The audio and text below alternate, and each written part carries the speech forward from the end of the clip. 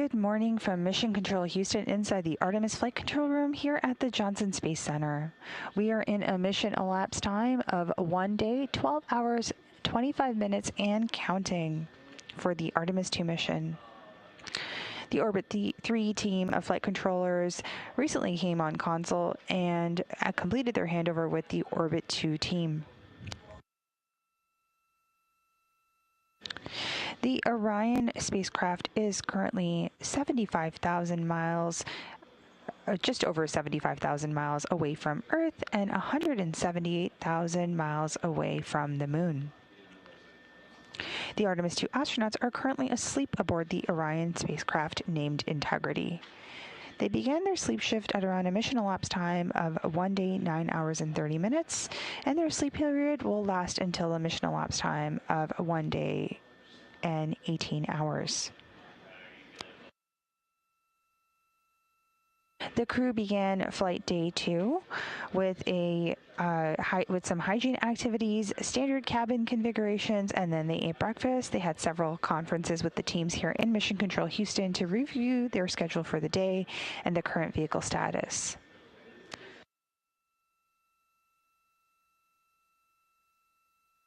As the day went on, the crew then focused on the translunar injection, or the TLI burn, with Christina Cook on tap to monitor that burn from inside the spacecraft. The TLI burn was completed yesterday at 6:49 p.m. Central Time, and the spacecraft ignited its main engine on the service module for about 5 minutes and 49 seconds to get on that path to fly around the Moon and splash down off the Pacific on flight day 10. Following TLI, the crew had some lunch and got into their space adaptation activities. Now, space adaptation activities protect against something called space adaptation syndrome, or space motion sickness. So about 70% of astronauts traveling into space experience space adaptation syndrome, and it's believed to be caused by conflicting sensory inputs from the vestibular or inner ear system and the eyes. The crew also completed a public affairs event, some daily exercise, a window inspection, and a private medical conference before beginning their pre-sleep and sleep periods.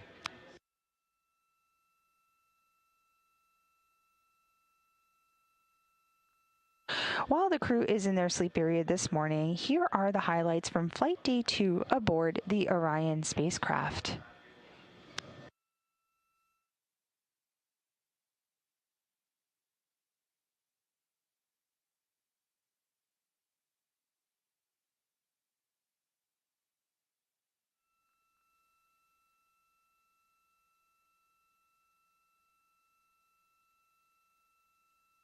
This is Mission Control Houston. Before we go to the flight day highlights, you are getting some really cool views right now as the solar array wing camera on the second solar array is making its rotation, and the camera is being pointed in Earth's direction. So we will continue to stand by as we get these live views of Earth coming in.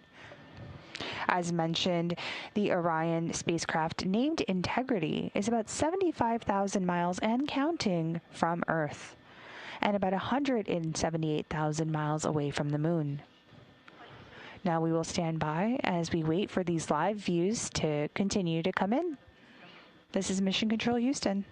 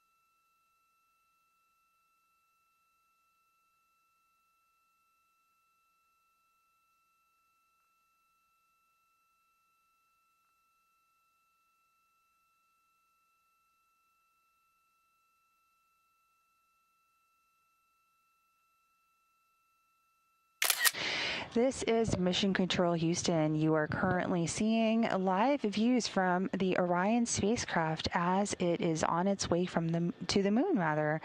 We are about 75,000 miles away from Earth and 178,000 miles away from the moon.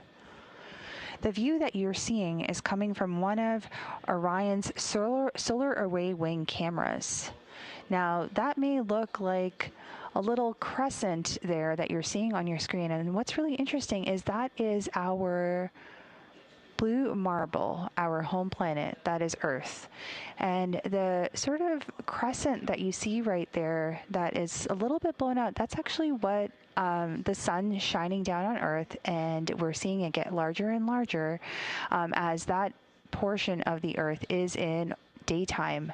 The darker portion of the planet that you're seeing from this angle is actually nighttime on that side of the Earth. So this is a really great view that we're seeing from the Integrity spacecraft of Earth as it is in the midst of nighttime and daytime.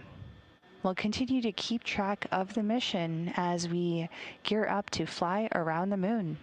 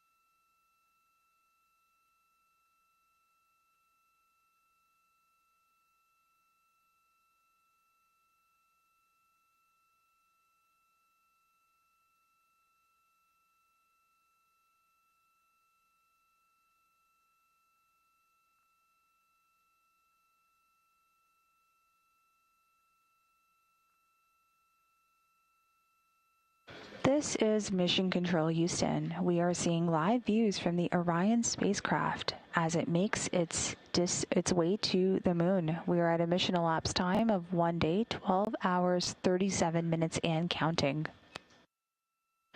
Now what you see on your screen right now on the right side is actually Earth. The sun is on sort of the right side of the screen, giving daylight hours to a portion of the Earth. And the darker part of the Earth that you see that is almost in that crescent, outside of that crescent shape, is actually nighttime on the other side of the Earth, giving a really great example of what orbital day and orbital night look like. Over the International Space Station, the astronauts see 16 to 17 sunrises and sunsets in a single day. And sometimes when we are looking at views from the space station, we can see what orbital daytime and orbital nighttime looks like from that perspective or point of view. Currently, we are seeing that from the Integrity spacecraft. The Integrity spacecraft is currently 76,000 miles away from Earth and 178,000 miles away from the moon. We will continue to monitor operations here in Mission Control while the Artemis 2 crew is in their sleep period. This is Mission Control Houston. Let's enjoy these beautiful views.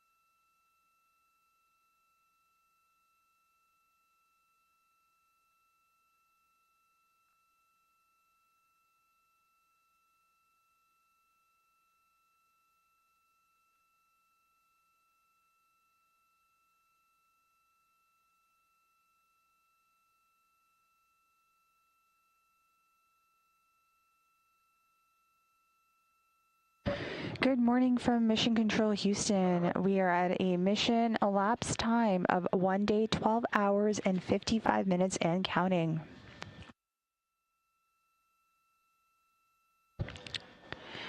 The Orion spacecraft is currently 77,000 miles and counting from Earth and about 177,000 miles away from the Moon. The image that you see on your screen right now are actually live views from the Integrity spacecraft solar array wing cameras. The crescent shape that you see on your screen is actually Earth. The lit part of Earth that you see is what we call orbital daytime or daytime hours here on our home planet. And the darker shaded part of this crescent is actually orbital nighttime, or what we would see as nighttime. Now, we are continuing on with our live 24/7 continuous coverage of the Artemis 2 mission. While the crew is in their sleep period this morning, here are highlights from Flight Day 2 aboard the Orion spacecraft.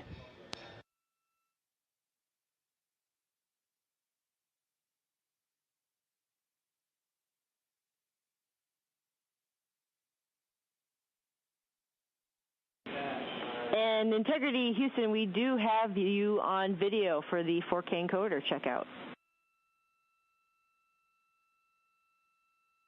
That is great news. Stand by for audio checks with the wireless mic. Copy. 6 hours and 10 minutes since liftoff. Amy, I just did audio with the wireless mic. Did you copy? You have good audio on. And we copy good audio on the handheld mic.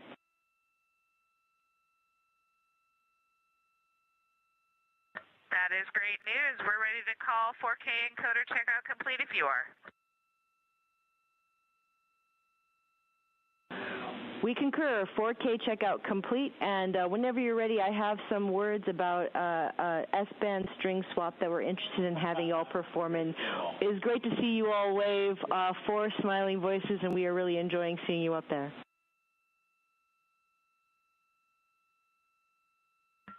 Not as much as we're enjoying being here. That is true.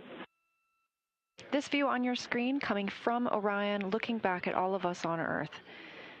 This is coming from a camera mounted on one of the spacecraft's solar array wings. Just a little crescent Earth. Now 6 hours and 12 minutes since launch. The first flight of humans aboard Orion. Houston, Integrity on 1 for fan speed / cabin temperature. Houston's listening.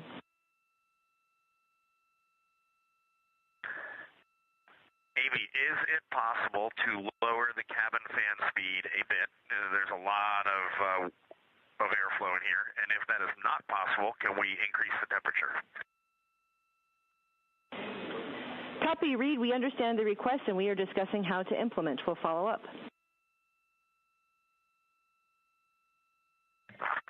Yeah, sounds good. No urgency there, but just know that that will be our desire down the road. Copy.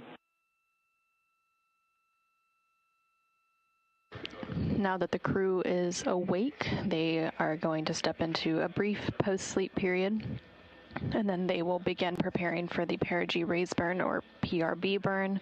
That burn is scheduled to take place in just under an hour from now, about 59 minutes until that burn ignition start. Houston, Integrity, good morning. We are with you for PRB ops. And Integrity and Christina, good morning to y'all as well. Things are progressing well with PRB ops. We can do a quick tag up here shortly once we get our story ready.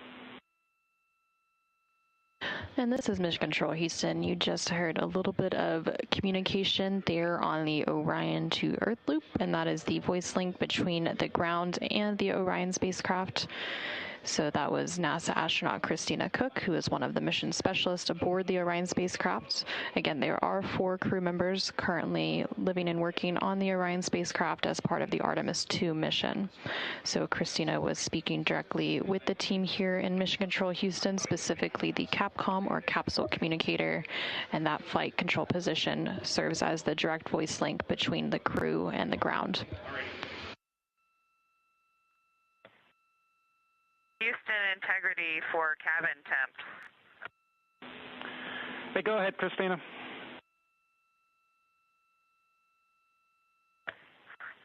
Yes, it is very cold in the cabin. Any chance you can make it warmer or reduce the cabin fan speed a bit more so the ventilation is not blowing as hard?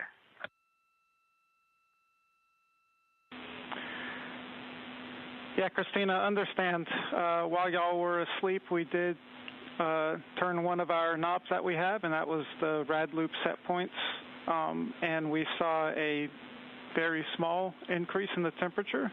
And so we're going to take a look at some of these shell heaters, and we'll let you know when we start putting some of that in work, and we can see if that affects the temperature in a positive way. Our next check with you is for your go, no-go confirmation.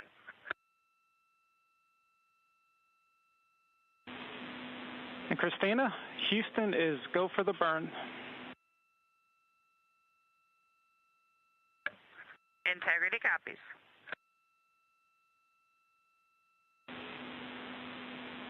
Integrity Houston, the solar arrays are in position for the burn.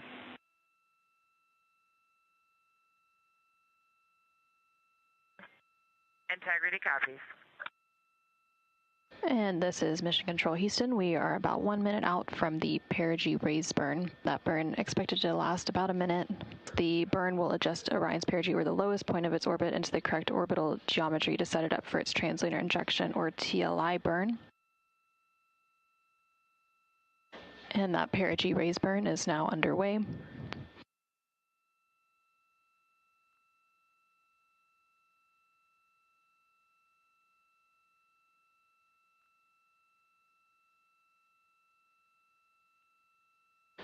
And there on your screen, you can see the 8 Pulsex engines on the Orion spacecraft.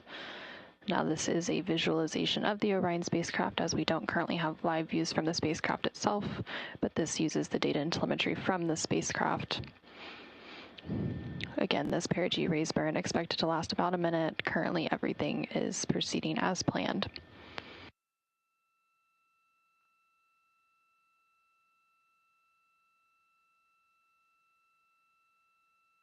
And we do have confirmation that that burn is complete. It was a good burn. We're tracking a good burn.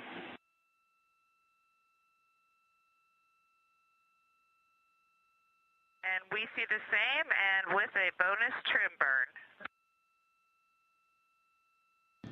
burn. And there on your screen, you are seeing a live view of the Orion spacecraft from one of its solar array wing cameras, and you can also see another one of the solar array wings on the bottom right hand of your screen from the Orion spacecraft. Again, this live view comes following that perigee raise burn. Support there. We really appreciate it. It's been a good first. Well, it's been 2 orbits of Earth, I guess, and this one's just got a 38,000 mile apogee. We're going to pick up in 26-1-100 pre-sleep checklist, and then we're going to dim the cabin down and get some rest. Thanks for your support. Yes, great PRB day. Excellent flight day 1, y'all. Get some good rest, and we'll be in touch in a couple hours. You as well. Good night, Earth. Good morning, Artemis II crew. While you're soaring beyond Earth, we're sending a little piece of home your way. Here are some messages from your NASA team to brighten your flight day. From your friends in the R3 Flight Systems branch, we are go for exercise. Godspeed, Artemis II. Let's go fly from the Orion engineering team. Wishing you an excellent mission around the moon from the Huntsville Operations Support Center's Systems Engineering Team. Go Artemis! From the Marshall Space Flight Center Earth Science Branch to the crew of Artemis 2. We wish you success, bringing back some perspective. We just wanted to wish you a safe trip to the moon from your JSD SWAT team. From the Wallops Island Radar 5 crew, go Artemis, Godspeed. Good luck from your Orion mission planning team. IMAP team wishes you a safe journey. Go Artemis 2! From all of us at NASA's Launch Services Program, We're so proud to support the journey to the moon. Go Artemis! Houston Integrity, we are ready to go, and that was awesome. Thank you for all of those messages. You are very welcome. Good afternoon and welcome to the Artemis Flight Control Room here at NASA's Johnson Space Center in Houston, Texas. I'm NASA PAO Leah Cheshire Mustachio, your Orbit 1 commentator, ready to take you through a very busy day for the crew, namely with the translunar injection burn this afternoon. That is scheduled for 6:49 p.m. Central Time, expecting a 5-minute and 49-second burn on the OMS engine. On the left, the data visualization you're seeing is ARROW, the Artemis Real-Time Orbit website. If you look closely, you can see we are now under 10,000 miles away from Earth. That will continue to decrease until we get to 115 statute miles above our home planet. That'll be the closest the crew is to the planet until they return for their splashdown on flight day 10.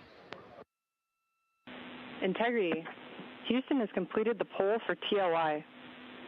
When the engine ignites, you embark on humanity's lunar homecoming arc and set the course to return Integrity and her crew safely home. Houston is go for TLI.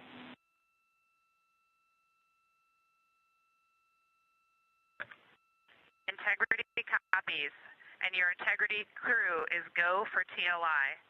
With this burn to the moon, we do not leave Earth, we choose it. Mission control is go. The crew is go. You're getting a live view from Orion now of Earth.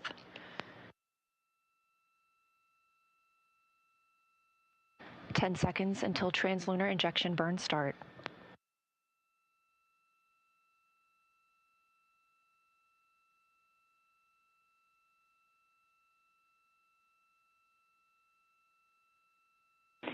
Integrity. Good engine, good control. We show the same. Feels great up here. At MET, mission elapsed time of 1 day, 1 hour, and 14 minutes into the Artemis 2 mission. As Orion was flying 115 statute miles above Earth and 247,600 miles away from the moon, we have the start of the translunar injection burn that will send the crew around the moon, the first humans to do so in over 50 years.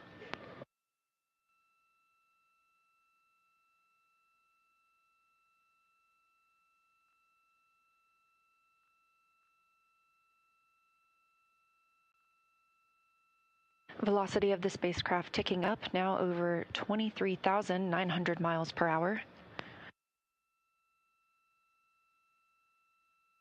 2 minutes into this 5-minute and 50 second burn. Continuing to get good calls here in Mission Control Houston from all flight controllers. Integrity, we copy the enabled caution, no crew action. Integrity copies. Over 3 minutes now into the translunar injection burn.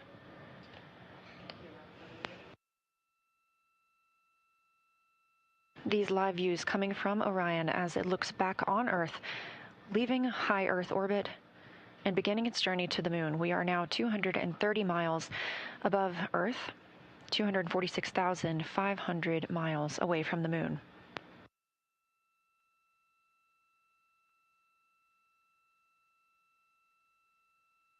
We have 1 minute left in the translunar injection burn. Everything continuing to look good. We have less than 20 seconds left of this burn. This is the final major burn for the mission because this also serves as our deorbit burn. Integrity looks like a good burn. We're confirming.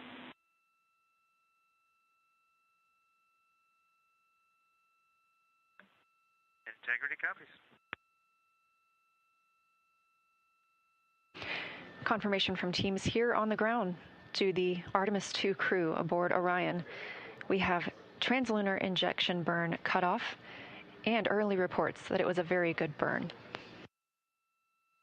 Orion now 520 miles away from Earth. Just 5 minutes ago, we were only 115 miles above Earth's surface. That distance will continue to increase as we are now on a trajectory to fly around the moon for the first time in over 50 years. Live views from the Orion spacecraft as it looks back on Earth following completion of the translunar injection burn, the burn that commits us to flying around the moon. It also commits us to a return to our home planet on flight day 10 and a splashdown in the Pacific Ocean. But for now, these views of Earth as Orion starts its journey.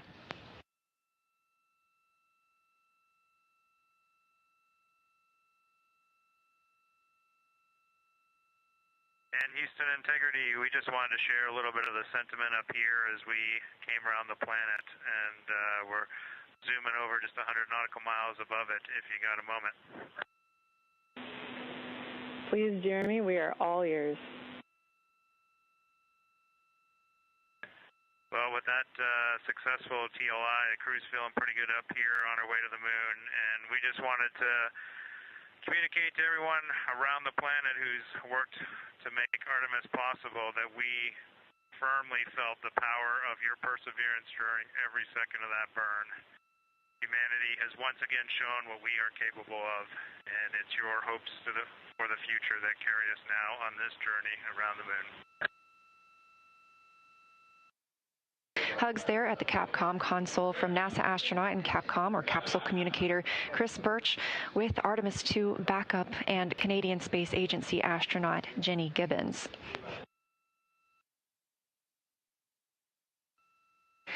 This is a live view from the Orion capsule looking back on Earth, our home planet. We are now 18,500 miles away from Earth. When we conducted that translunar injection burn coming up on about 2 hours ago, we were just 115 miles above our planet. Obviously, that has increased exponentially as we are now on the journey to the moon and back home. Currently, Orion is 223,000 miles away from the moon. This is Artemis Mission Control, now MET, or mission elapsed time, 1 day, 3 hours, and 10 minutes into the Artemis 2 mission, the first flight of humans around the moon in over 50 years. And we are going to the moon. After a successful translunar injection burn today, we are now over 19,500 miles away from Earth and growing closer to our lunar neighbor, now 222,000 miles away from the moon. The view on the left side of your screen is from Orion, a live view looking back at our home planet, that small dot. And down in the bottom right-hand screen, you can see Capcom Chris Birch wrapping up her Orbit 1 shift today, as well as Flight Director Jeff Radigan. They've been leading the teams throughout Orbit 1 and the translunar injection burn. Integrity Houston, you ready for the event?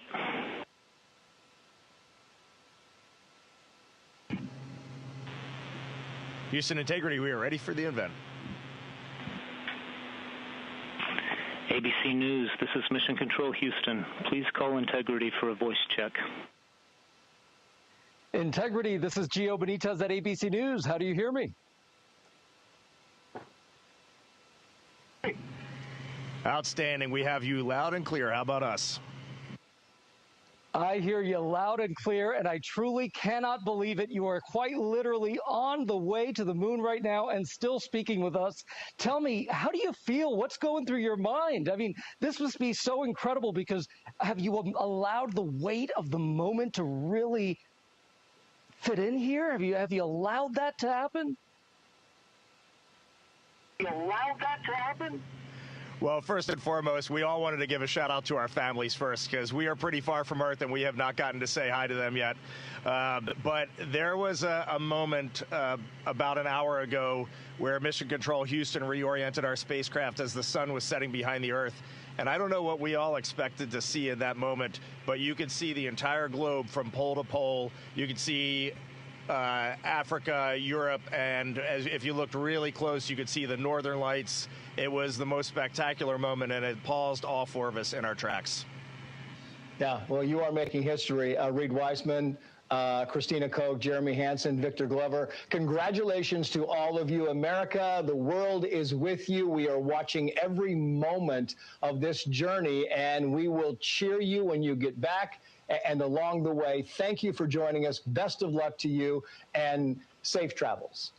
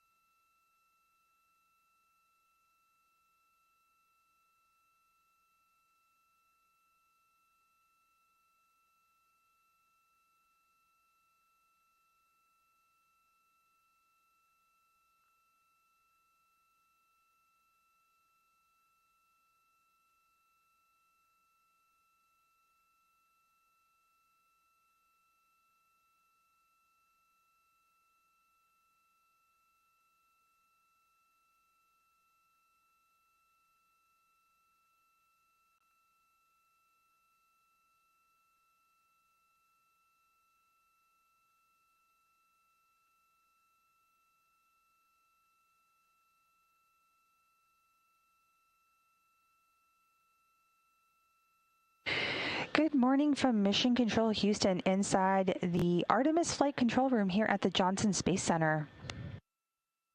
We are in a mission elapsed time of 1 day, 13 hours, 25 minutes and counting of the Artemis 2 mission. I'm Nilofer Ramji with NASA Communications.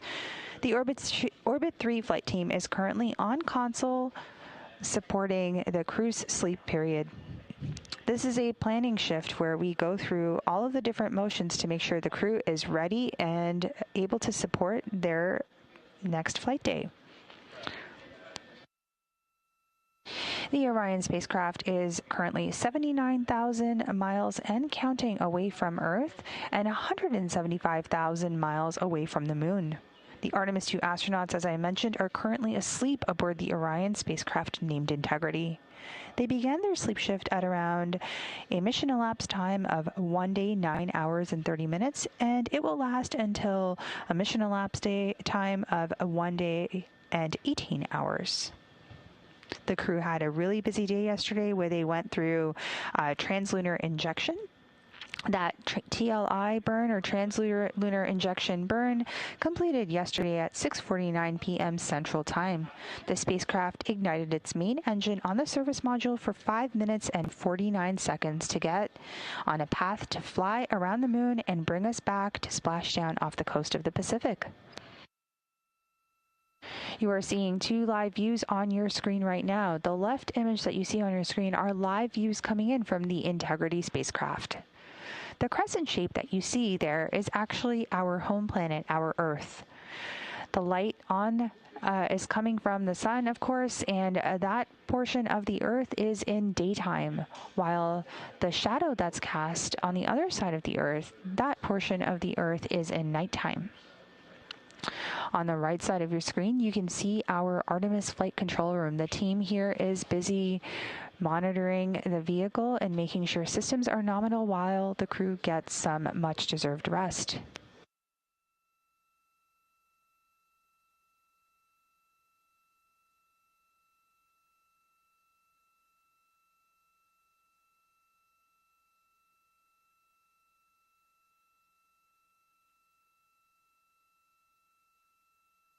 All right, and on your screen right now, you can see our various members of our flight control team.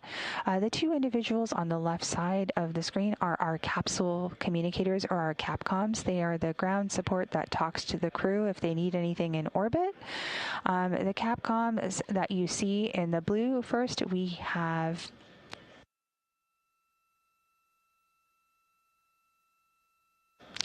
in the blue, we have Tess Caswell, and then next to Tess, we have Mike Savinsky. Next to Mike is our flight director for Orbit 3 this morning. That is Rick Henfling. This is our flight control team, along with several other flight controllers who are monitoring activities and this Artemis 2 mission.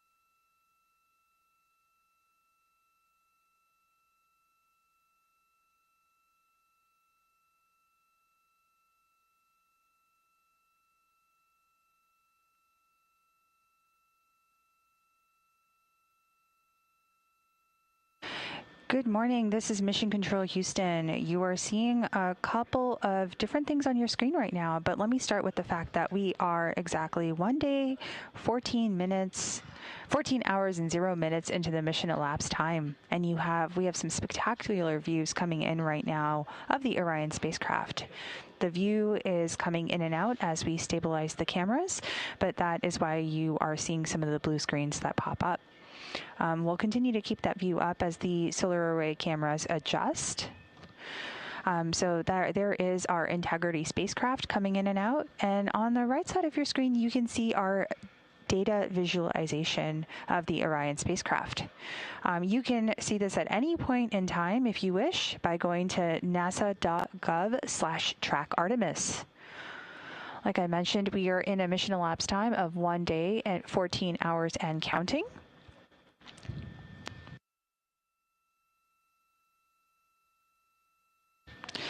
The spacecraft is 82,000 miles away from the Earth and 173 miles and counting away from the Moon. Now, the crew right now is taking some much-deserved rest, so as this camera configuration stabilizes more and more, we are going to take a look back on what's taken place over the course of the last flight day.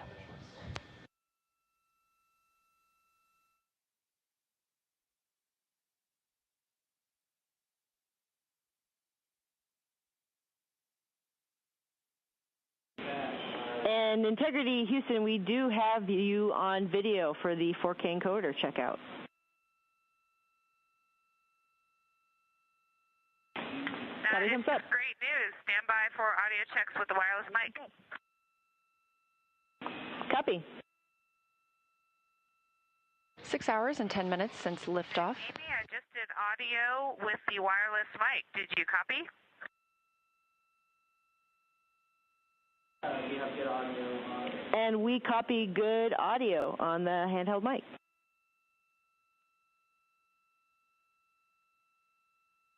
That is great news. We're ready to call 4K encoder checkout complete if you are. We concur. 4K checkout complete, and whenever you're ready, I have some words about S-band string swap that we're interested in having you all perform. And it's great to see you all wave, 4 smiling voices, and we are really enjoying seeing you up there.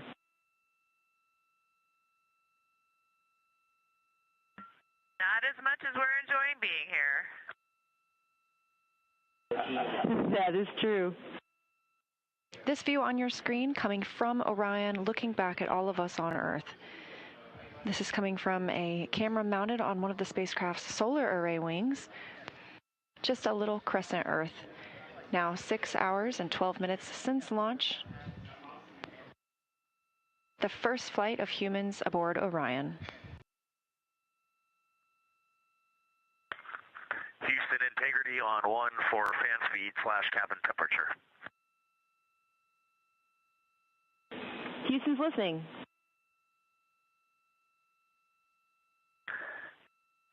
Amy, is it possible to lower the cabin fan speed a bit? There's a lot of airflow in here, and if that is not possible, can we increase the temperature? Copy, Reed. We understand the request, and we are discussing how to implement. We'll follow up.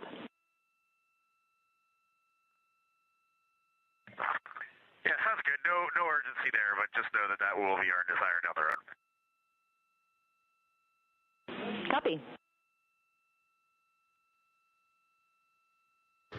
Now that the crew is awake, they are going to step into a brief post-sleep period, and then they will begin preparing for the perigee raise burn, or PRB burn. That burn is scheduled to take place in just under an hour from now, about 59 minutes until that burn ignition start. Houston, Integrity, good morning. We are with you for PRB ops. And Integrity and Christina, good morning to y'all as well. Things are progressing well with PRB ops. We can do a quick tag up here shortly once we get our story ready. And this is Mission Control Houston. You just heard a little bit of communication there on the Orion to Earth loop, and that is the voice link between the ground and the Orion spacecraft. So that was NASA astronaut Christina Cook, who is one of the mission specialists aboard the Orion spacecraft. Again, there are 4 crew members currently living and working on the Orion spacecraft as part of the Artemis 2 mission. So Christina was speaking directly with the team here in Mission Control Houston, specifically the CAPCOM or capsule communicator, and that flight control position serves as the direct voice link between the crew and the ground. Houston, integrity for cabin temps. Hey, go ahead, Christina.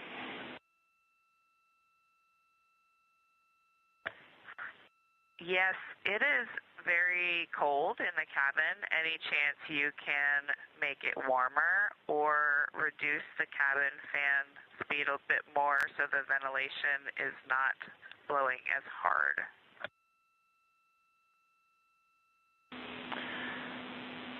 Yeah, Christina, understand. While y'all were asleep, we did turn one of our knobs that we have, and that was the rad loop set points. And we saw a very small increase in the temperature. And so we're going to take a look at some of these shell heaters, and we'll let you know when we start putting some of that in work, and we can see if that affects the temperature in a positive way. Our next check with you is for your go, no-go confirmation.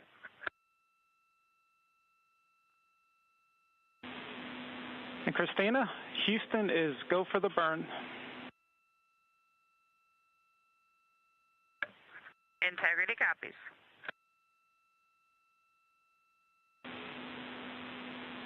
Integrity Houston, the solar arrays are in position for the burn.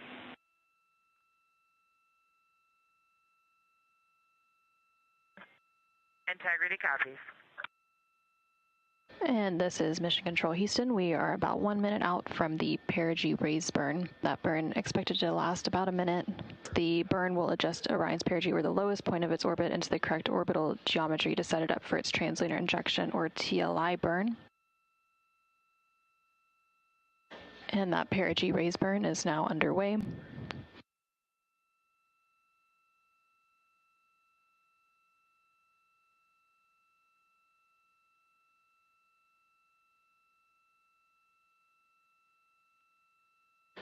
And there on your screen, you can see the 8 Pulsex engines on the Orion spacecraft. Now, this is a visualization of the Orion spacecraft, as we don't currently have live views from the spacecraft itself, but this uses the data and telemetry from the spacecraft. Again, this perigee raise burn expected to last about a minute. Currently, everything is proceeding as planned.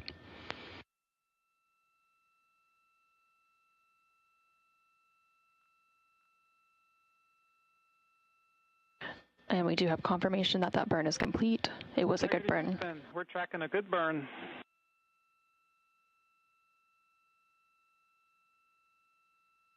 And we see the same, and with a bonus trim burn.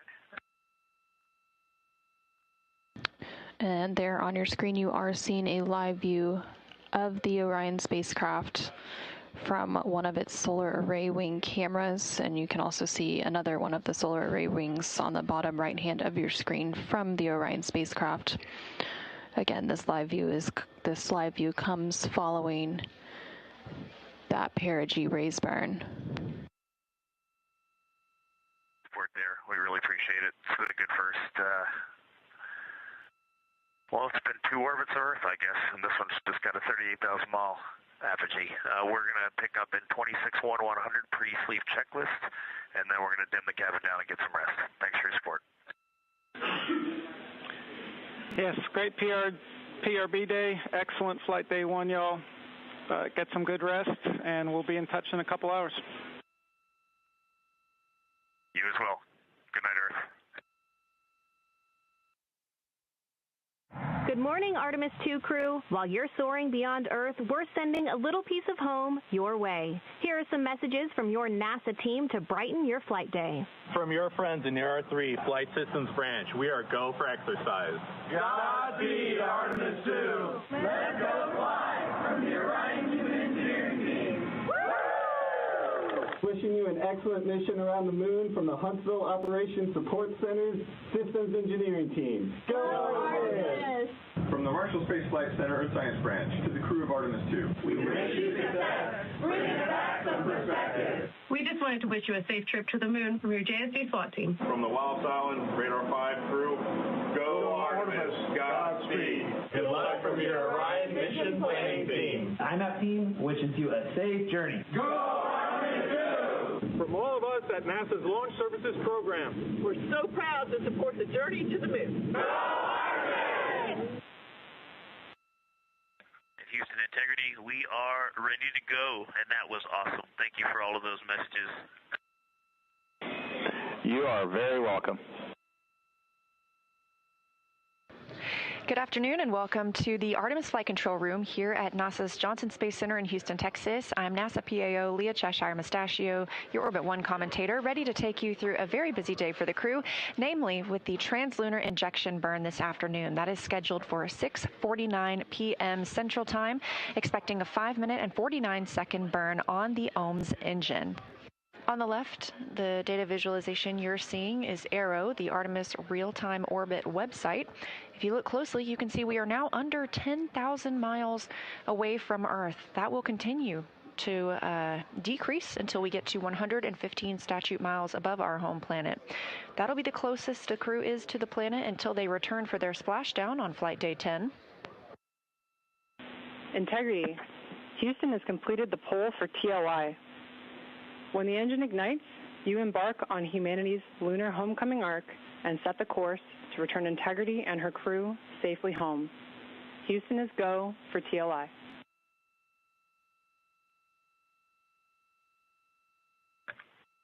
Integrity copies, and your Integrity crew is go for TLI. With this burn to the moon, we do not leave Earth, we choose it. Mission control is go. The crew is go. You're getting a live view from Orion now of Earth.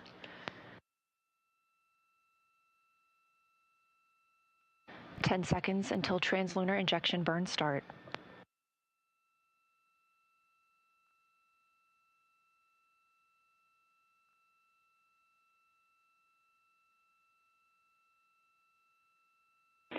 Integrity. Good engine, good control.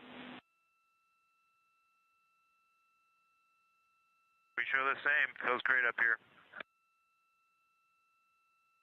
At MET, mission elapsed time of 1 day, 1 hour, and 14 minutes into the Artemis 2 mission. As Orion was flying 115 statute miles above Earth and 247,600 miles away from the moon, we have the start of the translunar injection burn that will send the crew around the moon, the first humans to do so in over 50 years.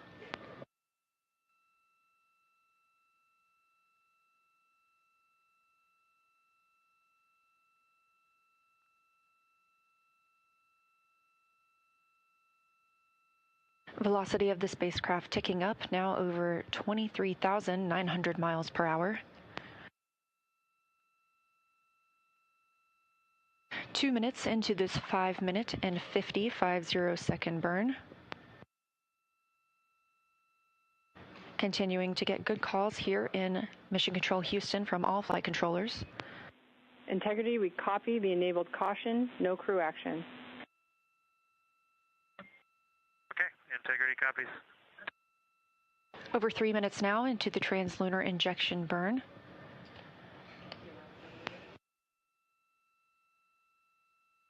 These live views coming from Orion as it looks back on Earth, leaving high Earth orbit and beginning its journey to the moon. We are now 230 miles above Earth, 246,500 miles away from the moon.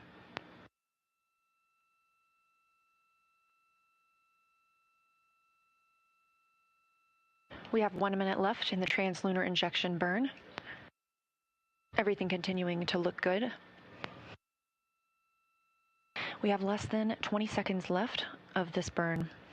This is the final major burn for the mission because this also serves as our deorbit burn. Integrity looks like a good burn. We're confirming.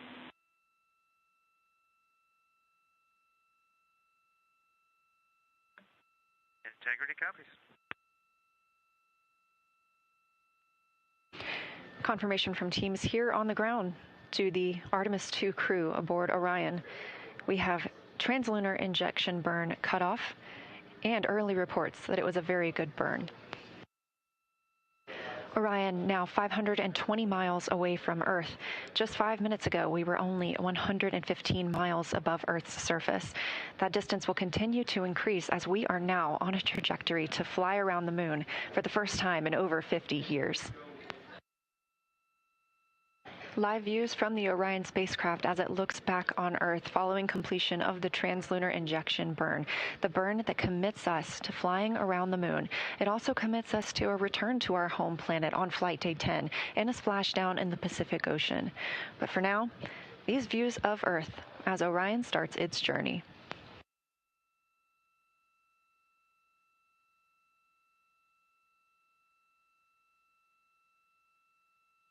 And Houston Integrity, we just wanted to share a little bit of the sentiment up here as we came around the planet, and we're zooming over just 100 nautical miles above it if you got a moment.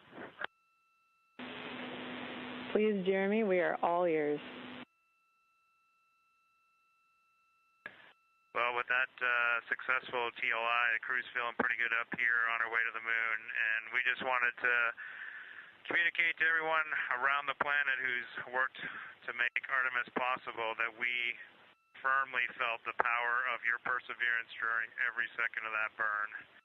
Humanity has once again shown what we are capable of, and it's your hopes for the future that carry us now on this journey around the moon. Hugs there at the Capcom console from NASA astronaut and Capcom, or capsule communicator, Chris Birch, with Artemis 2 backup and Canadian Space Agency astronaut Jenny Gibbons.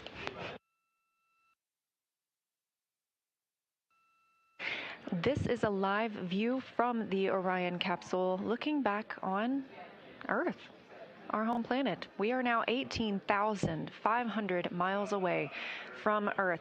When we conducted that translunar injection burn coming up on about 2 hours ago, we were just 115 miles above our planet. Obviously, that has increased exponentially as we are now on the journey to the moon and back home. Currently, Orion is 223,000 miles away from the moon.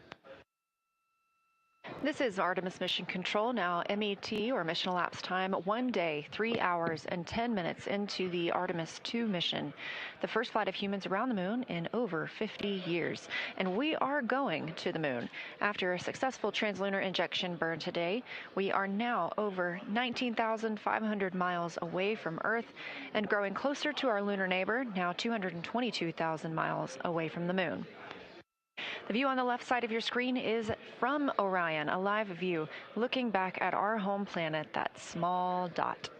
And down in the bottom right-hand screen, you can see Capcom Chris Birch wrapping up her Orbit 1 shift today, as well as Flight Director Jeff Radigan. They've been leading the teams throughout Orbit 1 and the translunar injection burn.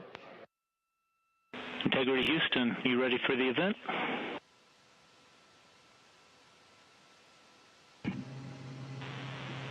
Houston Integrity, we are ready for the event. ABC News, this is Mission Control Houston. Please call Integrity for a voice check. Integrity, this is Gio Benitez at ABC News. How do you hear me? Outstanding. We have you loud and clear. How about us? I hear you loud and clear, and I truly cannot believe it. You are quite literally on the way to the moon right now and still speaking with us.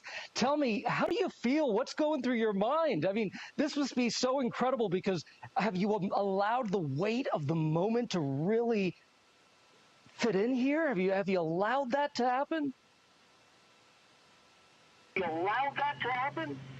Well, first and foremost, we all wanted to give a shout out to our families first because we are pretty far from Earth and we have not gotten to say hi to them yet. But there was a moment about an hour ago where Mission Control Houston reoriented our spacecraft as the sun was setting behind the Earth. And I don't know what we all expected to see in that moment, but you could see the entire globe from pole to pole. You could see Africa, Europe, and if you looked really close, you could see the northern lights. It was the most spectacular moment, and it paused all four of us in our tracks. Yeah, well, you are making history. Reed Weissman, Christina Koch, Jeremy Hansen, Victor Glover. Congratulations to all of you. America, the world is with you. We are watching every moment of this journey, and we will cheer you when you get back and along the way. Thank you for joining us. Best of luck to you, and safe travels.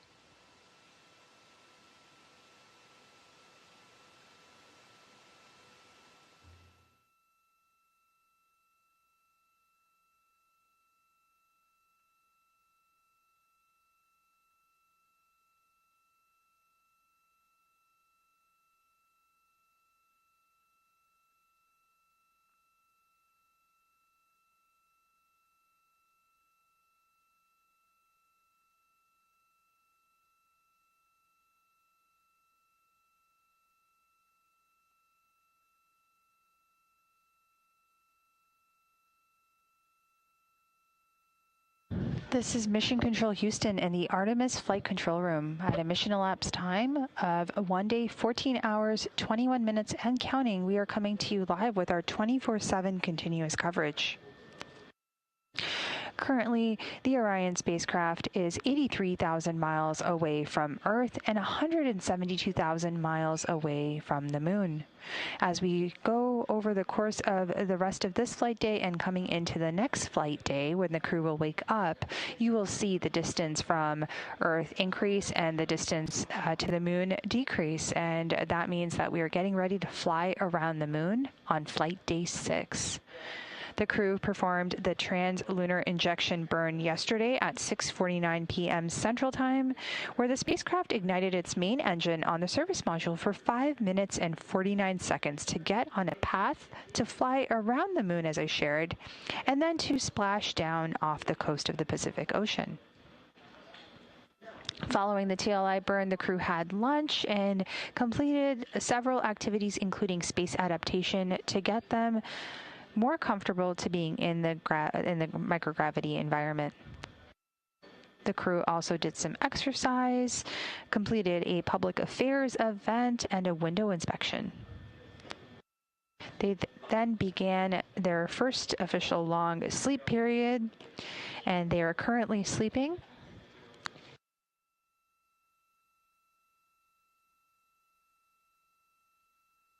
For now, this is Mission Control Houston. We hope that you enjoy the data visualization of the Orion telemetry, where Orion is with distance from the Earth and the Moon and the Sun in the background. You can check this out yourself by visiting nasa.gov/track Artemis. For now, this is Mission Control Houston.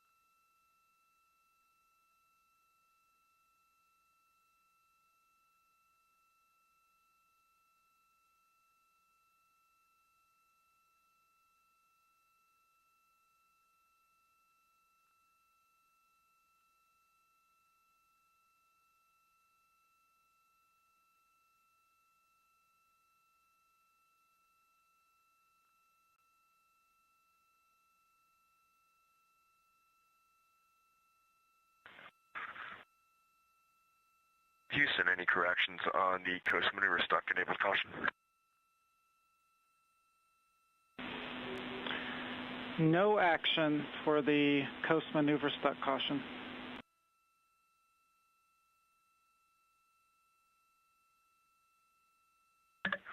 Integrity.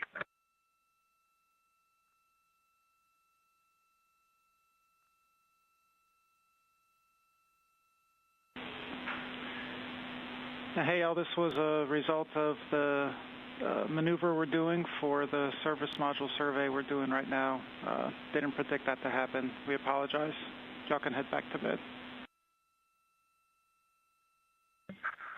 Thank you.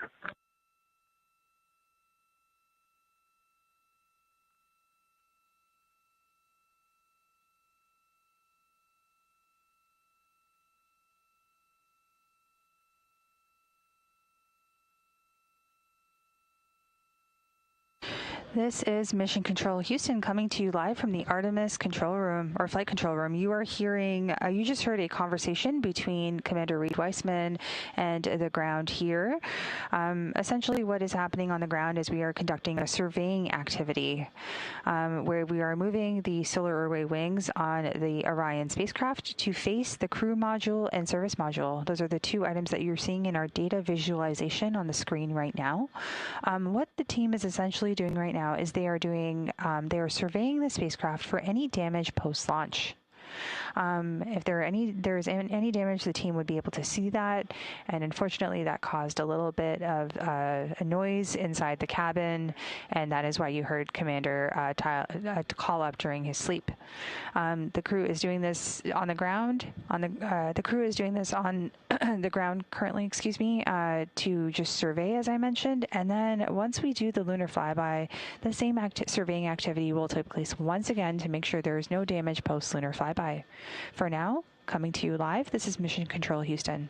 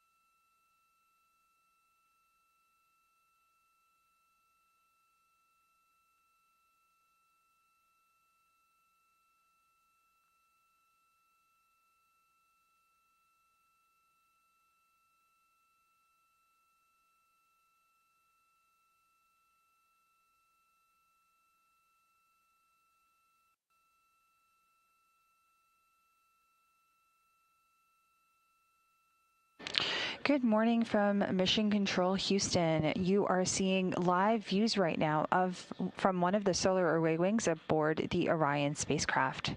As mentioned not too long ago, there is a surveying activity taking place while the crew is asleep. This is where the flight control teams on the ground here maneuver the solar array wings to take a look at the command module, which is sort of on the top left side of your screen, as well as the service module, which is on the bottom part of the spacecraft. This surveying activity essentially checks for any damage post-launch.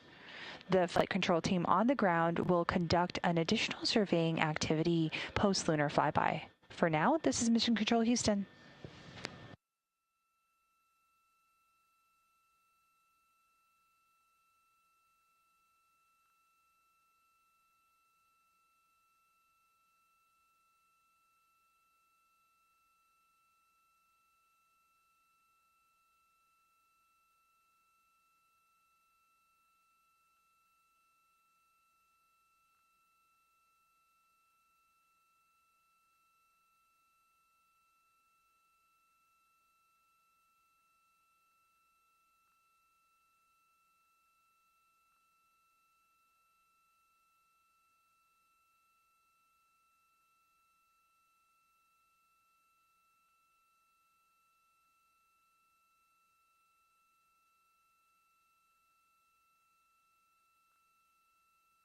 And there you have it, the iconic NASA worm logo coming into view.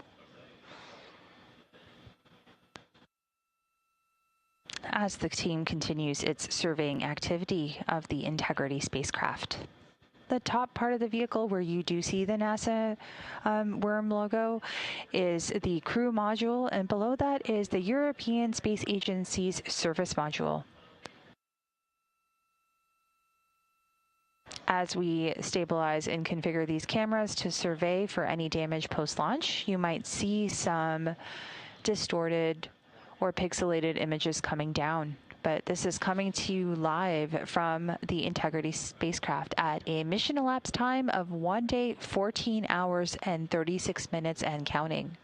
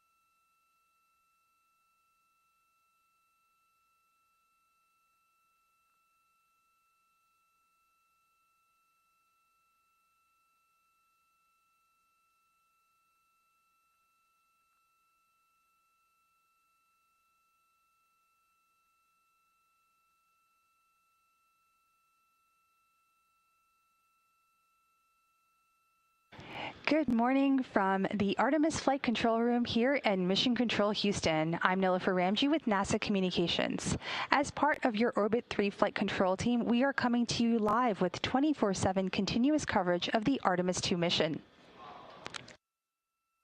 At a mission elapsed time of 1 day, 14 hours, 50 minutes, and counting, the crew is in their sleep period and they're expected to wake up just under 3 hours from now.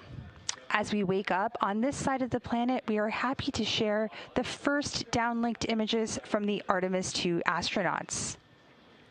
These images were taken on Commander Reed Weissman's personal computing device, PCD or tablet. We have a spectacular high-resolution shot from inside the Orion cabin from one of the windows. And there it is, our home planet, looking back at the crew as they make their way towards the moon.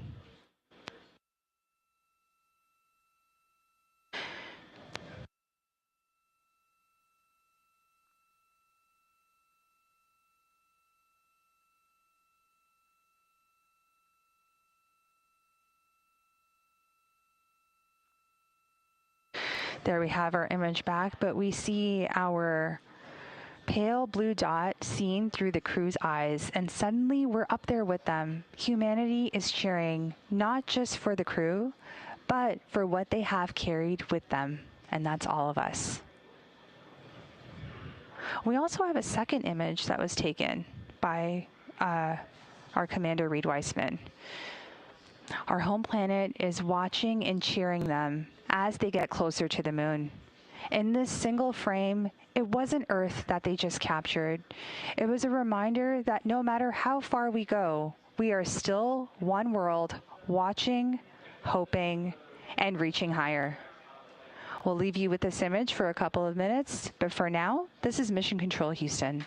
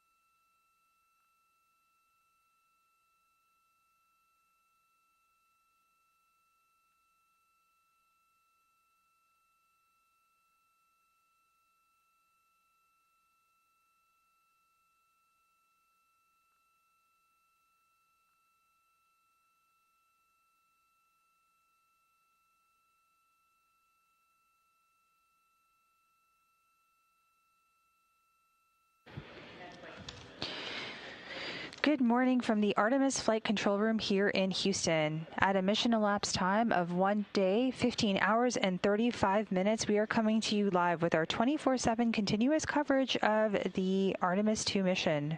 The crew is getting their first night's full sleep, and they are currently fast asleep while we are doing a surveying activity. So on the left side of your screen, you will see the solar array wing cameras pointed towards the spacecraft. The team on the ground, while the crew sleeps, is checking to see if there was any damage sustained to the vehicle over the course of launch. The team will conduct the same surveying activity following lunar flyby prior to splashdown. Now, for now, as the crew sleeps, let's take a look back on Flight Day 2 and the highlights from that flight. This is Mission Control Houston.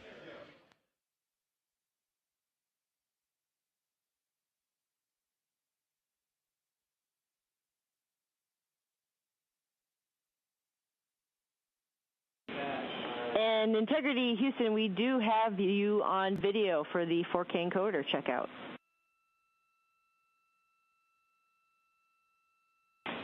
That is great news. Stand by for audio checks with the wireless mic.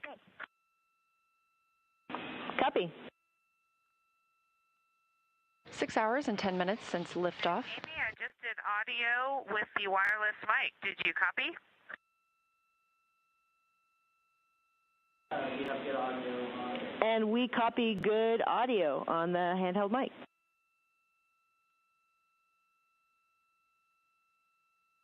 That is great news. We're ready to call 4K encoder checkout complete if you are.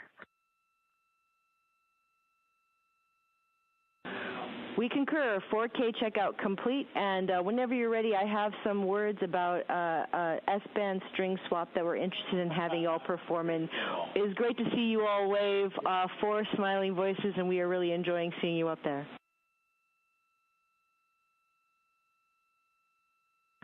Not as much as we're enjoying being here. That is true. This view on your screen coming from Orion, looking back at all of us on Earth. This is coming from a camera mounted on one of the spacecraft's solar array wings. Just a little crescent Earth. Now 6 hours and 12 minutes since launch. The first flight of humans aboard Orion. Houston, Integrity on 1 for fan speed / cabin temperature. Houston's listening.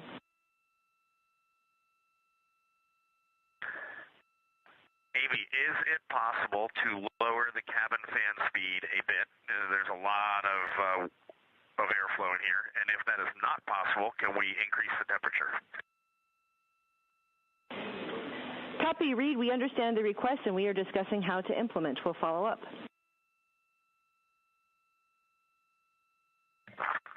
Yeah, sounds good. No urgency there, but just know that will be our desire down the road. Copy. Now that the crew is awake, they are going to step into a brief post-sleep period, and then they will begin preparing for the perigee raise burn, or PRB burn. That burn is scheduled to take place in just under an hour from now, about 59 minutes until that burn ignition start. Houston, Integrity, good morning. We are with you for PRB ops. And Integrity and Christina, good morning to y'all as well. Things are progressing well with PRB ops. We can do a quick tag up here shortly once we get our story ready. And this is Mission Control Houston. You just heard a little bit of communication there on the Orion to Earth loop, and that is the voice link between the ground and the Orion spacecraft. So that was NASA astronaut Christina Cook, who is one of the mission specialists aboard the Orion spacecraft. Again, there are 4 crew members currently living and working on the Orion spacecraft as part of the Artemis 2 mission. So Christina was speaking directly with the team here in Mission Control Houston, specifically the CAPCOM, or capsule communicator, and that flight control position serves as the direct voice link between the crew and the ground. Houston, Integrity for cabin temps. Hey, go ahead, Christina.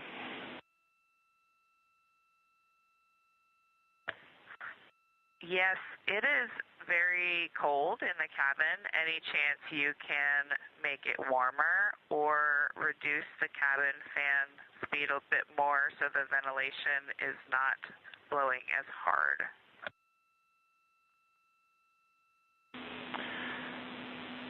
Yeah, Christina, understand. While y'all were asleep, we did turn one of our knobs that we have, and that was the rad loop set points. And we saw a very small increase in the temperature. And so we're going to take a look at some of these shell heaters, and we'll let you know when we start putting some of that in work, and we can see if that affects the temperature in a positive way. Our next check with you is for your go, no-go confirmation.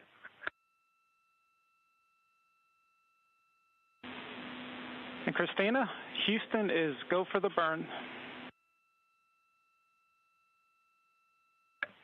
Integrity copies.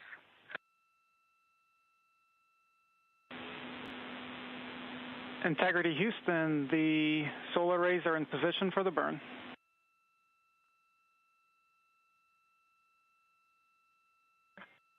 Integrity copies. And this is Mission Control Houston. We are about 1 minute out from the perigee raise burn. That burn expected to last about a minute.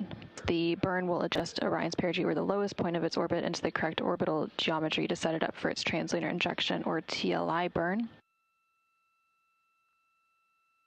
And that perigee raise burn is now underway.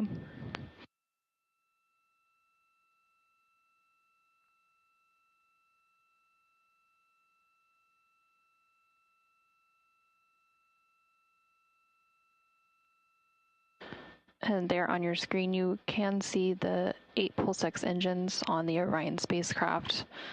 Now, this is a visualization of the Orion spacecraft, as we don't currently have live views from the spacecraft itself, but this uses the data and telemetry from the spacecraft. Again, this perigee raise burn expected to last about a minute. Currently, everything is proceeding as planned.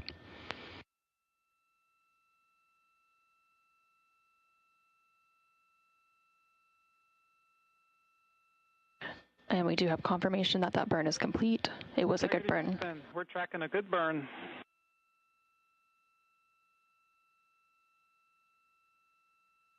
And we see the same, and with a bonus trim burn. And there on your screen, you are seeing a live view of the Orion spacecraft from one of its solar array wing cameras, and you can also see another one of the solar array wings on the bottom right hand of your screen from the Orion spacecraft. Again, this live view comes following that perigee raise burn. Support there. We really appreciate it. It's been a good first. Well, it's been 2 orbits of Earth, I guess, and this one's just got a 38,000 mile apogee. We're going to pick up in 26-1-100 pre-sleep checklist, and then we're going to dim the cabin down and get some rest. Thanks for your support. Yes, great PRB day. Excellent flight day 1, y'all. Get some good rest, and we'll be in touch in a couple hours. You as well. Good night, Earth. Good morning, Artemis 2 crew. While you're soaring beyond Earth, we're sending a little piece of home your way. Here are some messages from your NASA team to brighten your flight day. From your friends in the R3 Flight Systems branch, we are go for exercise. Godspeed, Artemis 2. Let's go fly from the Orion Human Engineering Team. Woo! Wishing you an excellent mission around the moon from the Huntsville Operations Support Center's Systems Engineering Team. Go Artemis! From the Marshall Space Flight Center Earth Science Branch to the crew of Artemis 2, we wish you success, bringing back some perspective. We just wanted to wish you a safe trip to the moon from your JSV SWAT team. From the Wallops Island Radar 5 crew, go Artemis, Godspeed. Good luck from your Orion mission planning team. The IMAP team wishes you a safe journey. Go Artemis 2! From all of us at NASA's Launch Services Program, we're so proud to support the journey to the moon. Go Artemis! Houston, Integrity, we are ready to go, and that was awesome. Thank you for all of those messages. You are very welcome. Good afternoon and welcome to the Artemis Flight Control Room here at NASA's Johnson Space Center in Houston, Texas. I'm NASA PAO Leah Cheshire Mustachio, your Orbit 1 commentator, ready to take you through a very busy day for the crew, namely with the translunar injection burn this afternoon. That is scheduled for 6:49 p.m. Central Time, expecting a 5-minute and 49-second burn on the OMS engine. On the left, the data visualization you're seeing is ARROW, the Artemis real-time orbit website. If you look closely, you can see we are now under 10,000 miles away from Earth. That will continue to decrease until we get to 115 statute miles above our home planet. That'll be the closest the crew is to the planet until they return for their splashdown on flight day 10. Integrity. Houston has completed the poll for TLI.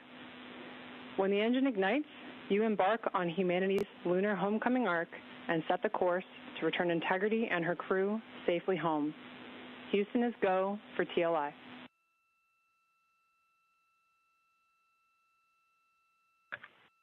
Integrity copies, and your Integrity crew is go for TLI. With this burn to the moon, we do not leave Earth, we choose it. Mission control is go. The crew is go. You're getting a live view from Orion now of Earth.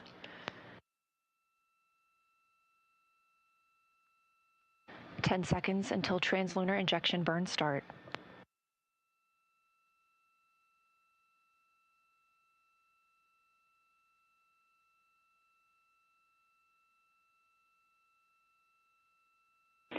Integrity. Good engine, good control.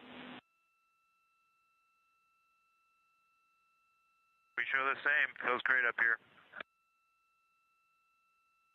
At MET, mission elapsed time of 1 day, 1 hour, and 14 minutes into the Artemis 2 mission. As Orion was flying 115 statute miles above Earth and 247,600 miles away from the moon, we have the start of the translunar injection burn that will send the crew around the moon, the first humans to do so in over 50 years.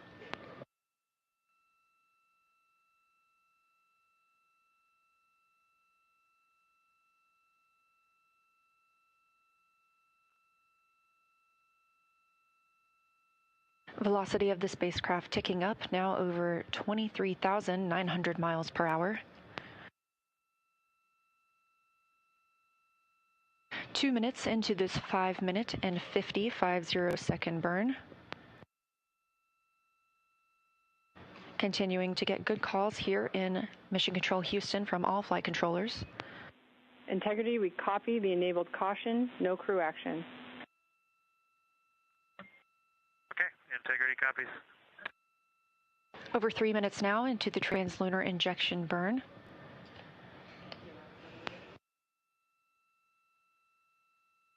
These live views coming from Orion as it looks back on Earth, leaving high Earth orbit and beginning its journey to the moon. We are now 230 miles above Earth, 246,500 miles away from the moon.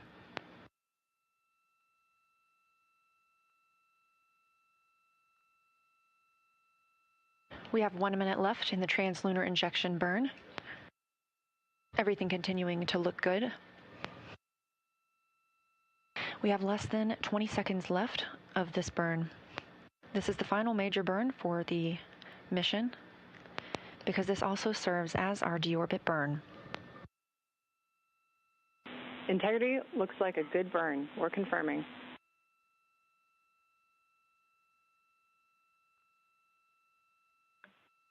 Integrity copies. Confirmation from teams here on the ground to the Artemis 2 crew aboard Orion. We have translunar injection burn cutoff and early reports that it was a very good burn.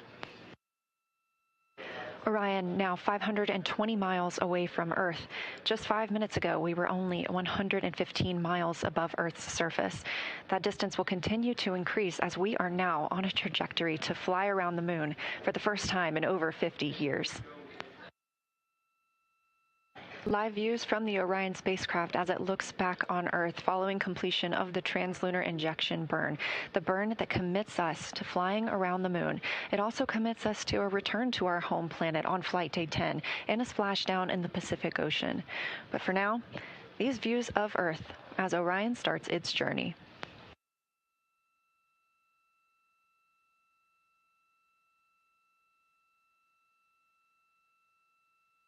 And Houston Integrity, we just wanted to share a little bit of the sentiment up here as we came around the planet, and we're zooming over just 100 nautical miles above it if you got a moment. Please, Jeremy, we are all ears. Well, with that successful TLI, the crew's feeling pretty good up here on our way to the moon, and we just wanted to communicate to everyone around the planet who's worked to make Artemis possible that we firmly felt the power of your perseverance during every second of that burn. Humanity has once again shown what we are capable of, and it's your hopes for the future that carry us now on this journey around the moon. Hugs there at the Capcom console from NASA astronaut and Capcom, or capsule communicator, Chris Birch, with Artemis II backup and Canadian Space Agency astronaut Jenny Gibbons.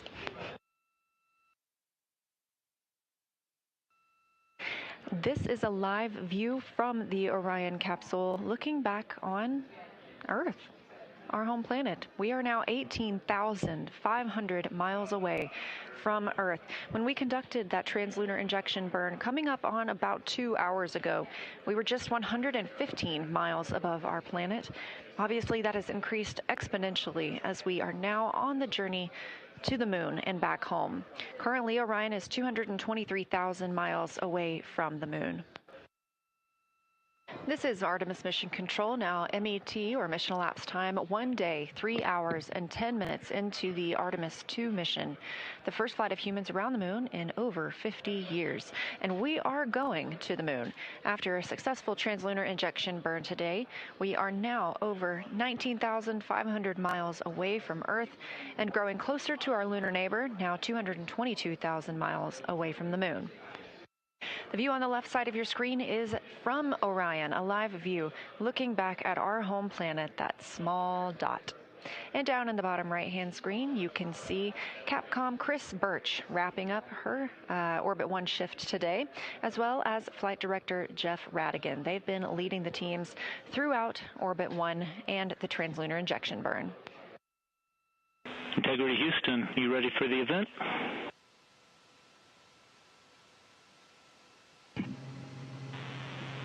Houston Integrity, we are ready for the event. ABC News, this is Mission Control Houston. Please call Integrity for a voice check. Integrity, this is Gio Benitez at ABC News. How do you hear me? Outstanding. We have you loud and clear. How about us? I hear you loud and clear, and I truly cannot believe it. You are quite literally on the way to the moon right now and still speaking with us. Tell me, how do you feel? What's going through your mind? I mean, this must be so incredible because have you allowed the weight of the moment to really fit in here? Have you allowed that to happen? Well, first and foremost, we all wanted to give a shout out to our families first because we are pretty far from Earth and we have not gotten to say hi to them yet. But there was a moment about an hour ago where Mission Control Houston reoriented our spacecraft as the sun was setting behind the Earth. And I don't know what we all expected to see in that moment, but you could see the entire globe from pole to pole. You could see Africa, Europe, and if you looked really close, you could see the northern lights. It was the most spectacular moment, and it paused all four of us in our tracks. Yeah, well, you are making history. Reed Wiseman, Christina Koch, Jeremy Hansen, Victor Glover. Congratulations to all of you. America, the world is with you. We are watching every moment of this journey, and we will cheer you when you get back and along the way. Thank you for joining us. Best of luck to you, and safe travels.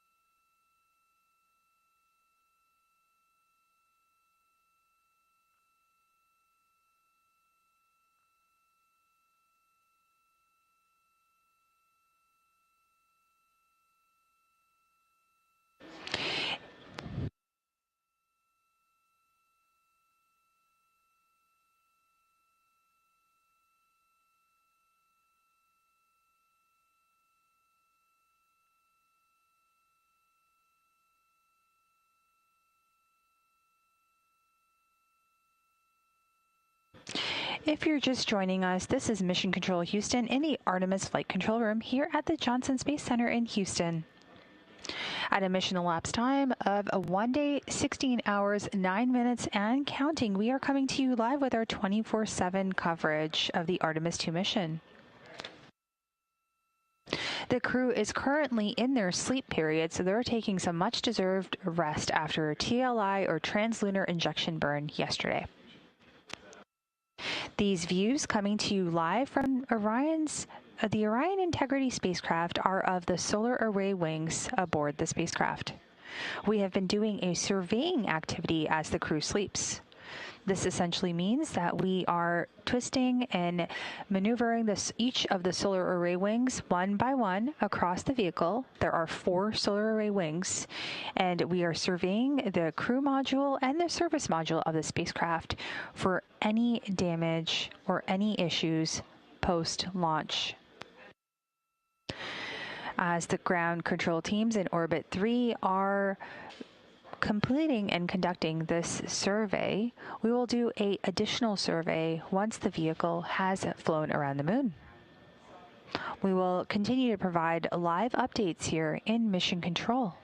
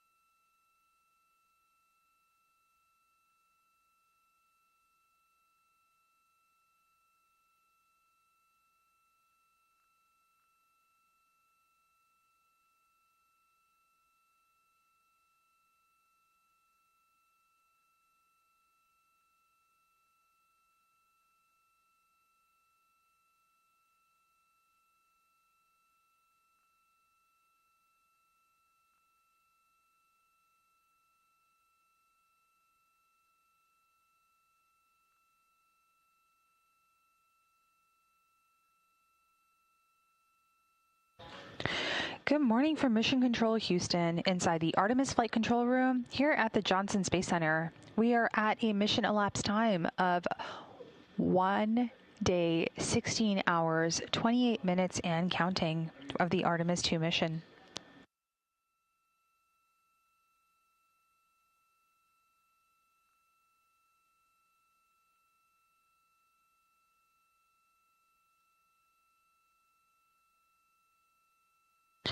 The Orion spacecraft is currently 92,000 miles away from Earth and just over 166,000 miles away from the Moon. The Artemis 2 astronauts are currently asleep aboard the Orion spacecraft named Integrity. They began their sleep shift around a mission elapsed time of 1 day, 9 hours, and 30 minutes, and this will last through a mission elapsed time of 1 day, 18 hours. So while the crew wakes up in just a few short hours, we wanted to do a quick recap as to what took place yesterday. Here are your flight day highlights for flight day 2 of the mission.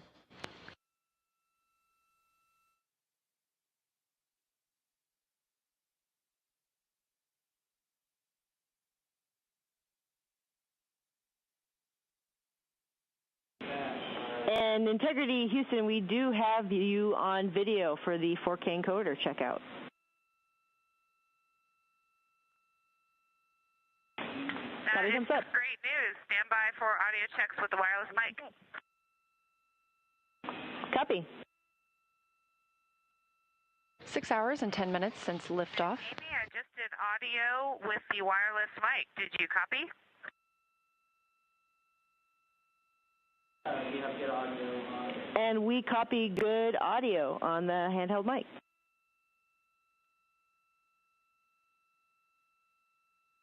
That is great news. We're ready to call 4K encoder checkout complete if you are. We concur. 4K checkout complete, and whenever you're ready, I have some words about S-band string swap that we're interested in having you all perform. And it's great to see you all wave, 4 smiling voices, and we are really enjoying seeing you up there.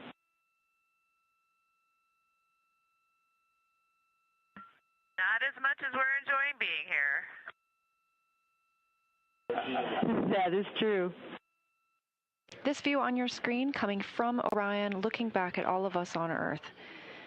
This is coming from a camera mounted on one of the spacecraft's solar array wings. Just a little crescent Earth. Now 6 hours and 12 minutes since launch. The first flight of humans aboard Orion. Houston, Integrity on 1 for fan speed / cabin temperature. Houston's listening.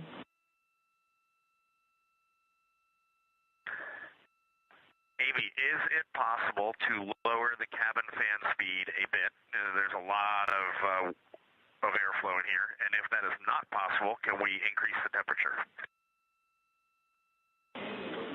Copy, Reed. We understand the request, and we are discussing how to implement. We'll follow up.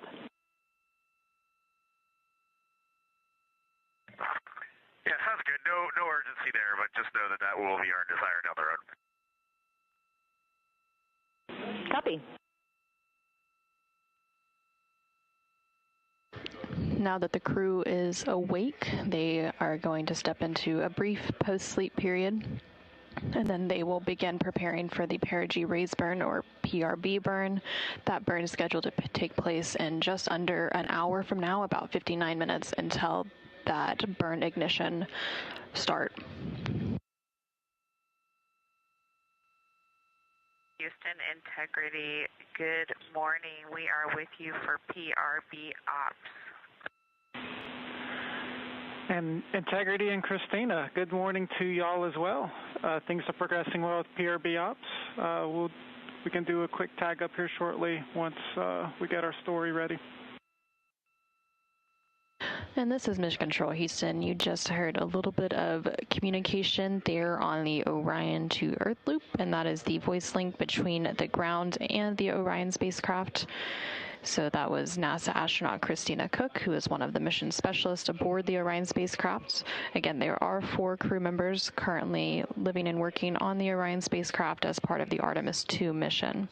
So Christina was speaking directly with the team here in Mission Control Houston, specifically the CAPCOM or capsule communicator, and that flight control position serves as the direct voice link between the crew and the ground. Houston, integrity for cabin temps. Hey, go ahead, Christina.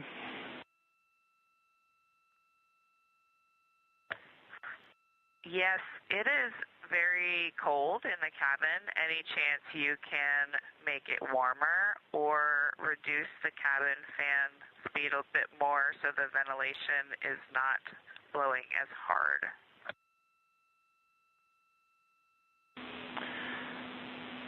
Yeah, Christina, understand. While y'all were asleep, we did turn one of our knobs that we have, and that was the rad loop set points. And we saw a very small increase in the temperature. And so we're going to take a look at some of these shell heaters, and we'll let you know when we start putting some of that in work, and we can see if that affects the temperature in a positive way. Our next check with you is for your go, no-go confirmation.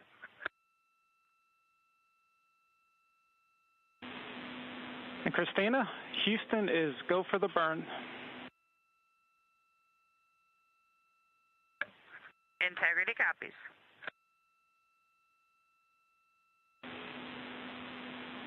Integrity Houston, the solar arrays are in position for the burn.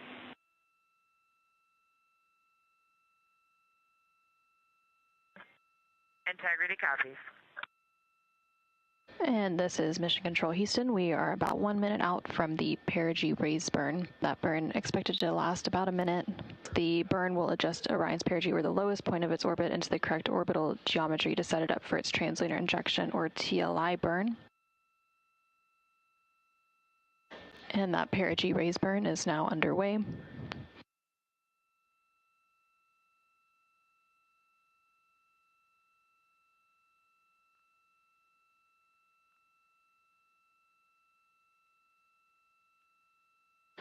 And there on your screen, you can see the 8 Pulse-X engines on the Orion spacecraft. Now, this is a visualization of the Orion spacecraft, as we don't currently have live views from the spacecraft itself, but this uses the data and telemetry from the spacecraft. Again, this perigee raise burn expected to last about a minute. Currently, everything is proceeding as planned.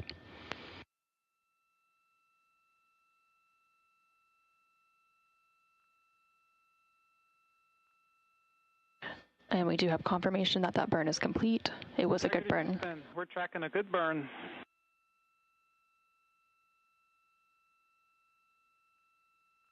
And we see the same, and with a bonus trim burn. And there on your screen, you are seeing a live view of the Orion spacecraft from one of its solar array wing cameras, and you can also see another one of the solar array wings on the bottom right hand of your screen from the Orion spacecraft.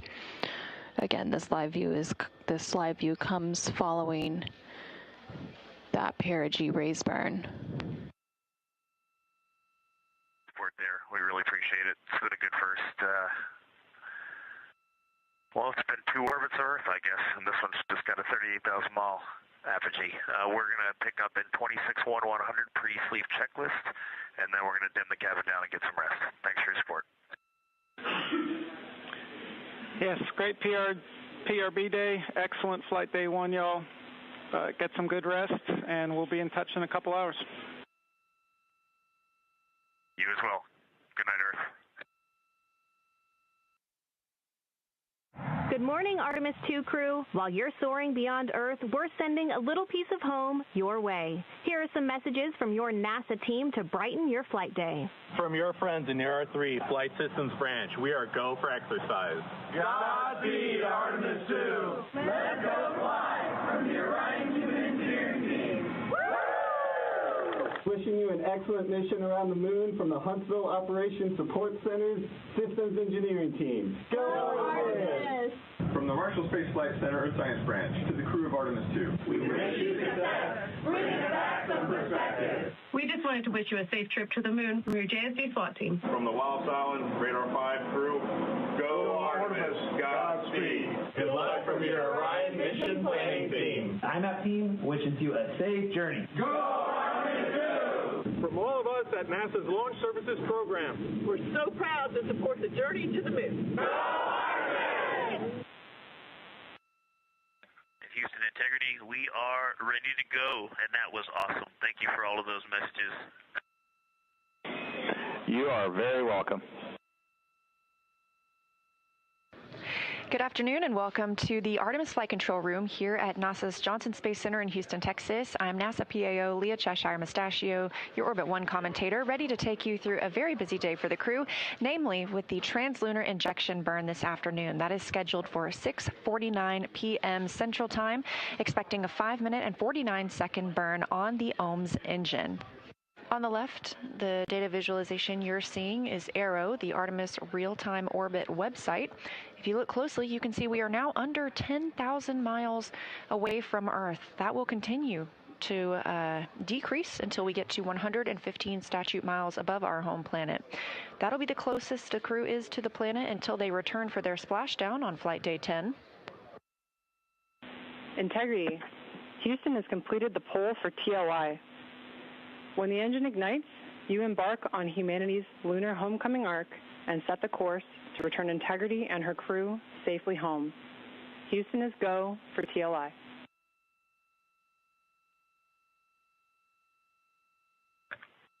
Integrity copies, and your Integrity crew is go for TLI.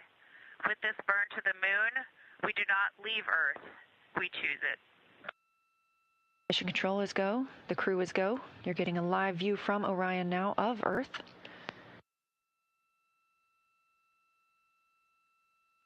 "10 seconds until translunar injection burn start.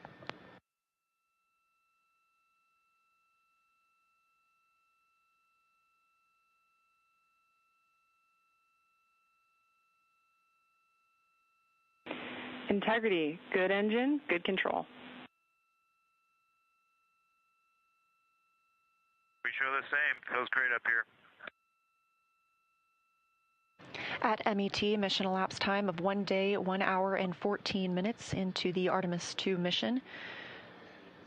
As Orion was flying 115 statute miles above Earth and 247,600 miles away from the moon, we have the start of the translunar injection burn that will send the crew around the moon, the first humans to do so in over 50 years.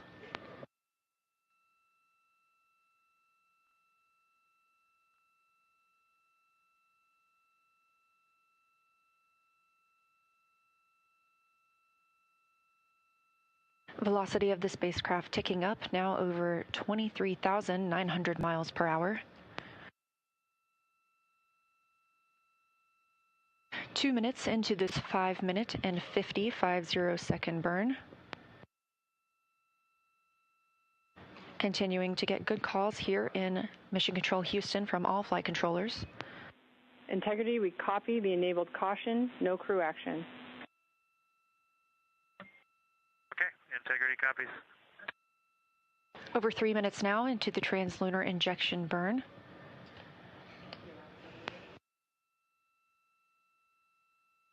These live views coming from Orion as it looks back on Earth, leaving high Earth orbit and beginning its journey to the moon. We are now 230 miles above Earth, 246,500 miles away from the moon.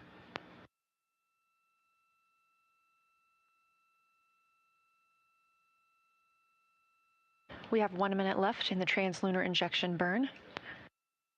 Everything continuing to look good. We have less than 20 seconds left of this burn. This is the final major burn for the mission because this also serves as our deorbit burn.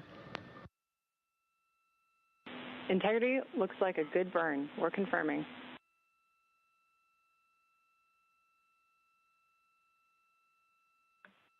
Integrity copies. confirmation from teams here on the ground to the Artemis 2 crew aboard Orion. We have translunar injection burn cutoff and early reports that it was a very good burn. Orion now 520 miles away from Earth. Just 5 minutes ago, we were only 115 miles above Earth's surface. That distance will continue to increase as we are now on a trajectory to fly around the moon for the first time in over 50 years. Live views from the Orion spacecraft as it looks back on Earth following completion of the translunar injection burn, the burn that commits us to flying around the moon. It also commits us to a return to our home planet on Flight Day 10 and a splashdown in the Pacific Ocean. But for now, these views of Earth as Orion starts its journey.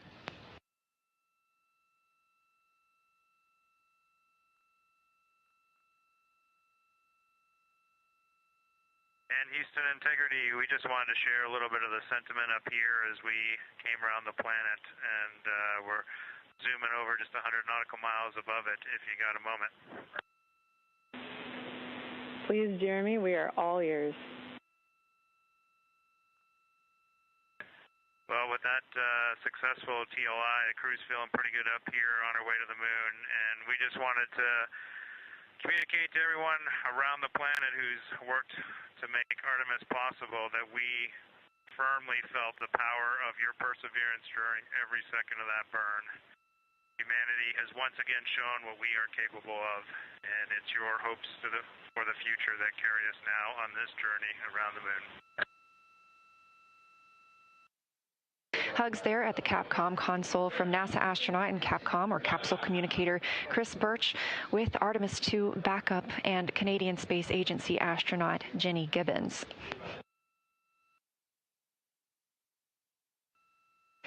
This is a live view from the Orion capsule looking back on Earth, our home planet. We are now 18,500 miles away from Earth. When we conducted that translunar injection burn coming up on about 2 hours ago, we were just 115 miles above our planet. Obviously, that has increased exponentially as we are now on the journey to the moon and back home. Currently, Orion is 223,000 miles away from the moon. This is Artemis Mission Control now, MET, or mission elapsed time, 1 day, 3 hours, and 10 minutes into the Artemis 2 mission, the first flight of humans around the moon in over 50 years. And we are going to the moon. After a successful translunar injection burn today, we are now over 19,500 miles away from Earth and growing closer to our lunar neighbor, now 222,000 miles away from the moon. The view on the left side of your screen is from Orion, a live view looking back at our home planet, that small dot. And down in the bottom right-hand screen, you can see Capcom Chris Birch wrapping up her Orbit 1 shift today, as well as Flight Director Jeff Radigan. They've been leading the teams throughout Orbit 1 and the translunar injection burn. Integrity Houston, you ready for the event?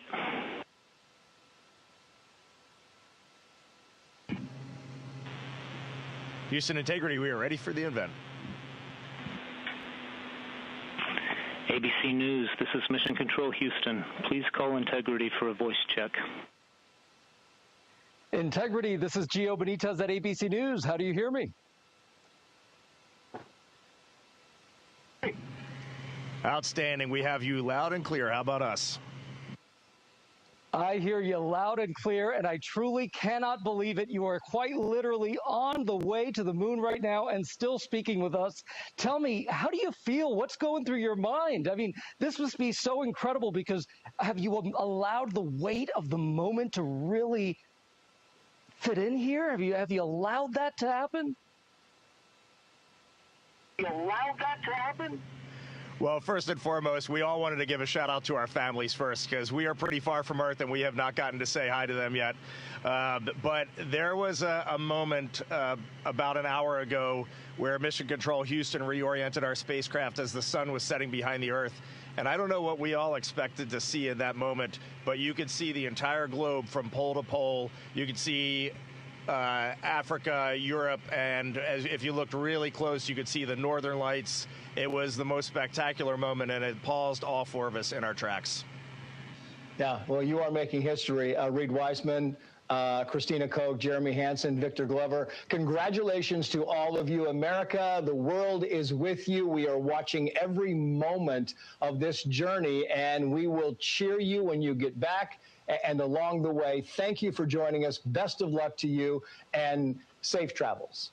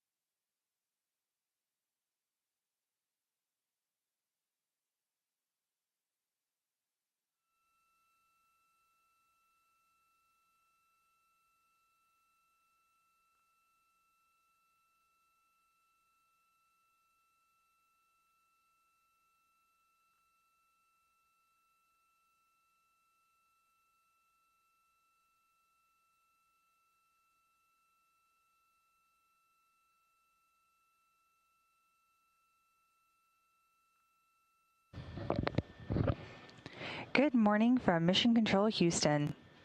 Inside the Artemis Flight Control Room here at the Johnson Space Center. We are at a mission elapsed time of 1 day and 17 hours of the Artemis 2 mission. The Orbit 3 team of flight controllers is currently on console as the crew has their last few hours of their sleep period.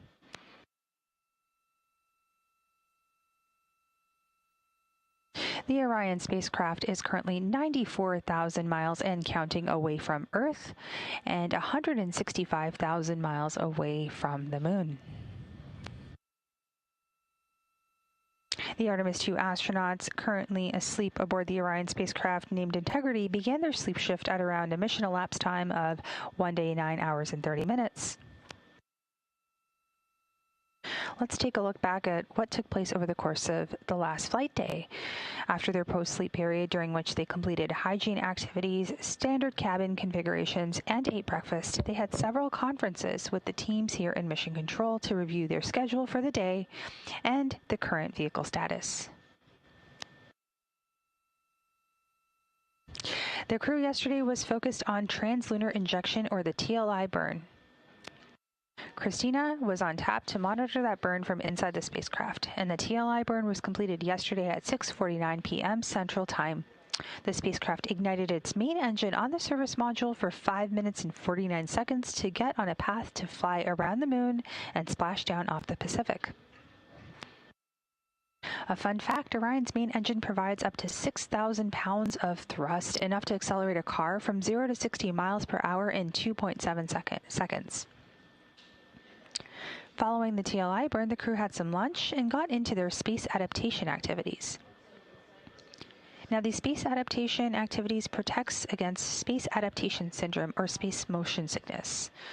Approximately 70% of astronauts traveling into space experience some level of this syndrome and the symptoms, and it's believed to be caused by conflicting sensory inputs from the vestibular or inner ear system and the eyes.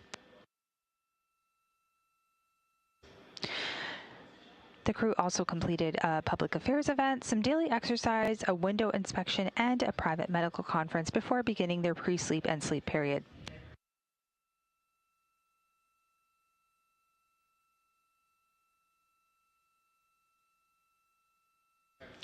The views you see coming in right now are from the Integrity spacecraft from one of the solar array wings. Just earlier over the course of the sleep period, the teams on the ground conducted a surveying exercise, or what we call a monitoring exercise. Essentially what they did was they took the solar array wings of Orion one at a time and moved them to face the crew module and service module of the spacecraft to inspect the vehicle for any damage post-launch. Similarly, the crew will conduct a similar activity following lunar flyby. The crescent that you see on your screen right now is actually of Earth. The sun is shining on Earth, and that is why it looks very, very bright, and that is actually daytime on Earth. The shadow that's cast on the other part of the Earth is where the rest of the world is in nighttime. So for now, we'll continue to provide periodic updates as the crew will soon be waking up. But for now, this is Mission Control Houston.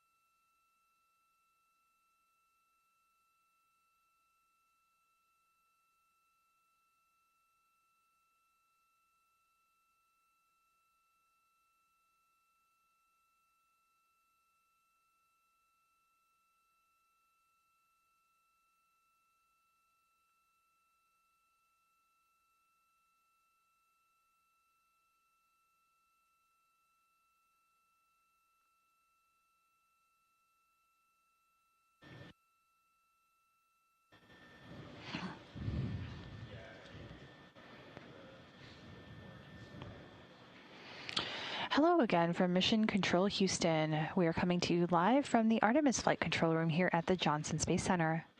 We are currently at a mission elapsed time of 1 day, 17 hours, and 15 minutes. We are seeing some live views from Orion's Integrity spacecraft.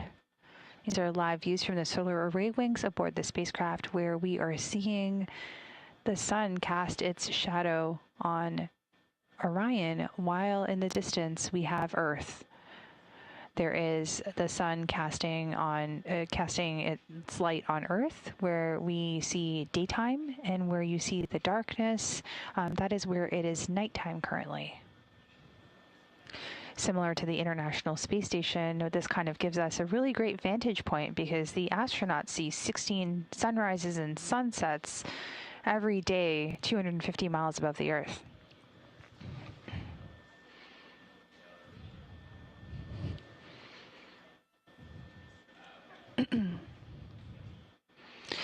The Integrity spacecraft is currently 95,000 miles and counting away from Earth and 100,000 miles away from the Moon.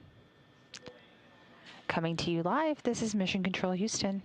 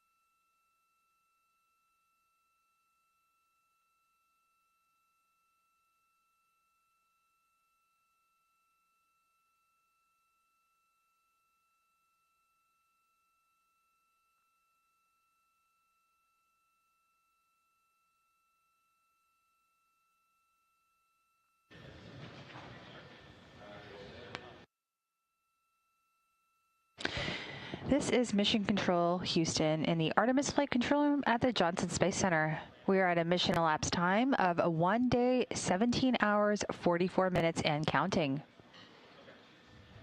In just under 30 minutes from now, actually 24 minutes and counting, the crew will be waking up.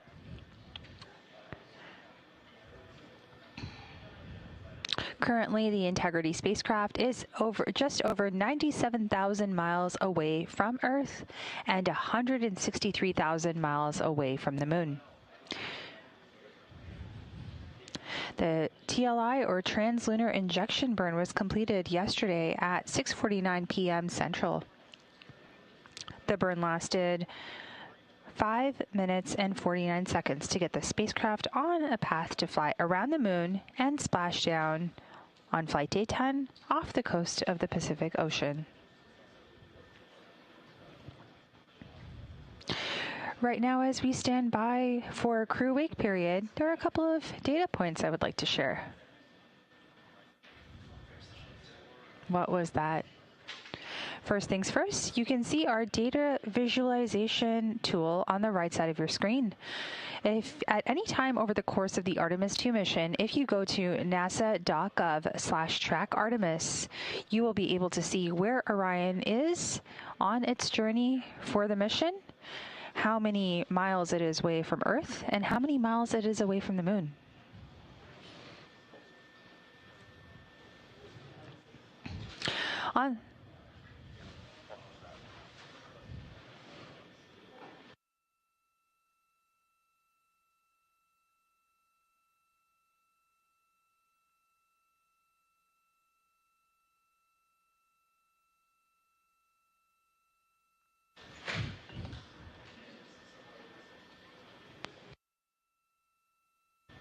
On the left side of the screen, you have great views of the engines of the Orion spacecraft.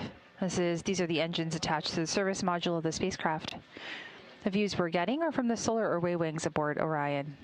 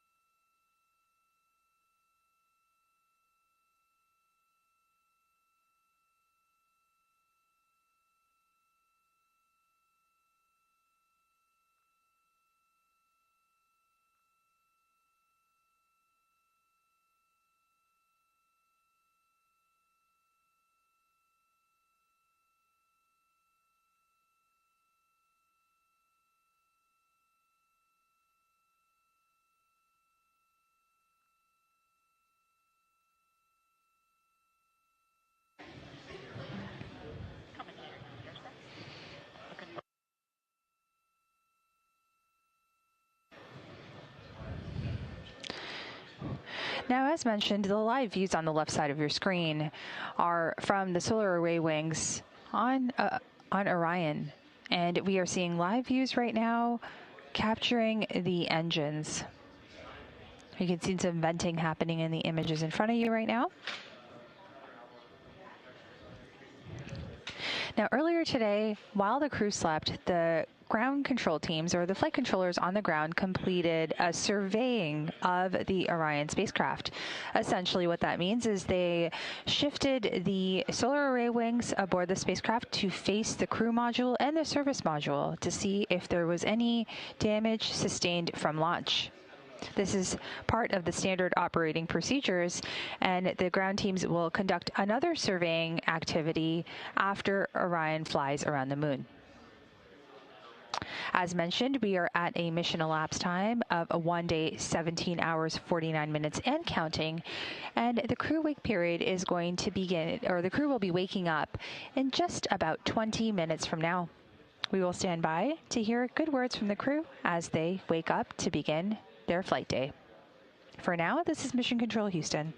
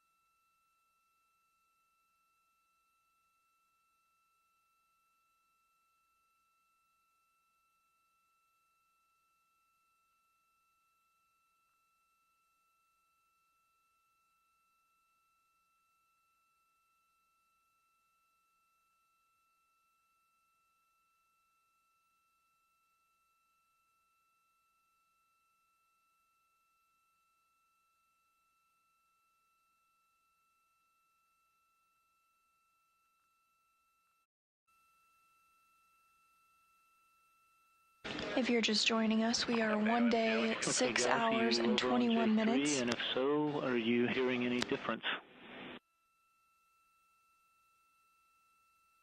First question, Mark. This is on C1 umbilical, so don't we need C1 on listen?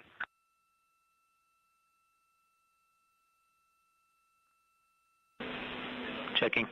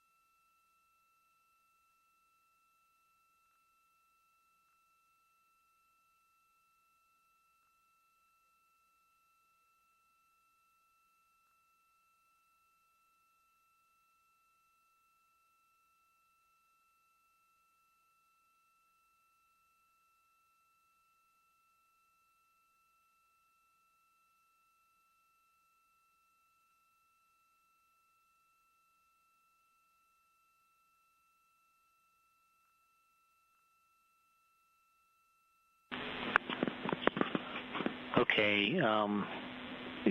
Can you verify, first of all, you are plugged into J3 now and you're still not hearing me in that config, is that correct? I think we resolved the issue. We just went to listen on C1, and now we hear out of both speakers very well. Okay. Very good news. Thank you. The only issue is now when we transmit, we can hear it almost real time coming out of the COT speaker.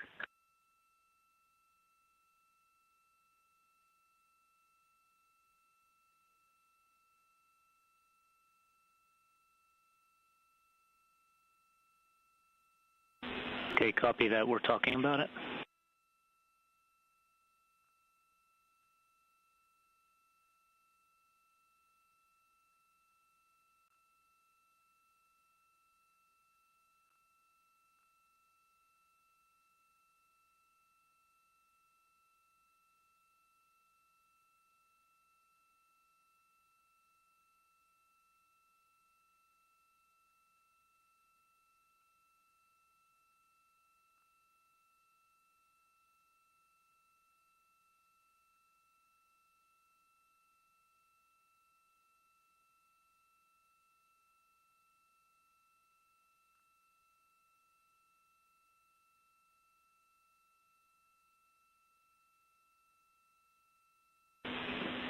Okay, we sent another command. Does that change anything now?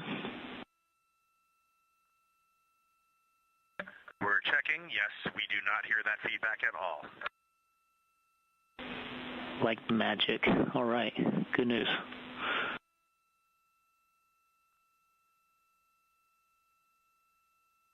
Yeah, strongly agree. That's awesome. Thanks, Mark. Yeah, our pleasure.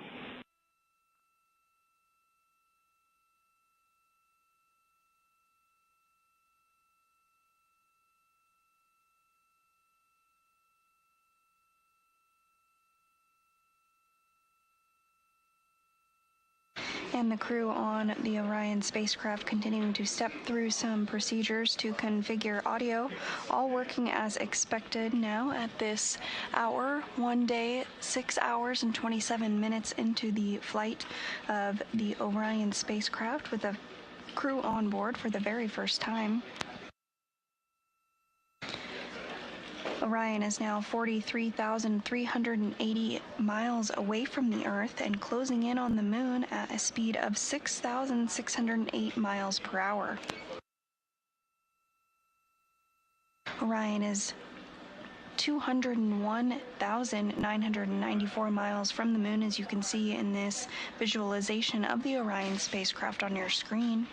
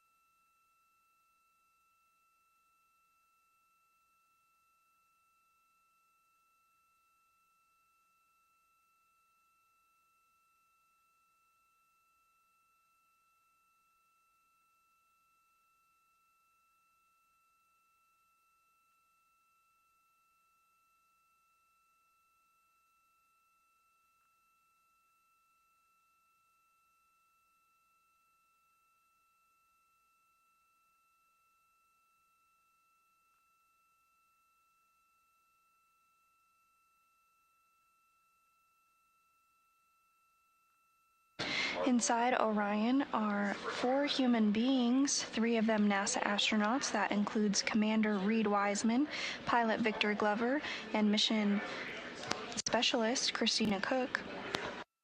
Additionally, Canadian Space Agency astronaut Jeremy Hansen is also on board. Cook, Glover, and Wiseman have all flown to space before, but this is the first flight for Hansen.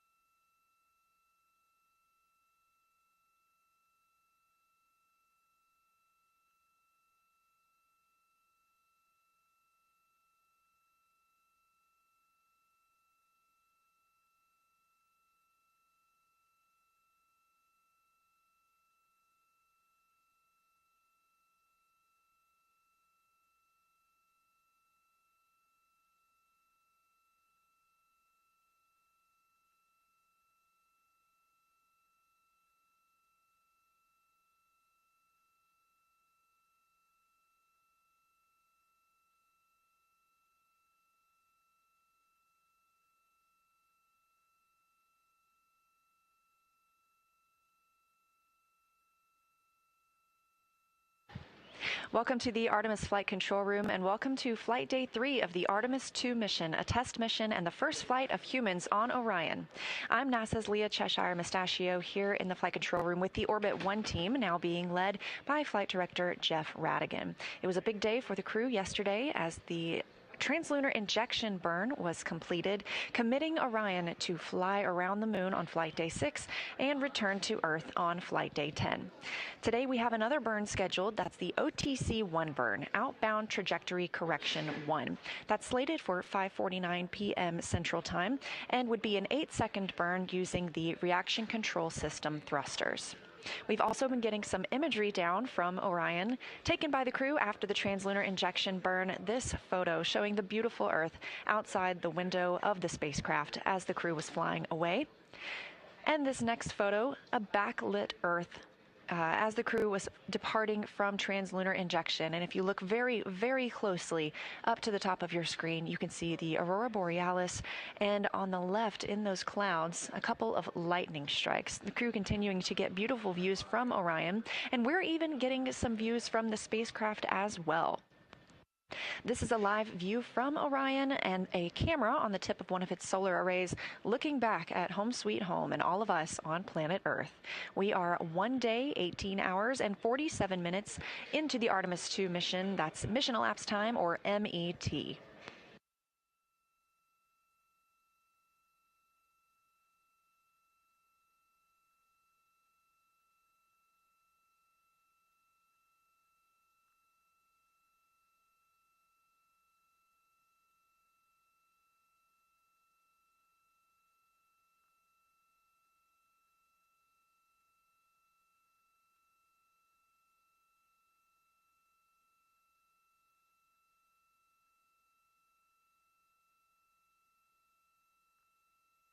And don't forget, as we're showing you those beautiful new images, we really look forward to getting some new ones down periodically. You can follow at NASA and at NASA Artemis on X, Facebook, and Instagram as we all enjoy the imagery taken by the crew and coming down for all of us on Earth.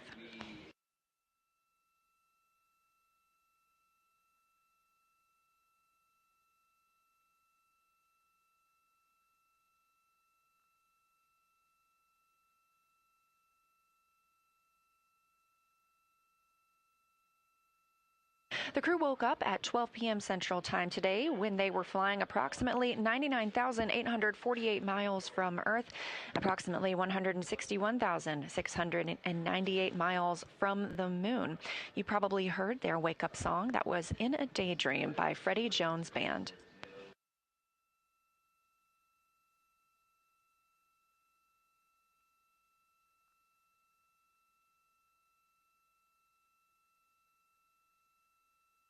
The crew is currently in their post-sleep time of the day. This is the time that they use to stow their sleeping bags as well as perform any hygiene activities, set up the cabin for their waking time, also gives them a chance to eat some breakfast. There are a lot of food options aboard for the crew. Of course, a very popular food item are tortillas. There are 58 in total on Orion.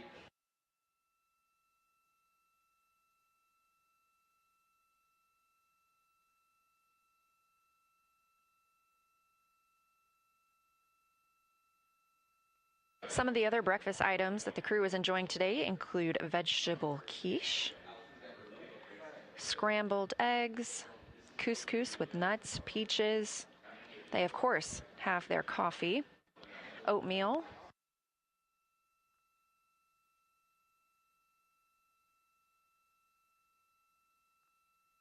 there's even a muffin being enjoyed today.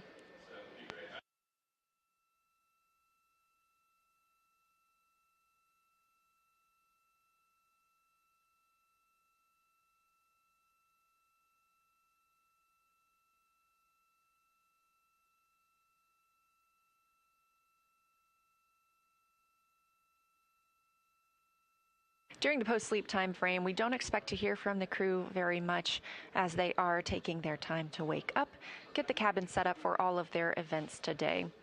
Aside from the outbound trajectory correction burn, the crew does have a little bit of off time scheduled. Of course, they are still on tap to be exercising 30 minutes a day using that flywheel device.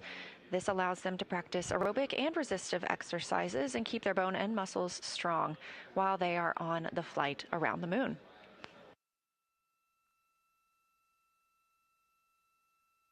There's additionally a CPR demonstration today. The crew will use the medical emergency procedures to simulate methods of how to treat an airway obstruction as if they were in space. This is a test flight, so we're taking every opportunity to test anything possible while the crew is on their 10-day mission.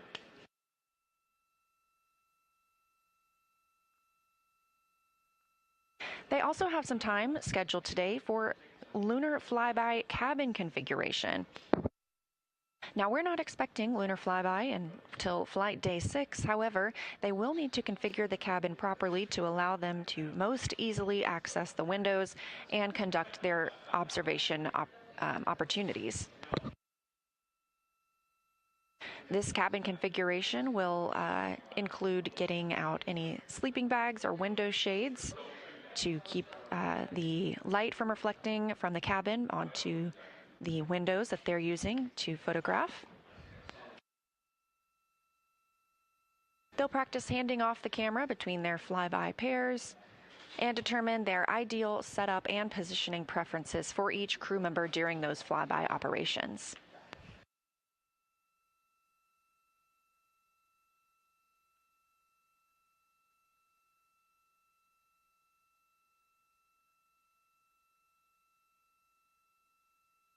We also have a Deep Space Network Emergency Communications Development Flight Test Objective timeline for today. As we've discussed, the crew is able to communicate through the Deep Space Network, or DSN. This is the first crew in over 50 years to be using the Deep Space Network to communicate back to Earth. They were on TDRS, or Tracking Data Relay Satellite Systems, for a brief time yesterday afternoon as they were near our home planet. But the farther they get away, the more reliant we are on the Deep Space Network. This Emergency Communications Development Flight Test Objective, or DFTO, has the crew perform a checkout of the emergency communications system while connected to the Deep Space Network. Of course, there will not be an active emergency for the communication system at that time. This is giving us an opportunity to check out that system.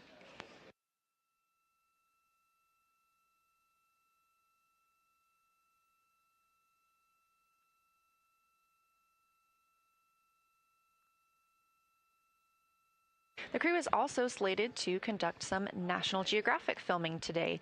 National Geographic was selected through a competitive selection process to help tell the story of Artemis 2. The crew has a shot list provided by National Geographic, and they take some time each day to document what it's like to live and work on Orion.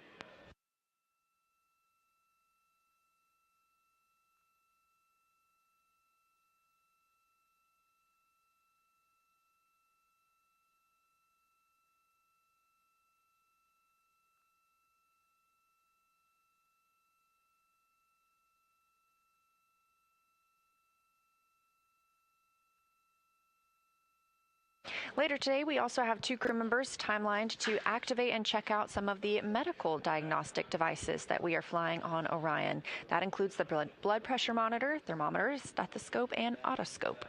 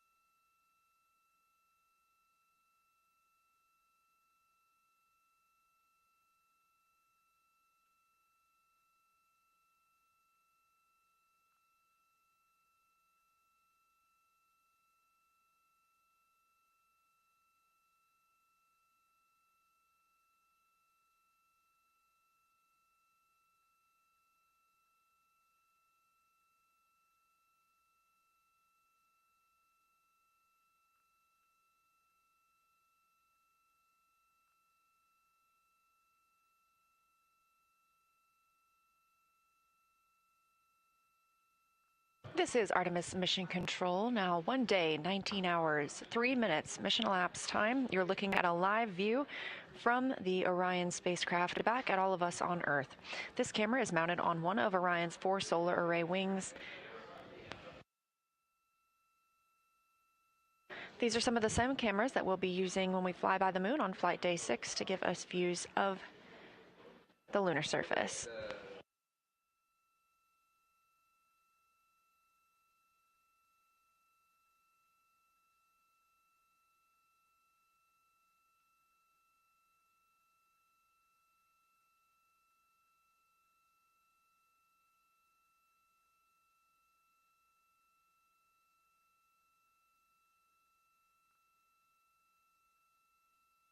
Now that we're at the start of another flight day, our crew is in their post-sleep period.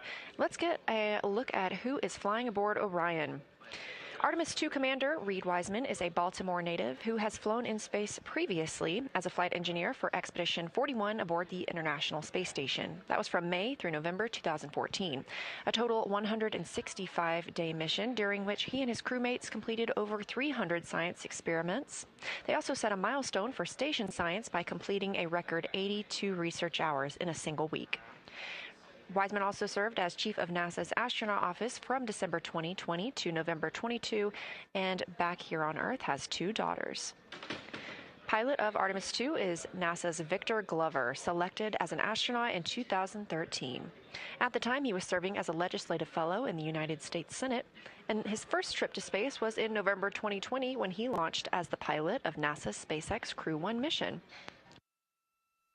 Victor is a U.S. Navy captain and naval aviator who served as a test pilot, racking up more than 3,500 hours in more than 40 different aircraft, and he and his wife have 4 children. Mission specialist Christina Cook is a native of Grand Rapids, Michigan, selected the same class as Victor Glover in 2013 to join the astronaut corps. She served as a flight engineer on the space station from March 2019 to February 2020, during which she set a record for the longest single space flight by a woman, totaling at 328 consecutive days in space.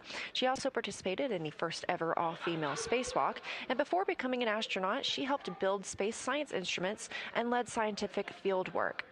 Her hobbies include surfing, rock climbing, community service, yoga, travel, and photography, and she is certainly getting a chance to practice that photography on this mission. First-time flyer and Canadian Space Agency astronaut Jeremy Hansen is flying to the moon as a mission specialist on the Artemis 2 mission.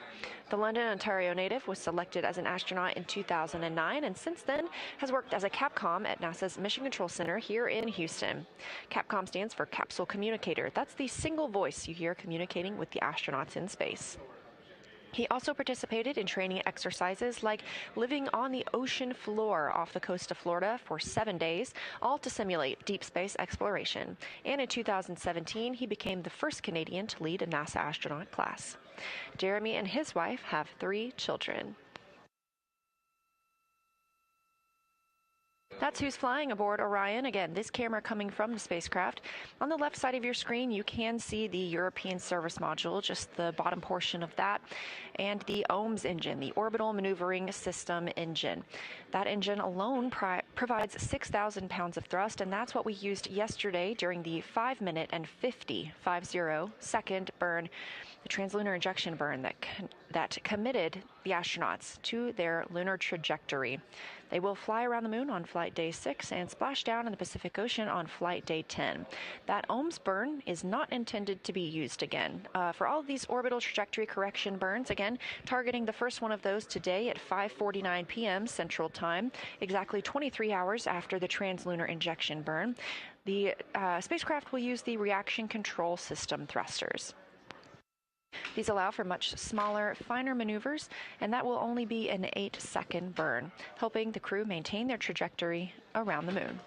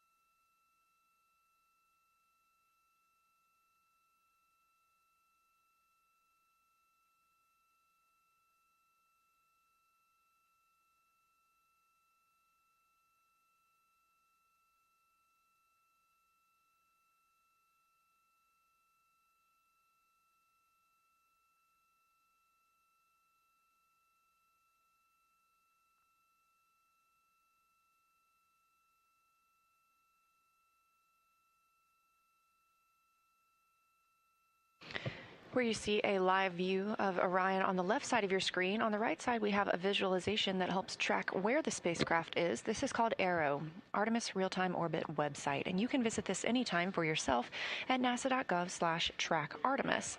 As you can see, the spacecraft is now over 100,000 miles from our home planet and inching closer to the moon, 159,728 miles away.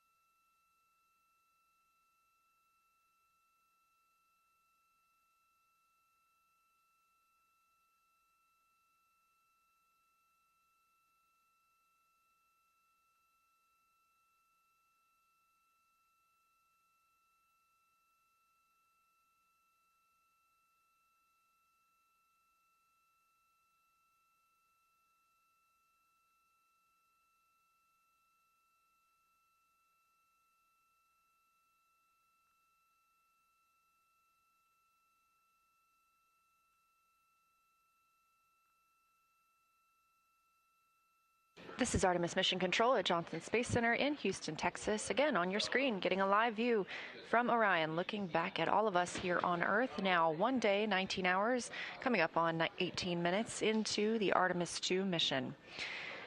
In about 45 minutes, actually just a little less than an hour, the crew will have their daily planning conference where we hear them discuss the day with the flight control team here on the ground. Additionally, some of the team members or the crew members will take their pulse ox using the pulse oximeter measurement. And some of the crew members will even get to conduct their private family conferences. The crew has not gotten to speak with their families directly just yet, and so this will be the first time during the mission that they'll be able to call down with video and speak to their friends and family. Of course, as those conferences are private, we won't be able to air those, but we are excited for the crew.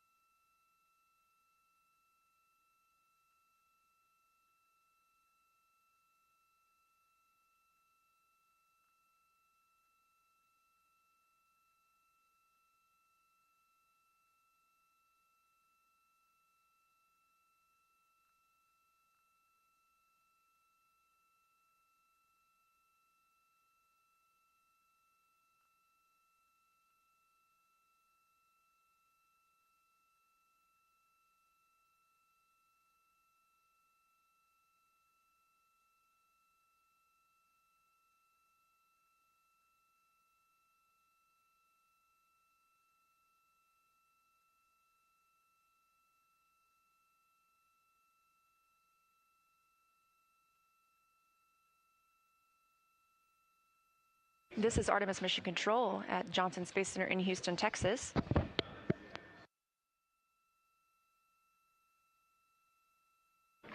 We are now exactly 3 days and 5 hours until the beginning of lunar flyby. Of course, the view on your screen from Orion looking back on Earth. Mission elapsed time of 1 day and 19 hours, 27 minutes.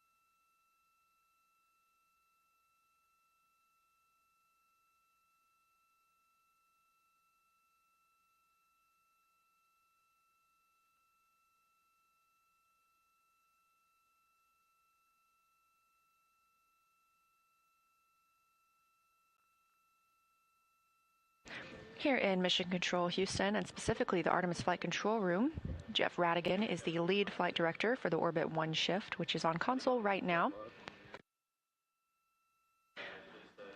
Every flight controller monitors a different system aboard Orion, and they are beginning to prepare for the daily planning conference that they will hold with the crew.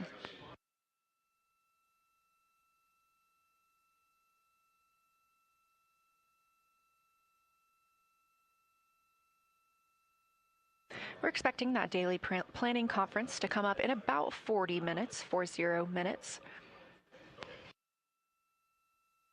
During that time, teams on the ground will report the status of the vehicle and any activities the crew needs to be aware of as they move throughout their day.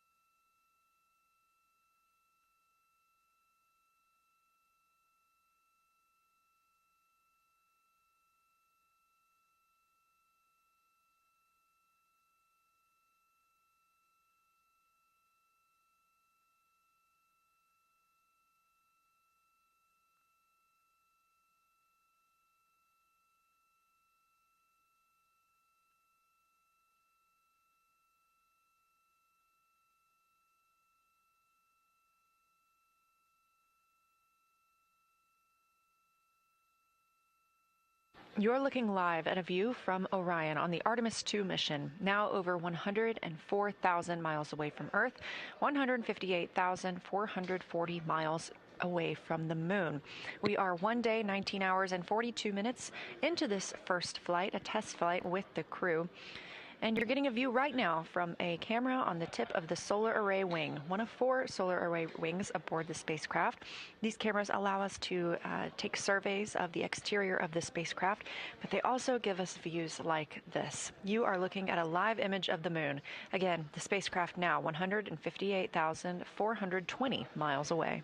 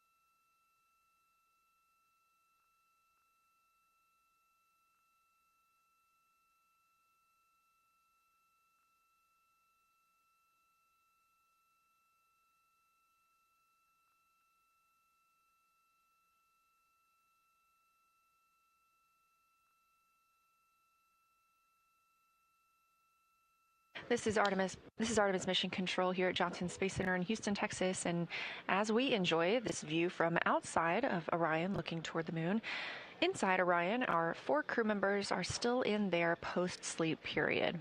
Again, they woke up at 12 p.m. Central Time today, and since then have been configuring their cabin for the day's activities, as well as conducting hygiene and preparing for the rest of their day.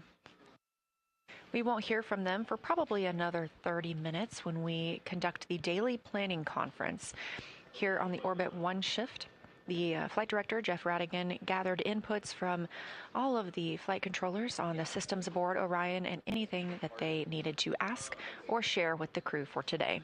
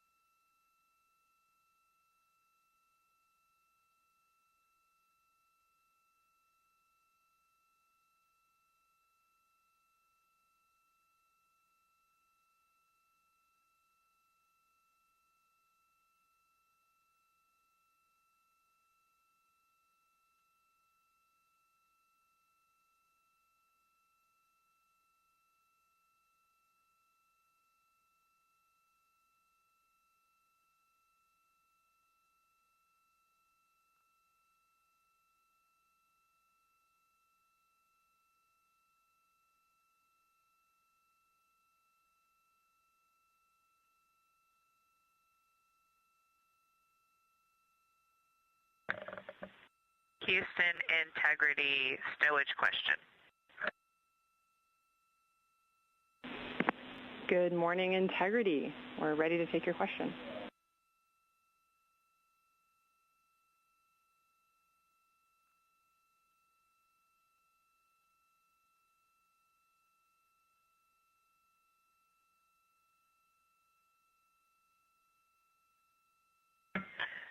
Good afternoon to you, Chris. I think it's afternoon there. We were wondering if we could get some help finding the electric shaver. That's right, Christina. I think we're in afternoon here in Houston time. I'm keeping Orion time myself. And we will get a location for you to look here shortly.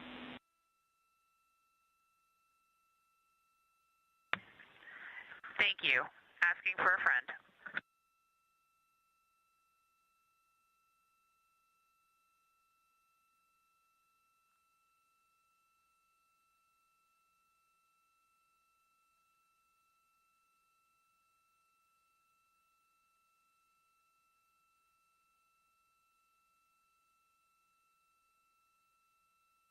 This is Artemis Mission Control in Houston, Texas. Some of our first calls from the day coming down from the crew. Since they have woken up, they're still in their post-sleep period. Again, they're able to conduct hygiene tasks at this time. And so that was NASA astronaut and mission specialist Christina Cook calling down to ask about the location of the electric shaver. Now, all of the items that are in Orion are carefully tracked and stowed, so that way when a crew member calls down looking for any piece of equipment, flight controllers here can look up exactly where they are able to locate it within the spacecraft. So while teams on the ground are checking, they will be searching their systems and relay back up to the crew a very specific location that they can expect to find that shaver.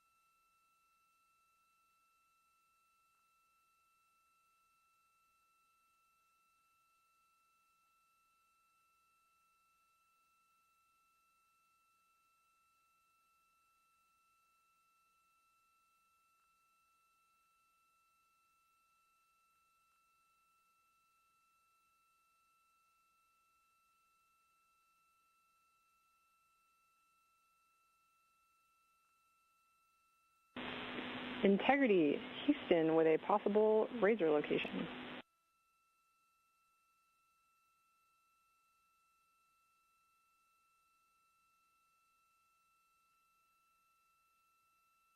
Good morning, Chris.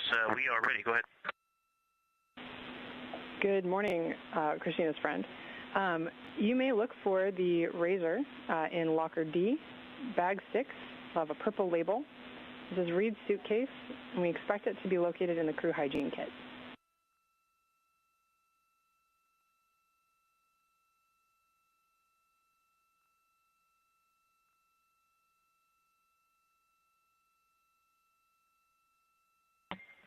Okay, we copy that. Thank you, locker D, bag 6, and we will find you. Appreciate the help.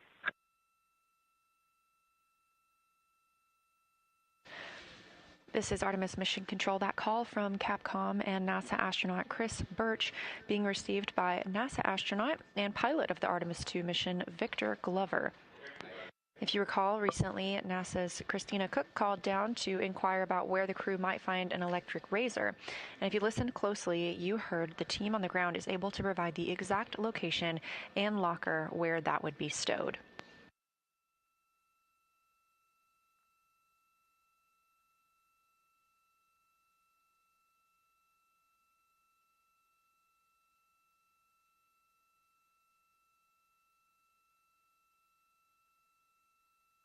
The astronauts are still in their post-sleep period. Houston Integrity, we only have it temporarily positioned, but would you like to come on board for DPC here in a few? Good morning. Yes, absolutely. We would love that.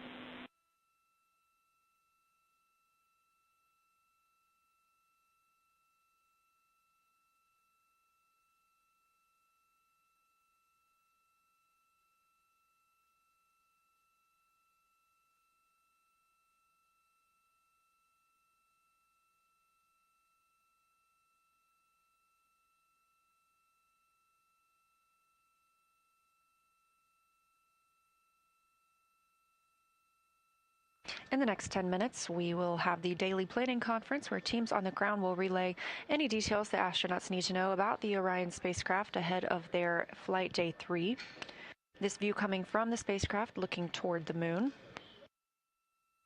At this time, Orion is 157,560 miles away from the moon.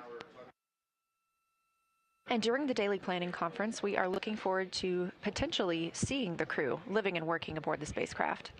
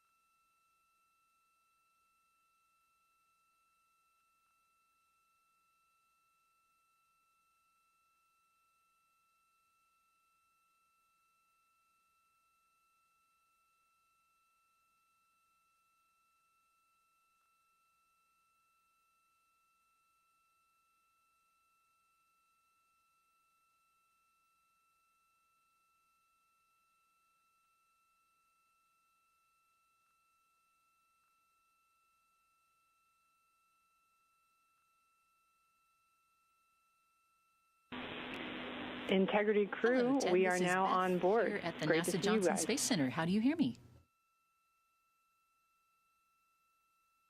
Fantastic.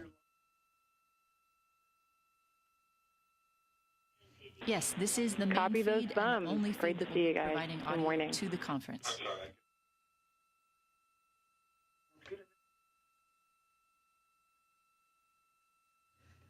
We usually do, but today we're in live mission coverage.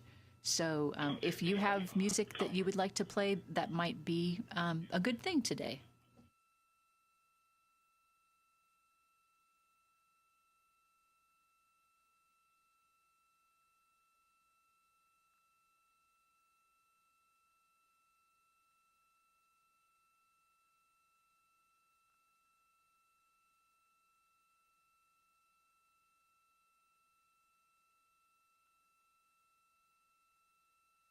You're getting a live look inside the Orion capsule at our 4 Artemis 2 crew members, now 106,000 miles away from Earth. We are standing by for their daily planning conference, where teams on the ground will be relaying up information for the crew as they start flight day 3. From left to right, we have NASA astronaut Christina Cook, Reed Wiseman, Victor Glover, and on the far right, Canadian Space Agency astronaut Jeremy Hansen.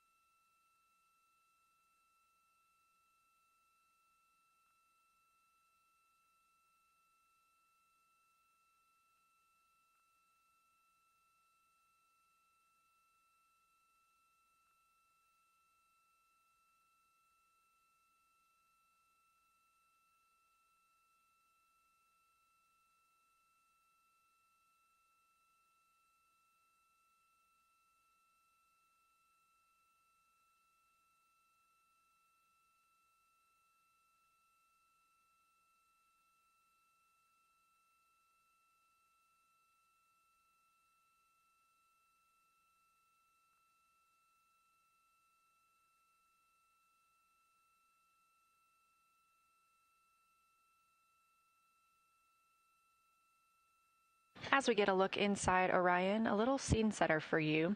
The interior habitable volume is 330 cubic feet, so that's about the size of 2 minivans. This is 60% more cubic volume than the astronauts had during the Apollo missions.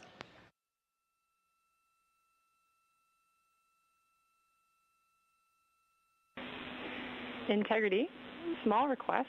If you could tilt the camera down slightly towards the lockers. We have a great view of Christina and some of the boxes up above. Thanks.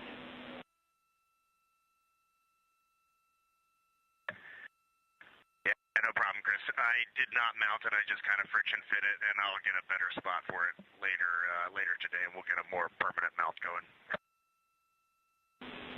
Sounds like a great plan. Thanks.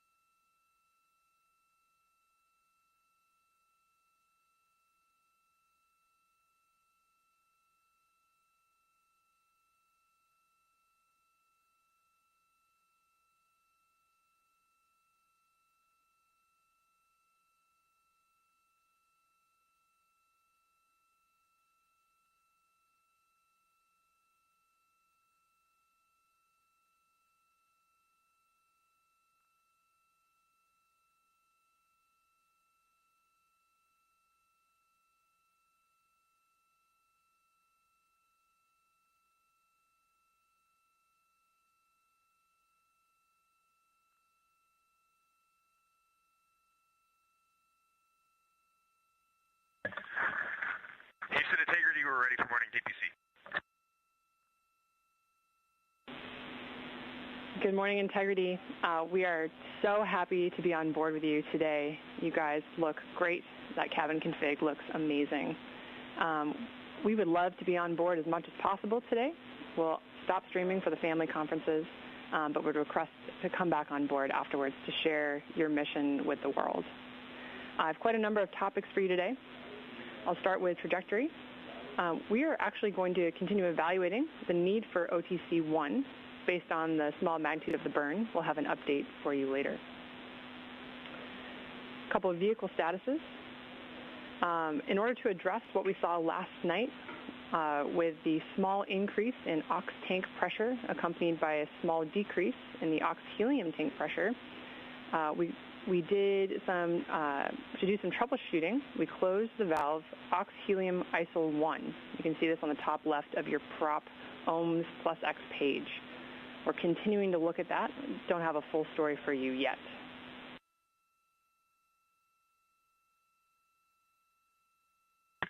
Okay, I'm not at the displays right now, but I will take a look at that soon. Great. And then just a reminder for the memorized response for the manifold run box, plus X manifold run box fail message we saw last night. Memorized response would be DAP free first, then secure SM prop.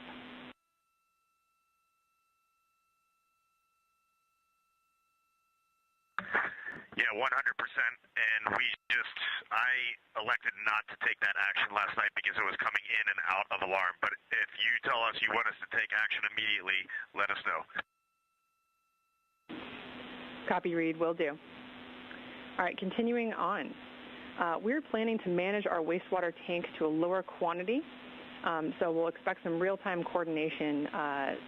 Basically, we'll be adding some wastewater dumps that are not captured on the timeline. So we'll let you know when those are going to occur. And then regarding those wastewater dumps, when we perform those or have performed those in the past, do you guys hear any sounds in the cabin? We want to know if we need to deconflict those activities from other activities on your timeline.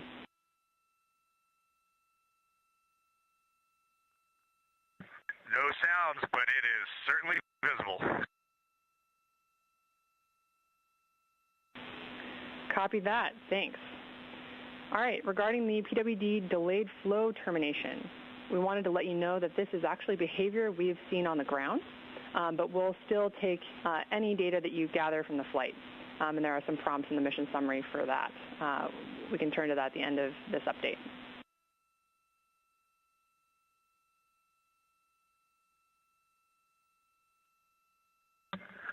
Okay, sounds good. We did figure it was just inherent in the design of the system and the tubing, and it's an efficiency hit and a bit of a cleanliness hit for us, but primarily an efficiency hit. Copy, good report. All right, moving on to PCDs.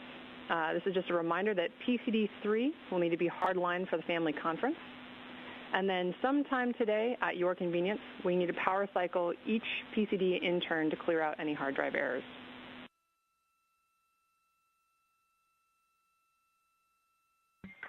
Copy that. We'll get on that after DPC. Great. And then finally, some feedback on science collection. This is the first time you performed saliva collections. Any feedback or concerns you want to pass along? None that we can't do in debrief after the mission. It was fine. Okay, copy all. Now we are ready to take any answers you have from the mission summary and answer your questions.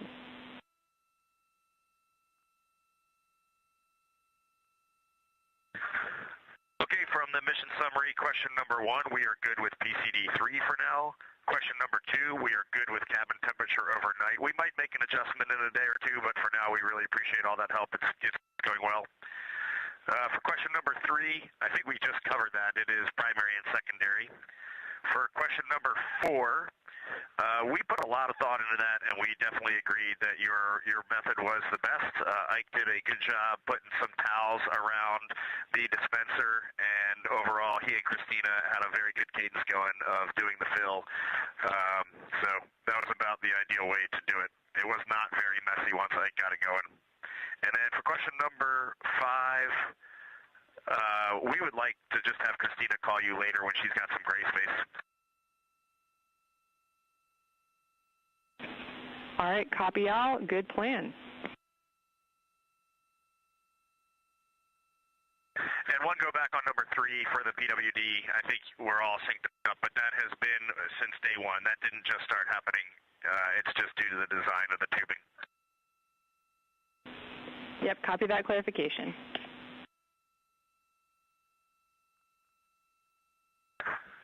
All right, it was really great to wake up this morning and look out the window and see the full moon off the front of the vehicle. There's no doubt where we are heading right now.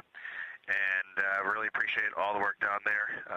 It was also really awesome. Thank all the FIDOs. I can't believe that actually all worked. And when I saw that OTC-1 was like a 0.8 meter per second burn this morning on targeting, I thought we might skip it, and that is pretty impressive. All right, signing off. Thanks, and copy all integrity.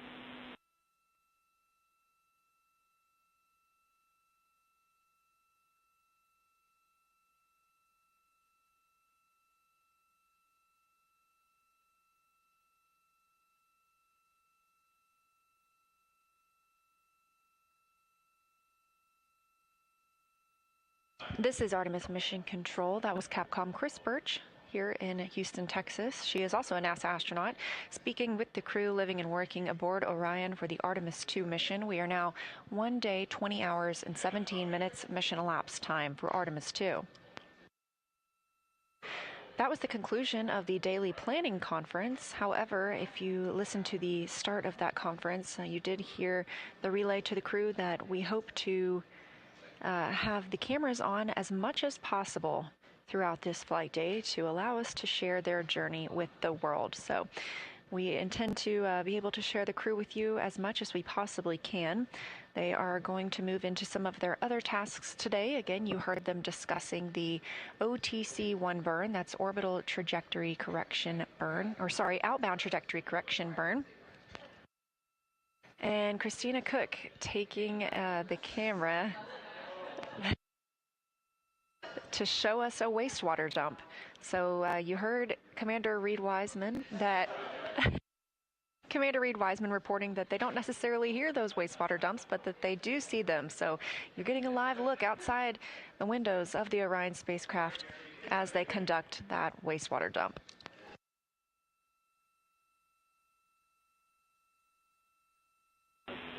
Integrity, we copy that successful wastewater dump.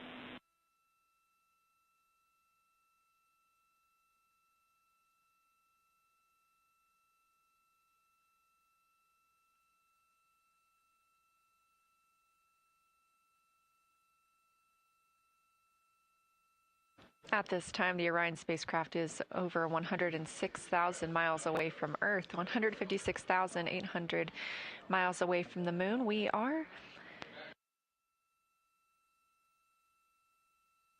moving along with the crew's day. We intend to see them quite a bit, but we are going to not have views for a very short time as they are going to be speaking with their families. These are timelined opportunities to speak with family members down on the ground, so we do turn off the cameras for their privacy at that time.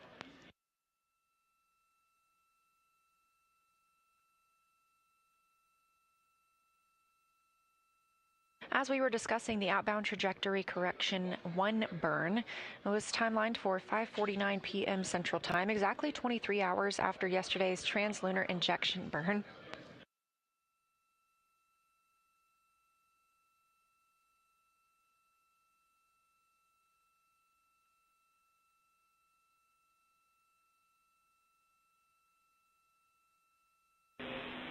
Integrity, we are all configured for the family conference. You are go to deroute the live stream video, and we'll see you after the conference.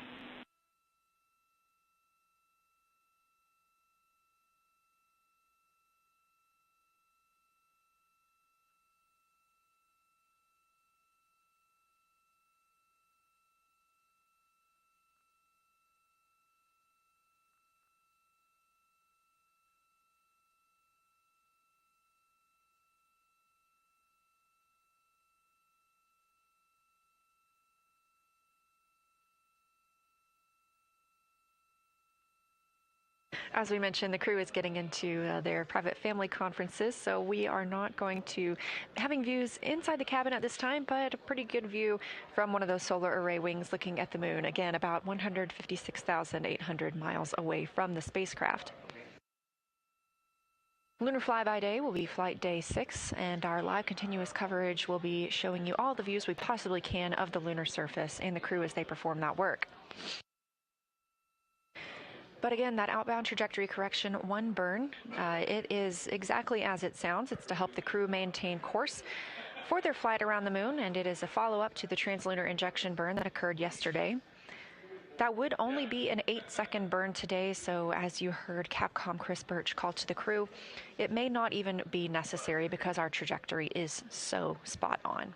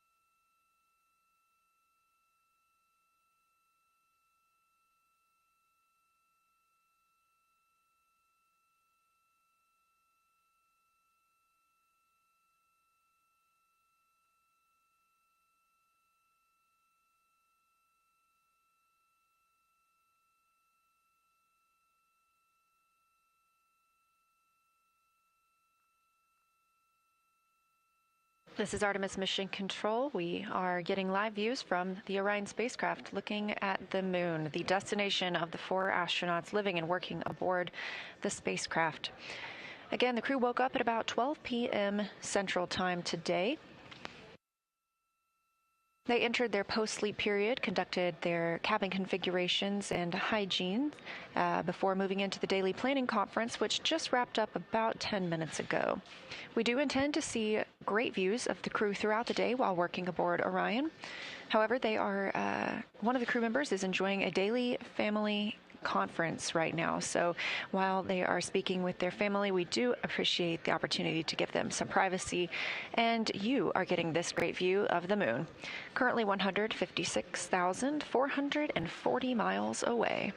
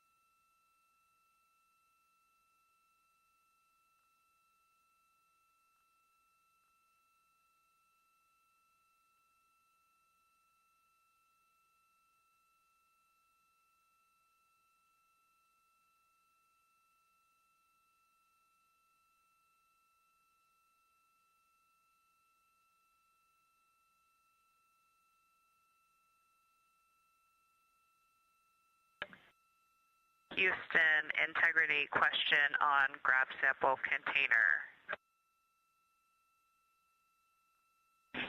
Christina, ready for your question.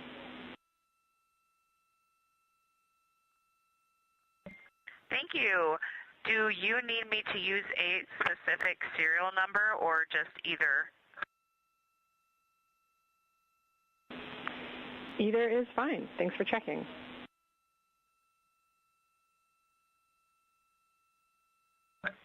Copy. Thank you.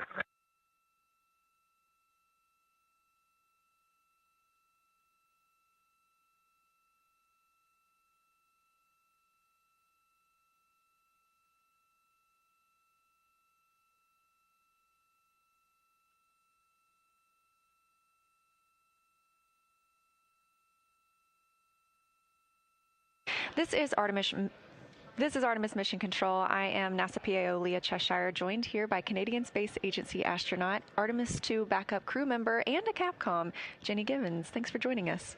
My pleasure. Thanks for having me.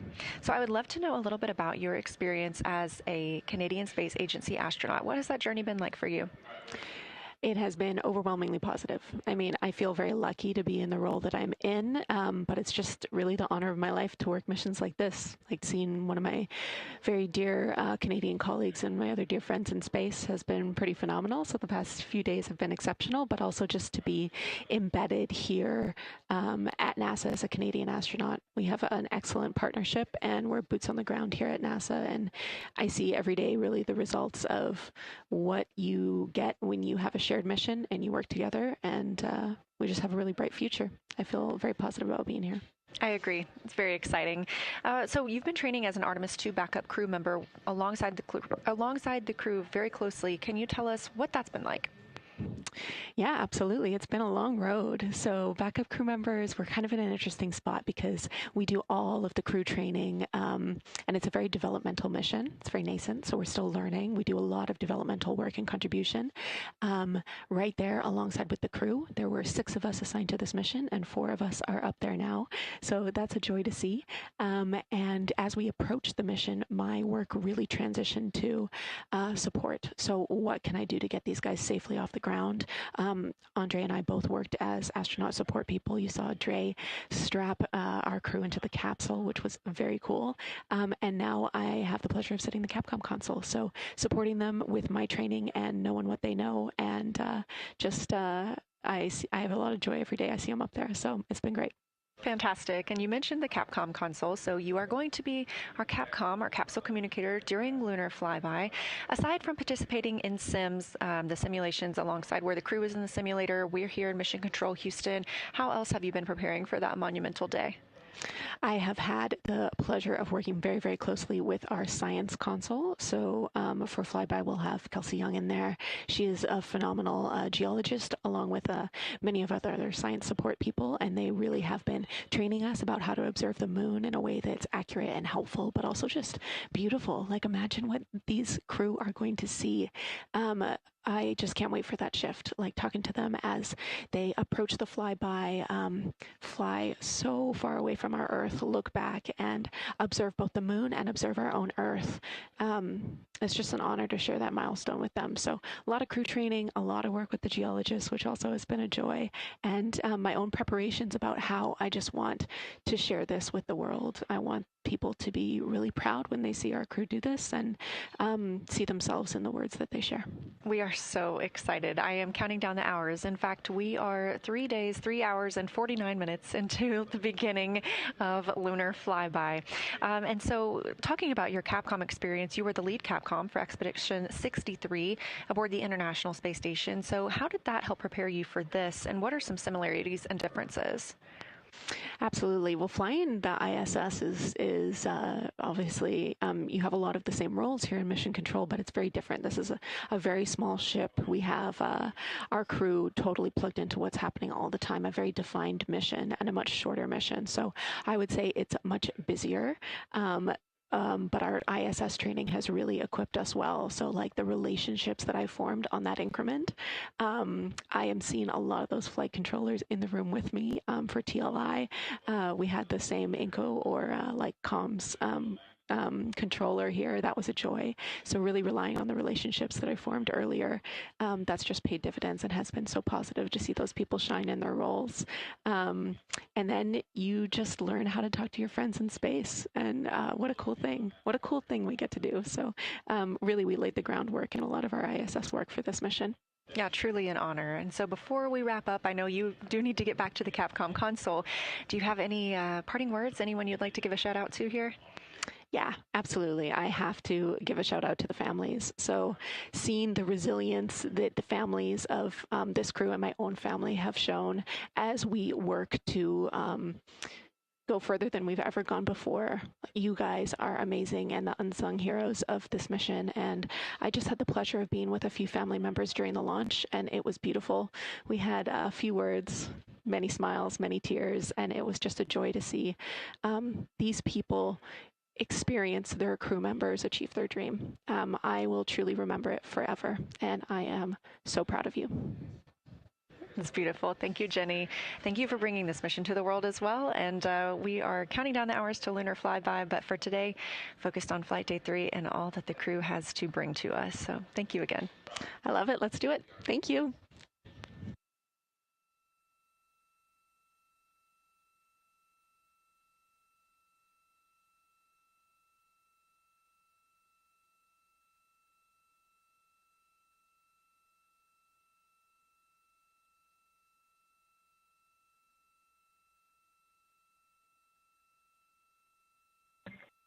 Houston Integrity, we had a great PFC on board, and we are ready for the bird conference.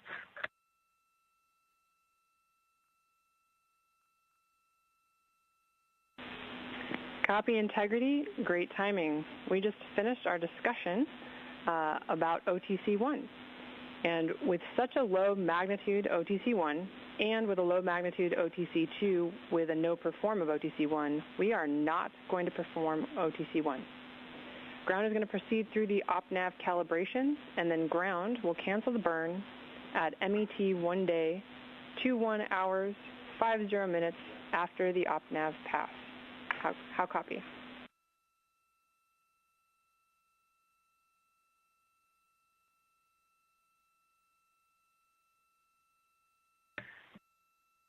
We copy snow day, and understand the time is about an hour and 10 minutes from now when you're going to cancel.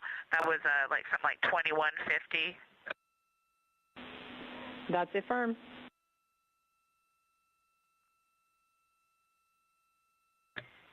Great. Would you like us to follow along or do any steps before then?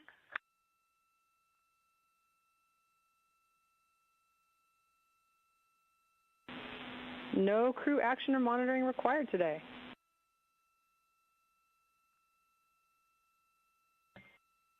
Okay, we will take the time to get this cabin looking good, and I think you can come back on board in the HHP camera. Sounds great, and Christina, thank you. We'll take you up on it, and we'll be coming on board.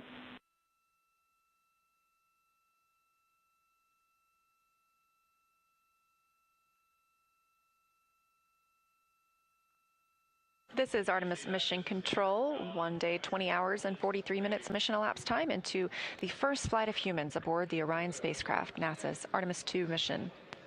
As you heard that call from the ground to the crew living and working aboard Orion, we will not be executing the outbound trajectory correction burn today.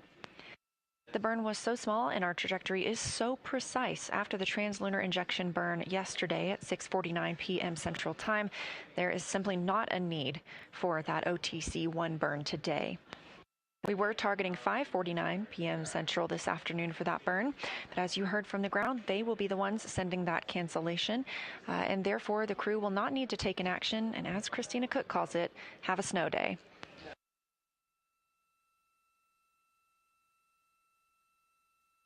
This is a live view outside the Orion spacecraft looking at the moon, 155,860 miles away.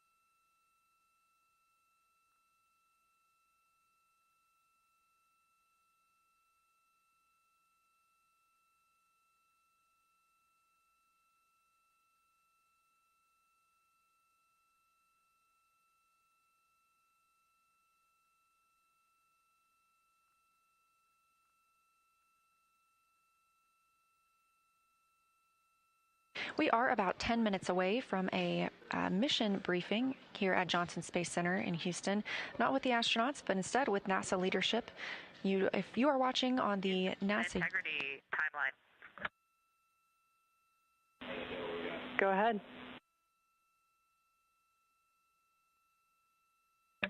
Hey, Chris. Reed is complete with his EMER mask deploy for the spare mask.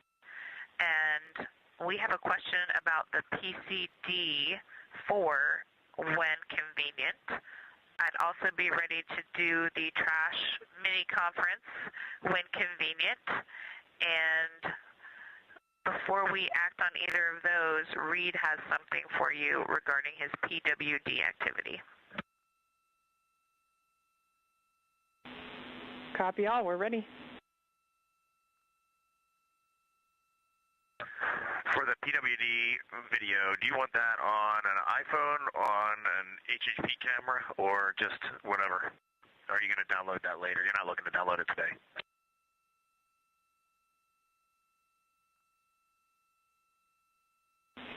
Reed, we are not planning to download that video during the mission, so dealer's choice.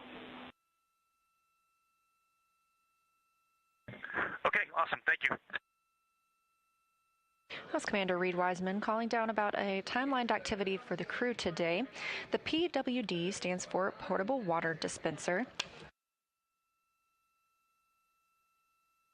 And the potable water dispenser is what the crew uses to fill drink and food bags. So the request from the ground and timelined on the astronaut schedule for today is to take a video using that potable water dispenser while filling up a drink bag, filling up a rehydratable food bag. Again, this is a test flight, and so we are experiencing everything for the first time with humans living aboard Orion. So this video will be reviewed by the teams on the ground after the mission.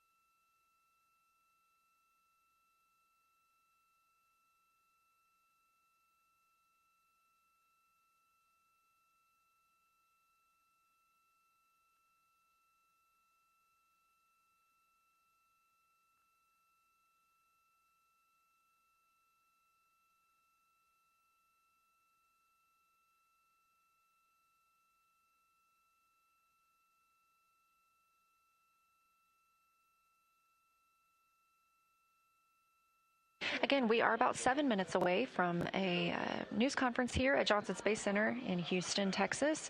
And if you're watching this live stream on NASA's YouTube, you won't need to go anywhere to tune into that news conference.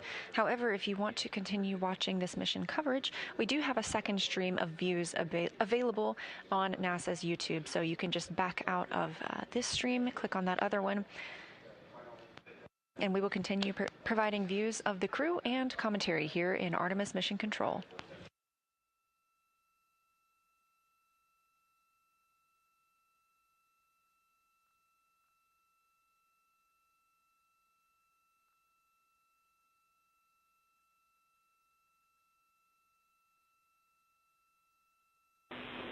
Integrity, Houston, just let us know, Christina, when you are ready for PCD-4 talk and the mini trash conference. We'll just be here standing by.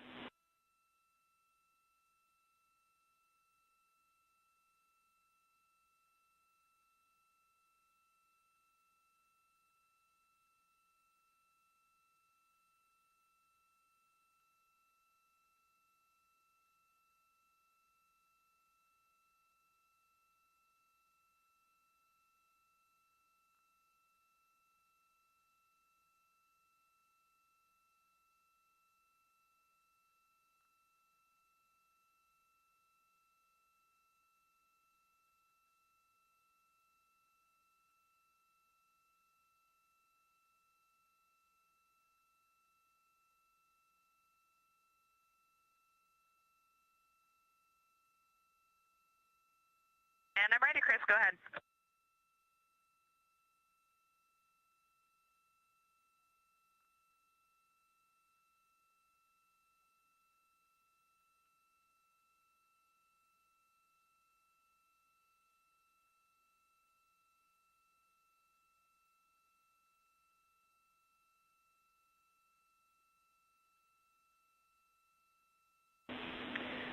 All right, Christina, this might be it. And Houston Integrity, let me know if you'd like me to go ahead and start with what I've got based on the question from the flight message, flight day message. I can just get started, and then we can generate some back and forth after that. Yeah, Christina, we will take what you got first. All right, thanks. Well, first of all, as you might imagine, there's kind of an inrush of trash when we first get up here as we're deploying everything. So we did generate quite a bit of trash in the first 30 hours of the flight. We've been managing that by kind of finding hidey holes for it and putting some of it back into empty locations. The majority of it is in official Orion trash bags. However, some of the packing material was just packed back into some of the Ziplocs that were part of the unpackaging process.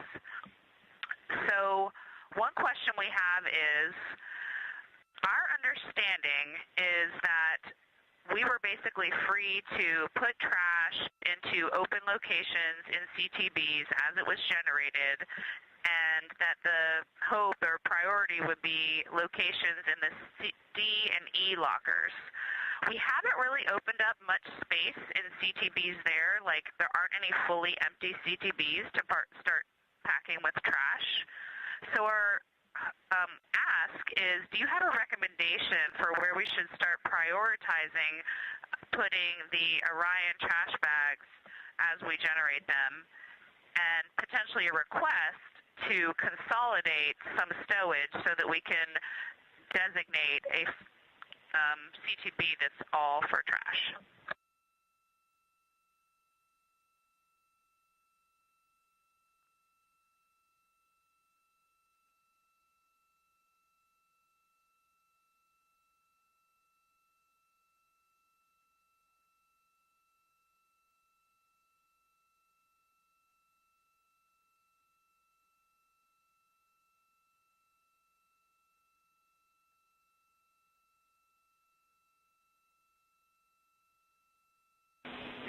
All right, Christina, we were just talking a little bit here.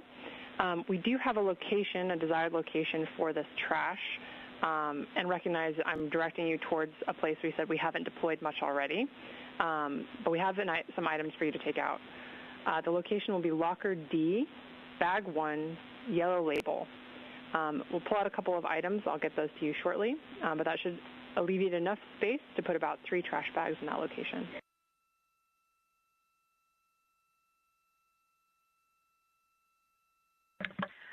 That sounds great, and that will cover the loose trash that we have right now on board. We have about 4 bags altogether, and we found a home for one of them.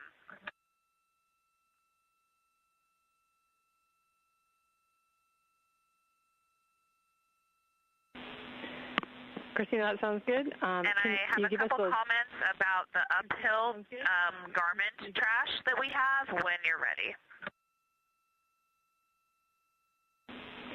Yeah, Christina, sounds good. We'll take that uphill garment trash info, and also would be looking for the location of that 4th trash bag, just so we know where to restow things.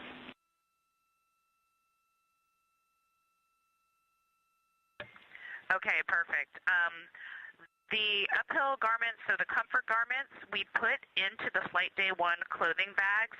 So we basically just swapped the locations as we changed into our Flight Day 1 clothing, and we restowed it into the locker that they came out of.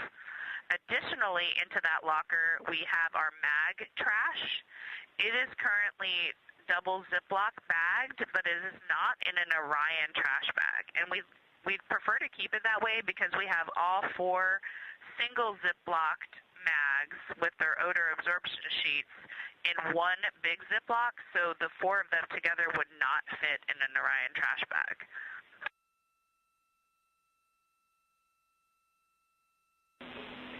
Christina, we copy that location and that request. We're going to assess and let you know if anything needs to change.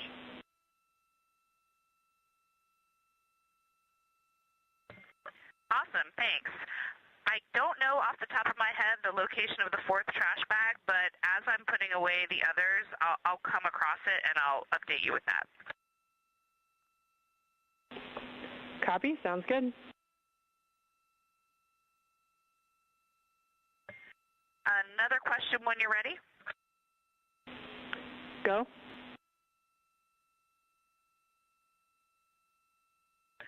For all of the packing material, this would include clamshells, bubble wrap, Ziplocs, and regular Ziplocs.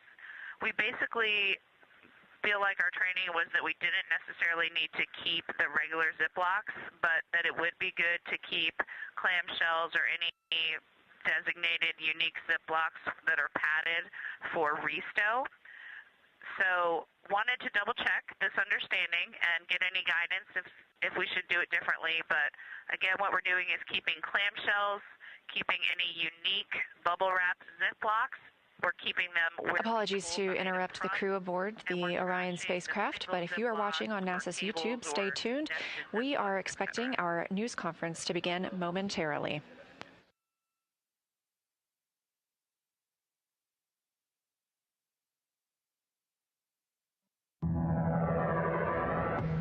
The Artemis 2 mission is a test mission of the Orion space capsule.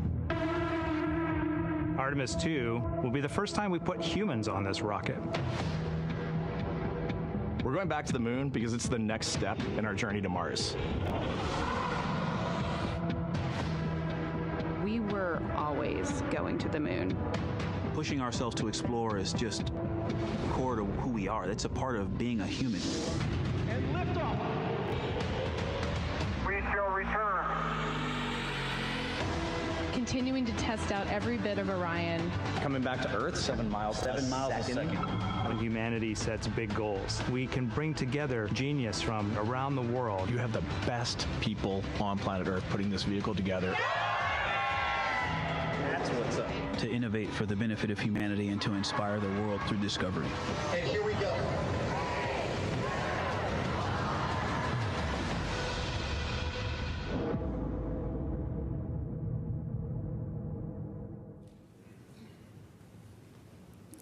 Good afternoon and welcome to NASA's Johnson Space Center for our Artemis mission status update. We are joined today by Lakeisha Hawkins, Deputy Director for NASA's Artemis program, Judd Freeling, Artemis 2 Flight Director, and Howard Hugh, Orion Program Manager. We'll be taking questions from here in the room and through our phone bridge, but before we kick that off, we will go ahead and start with opening remarks. Lakeisha, go ahead. Thank you. And welcome to the 3rd day of Artemis 2. We appreciate the continued interest from around the world in the mission and in our crew.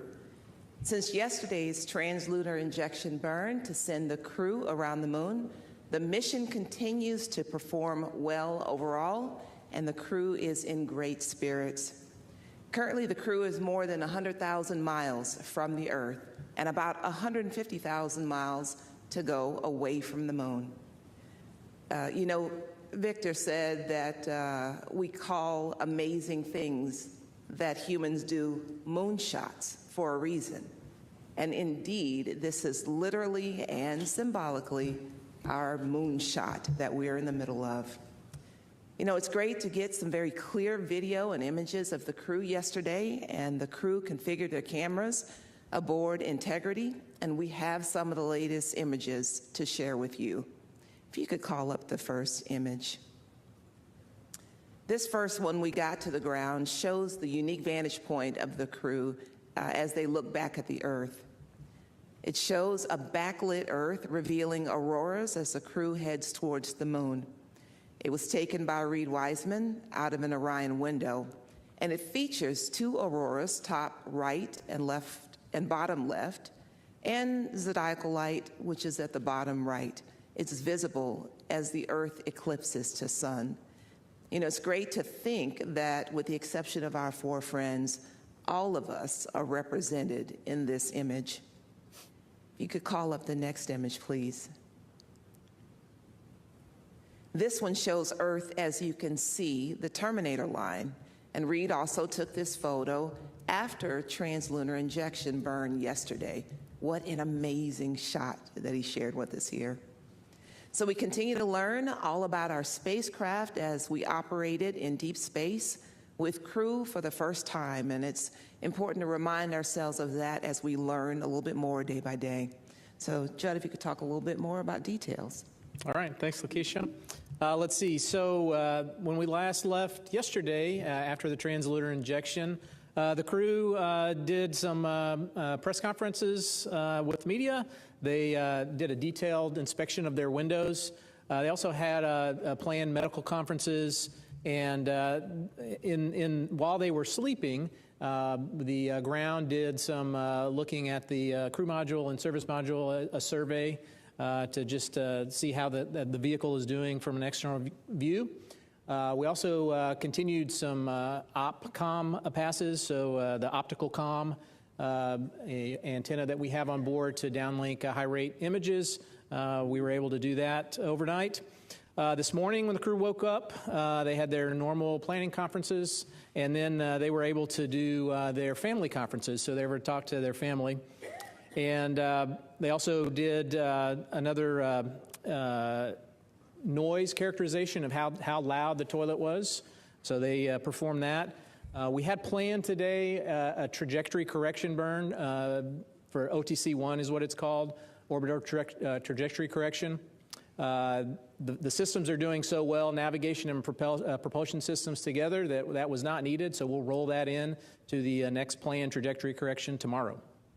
And I'll hand it over to Howard to talk any specifics on the Orion systems. Thanks, Judd. Great to be here again. Let's see, our subsystems continue to perform very well. Everything is nominal and as expected, so really good to report that today to you. As Judd said, we did the translunar injection yesterday, and we get a chance to look at the data, and the propellant usage was within 5% of our predicted usage limits. So it was really good to see it go so well, and the performance for that 5 minutes, 50 seconds was outstanding. Let's see, across other subsystems, no issues relative to solar array and power generation. The air revitalization system is doing very well. We are scrubbing CO2 at very good, healthy levels. We're keeping the humidity in the right range. And the crew, obviously, you've seen, looks like they're enjoying their time in the cabin. And across various other subsystems, like I said earlier, we're performing as expected or better in some cases. Now, we are working through one issue with the SM prop in terms of pressurization. So we have helium that pressurizes the propellant tanks, basically pushes out the oxidizer and the fuel in order to make some of the major burns. And so we had to shut off, isolate one of the branches. We have redundant branches in the system, no emission impacts. This is why we build redundancy in the system. But we're evaluating that. We're looking at that. That's maybe something you heard on the loop relative to what we need to do to isolate this particular branch. The second branch is ready to go. And when I say no mission impacts, we're able to perform the rest of the burns across the mission without doing any regulation, what we call blowdown mode. In other words, there's enough helium pressure in the tanks itself that we can push out the oxidizer and the fuel without needing to regulate or require more helium from the helium tanks. So overall, our redundant capabilities are providing the coverage that we need as we move across the mission. Let's see. Yesterday also, I think somebody asked this question, but the crew was able to exercise. And I said yesterday, I think we talked a little about any performance implications on the guidance navigation control system and talked to our experts, and there were no implications on that. So performed as expected in terms of what we thought the forces that would get imparted when the crew does the flywheel. that we addressed that very clearly through our design. And I'm happy to see that performance held up very well. Let's see, I have, I guess, my own couple images that Lakeisha showed you some, and I have a couple of my favorites. So the first one is just awesome to see from our spaceship. Out the window, our beautiful home planet, the Earth. I believe Reed took this picture, and it just brings a lot of great emotion to me, and to see that picture being taken. I know there's a lot of other pictures that we're going to see that are just going to be outstanding and fantastic to be able to enjoy. And then the second one, I had not seen the crew in a while. I've obviously heard them, but to see them in the interview, I do believe that I think Jeremy is too comfortable that way. I'm not sure he's working that hard, so I'm going to have to check to see if he's doing anything more than just laying there on the side here. But great to see the crew, great to see their smiling faces, and hear them talk about their experience already so far. And I can't wait to talk to them when they land home back Earth. And I think that's it for me today. All right, thank you. We will go ahead and start our Q&A session. If you're in the room, please raise your hand if you have any questions. And if you're on our phone bridge, please press *1. We'll start right here with Mark in the back. Hey, hello, everyone. Good to see you all again. Mark Strassman with CBS. John, I want to ask you a question, if it's okay. There are millions of Americans, unlike people in this room, who are just catching up with the fact that there's a moonshot going on this week. Who knew? So I want to just sort of scoot ahead to Monday's milestone, the lunar flyby. Why does it matter? What do you hope to get out of it? So it matters because, the whole point is to go back to the moon. The whole point of this mission is a campaign to get back to the moon. And the being able to see with human eyes the lunar surface is a huge milestone, right? And that just articulates the point, that we're going back to the moon, we're going to stay there, right? And so this is the first step towards that. We'll obviously build upon that. We'll get eyes on the moon, kind of map it out, and then continue to go back and in force. Yeah, I think maybe I'll go next. I think for us, I'll just touch or follow on what Judd said, which is the building blocks. We're building a transportation system. And to have a reliable and robust transportation system, you need to test flight the transportation system. And I think that's really important. We've demonstrated on Artemis 1 with uncrewed capability. We've added a very important aspect of it, which is the crewed capability. And that crewed capability enables us to really understand how, when we have people in the cabin, how the systems operate. And adjustments we need to make. You hear a lot of these kinds of things that over the loop, minor adjustments we need to do. Certainly engineering expertise and the design we put in has a certain understanding. But until you put people in the mix and you operate it and really understand what you need to do to operate in this kind of environment, you don't get that until you're in that environment. So I think that's really important. Yeah, part of what we're doing is the technical aspects and what we are learning from taking ourselves around the moon. The other part, obviously, is what you talked about, which is capturing the imagination of people, right? And we have far more engagement than we had hoped to have, and we hope that it will increase as we continue to take further and further steps into this mission. Okay, we'll take our next question here in the front, and then Eric next. Hi, Mark Kirkman with NSF. This is probably for both Judd and Howard. I'm very fascinated, we just saw some imagery of the waste dump, and I'm very fascinated with the prediction of needing the correction burns versus what's going to be the reality. I was wondering, because there's so little available material on the subsystems, at least publicly available material. Can you summarize the things other than the waste dump that would affect or perturb the trajectory? What vents off of this vehicle as opposed to what we know from shuttle like Fest dumps and stuff like that? And were you surprised that you didn't need this burn? Are we tighter in the prediction is the reality tighter than the prediction was so far? Yeah, so two parts to that question. First, so the major contributor to dispersions is what we call them, basically unplanned little tiny jets, are the carbon dioxide scrubbers. So they vent overboard, right? Vent the CO2 overboard. And so that's it's supposed to be a non-propulsive vent, but it has some propulsion to it, just like the urine vent has a little bit of propulsion to it. And so that causes minor trajectory deviations.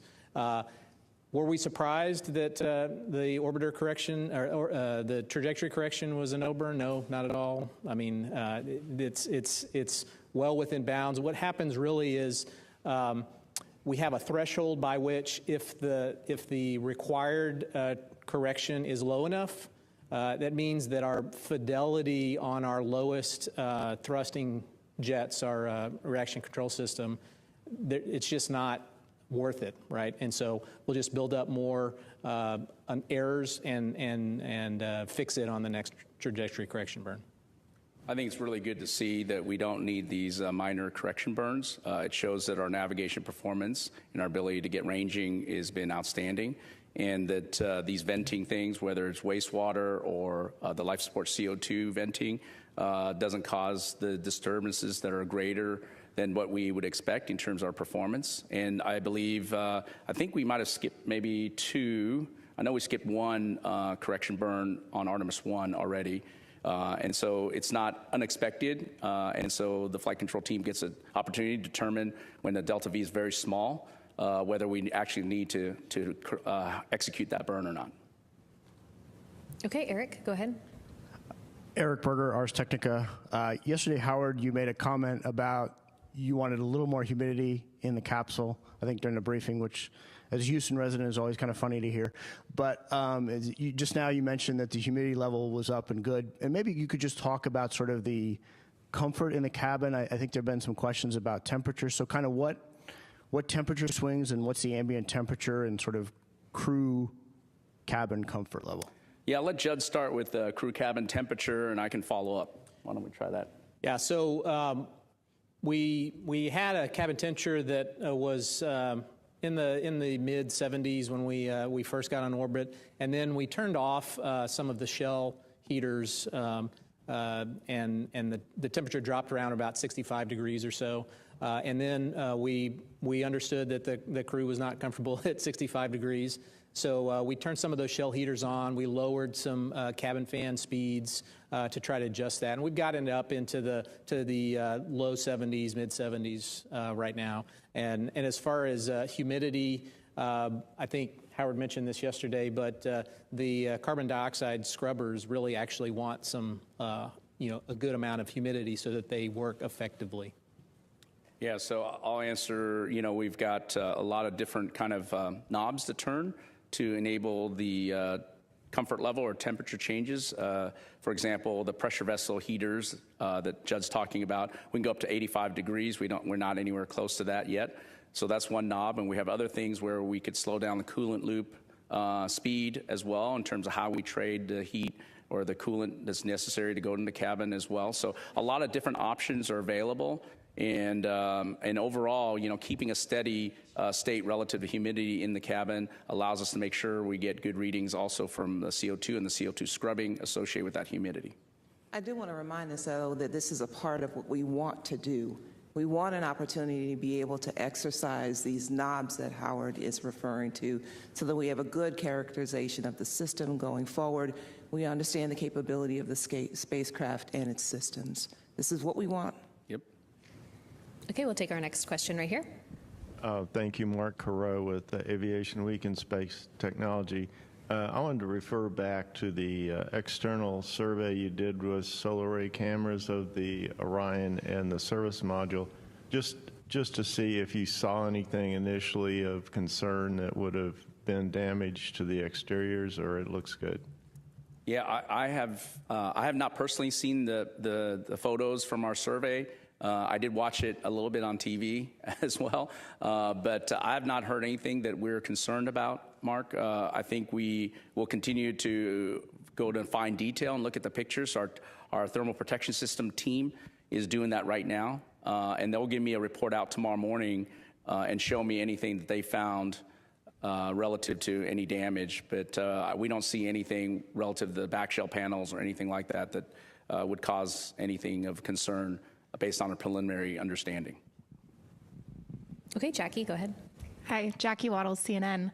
Thanks for doing this. Quick question for Judd or Howard. I understand that during the latest communication with crew, they were talking about mopping up some kind of leak with towels. I'm not sure I understood exactly what was going on. I'd love some insight there. And then tomorrow, there's a couple of things on the schedule I'd love to hear more about with this manual piloting, test flight test objective, and a selfie moment. I'd love some insight into what's going on there. Thanks so much.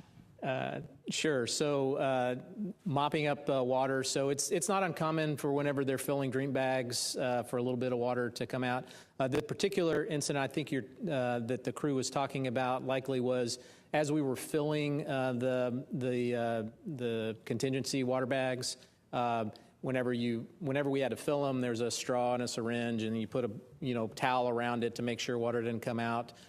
There's also a feature of the potable water dispenser such that when you turn the valve off, it still dribbles out water for a little bit. So those are probably the couple of things that they're talking about.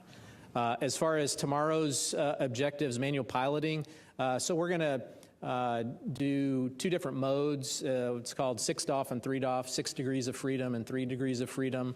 It's different thruster modes of how much control that you have in all the axes and translation.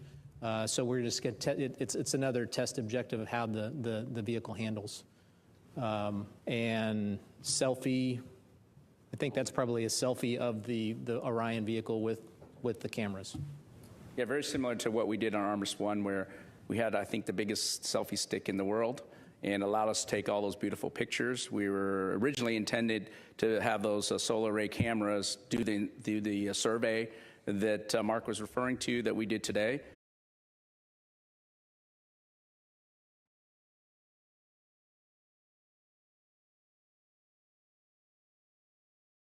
Six-hour period begins, like in Eastern or Central Time? Thanks so much. Yes, I can get that for you. As far as what we're doing, it's essentially when we start our closest approach to the moon, it's pretty much the entirety of that day we'll be able to see the moon. And so what we're doing is we're doing visual observations, taking camera shots of the moon and the like. As far as when we start it, it's going to be UTC of around 1830 UTC on the 6th. So subtract 5, that's 1330 Central Time, and it'll be going on for most all of that day, right? Because they'll be at their closest approach and pretty close thereabouts during that entire time. Okay, we'll take one more question on the phone bridge and then back here in the room. Our next question is from Marcia Dunn with the Associated Press.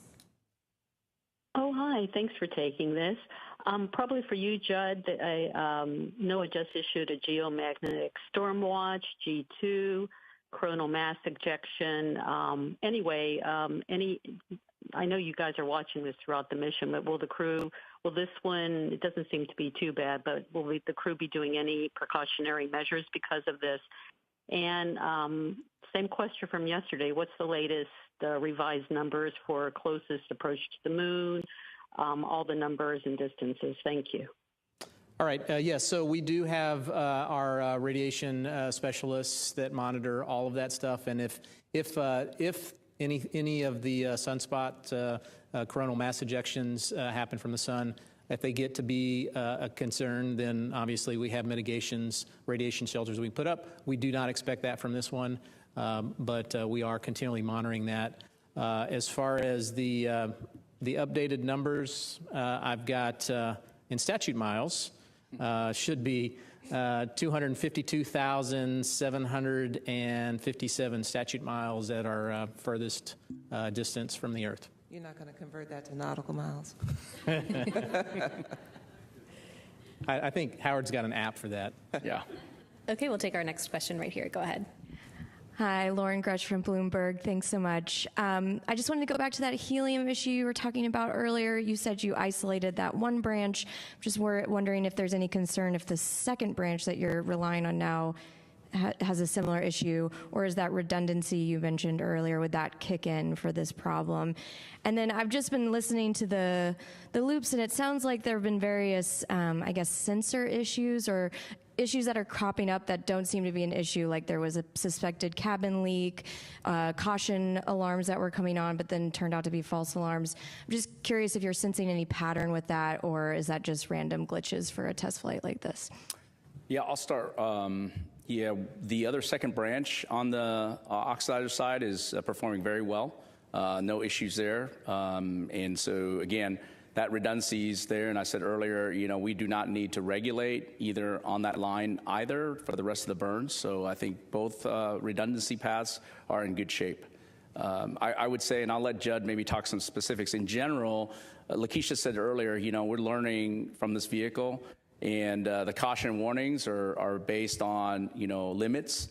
And those limits are established jointly with the engineering team and the flight operations team. However, we have to operate in the environment. We have to, account for variations. And so I think sometimes we don't get it fully right.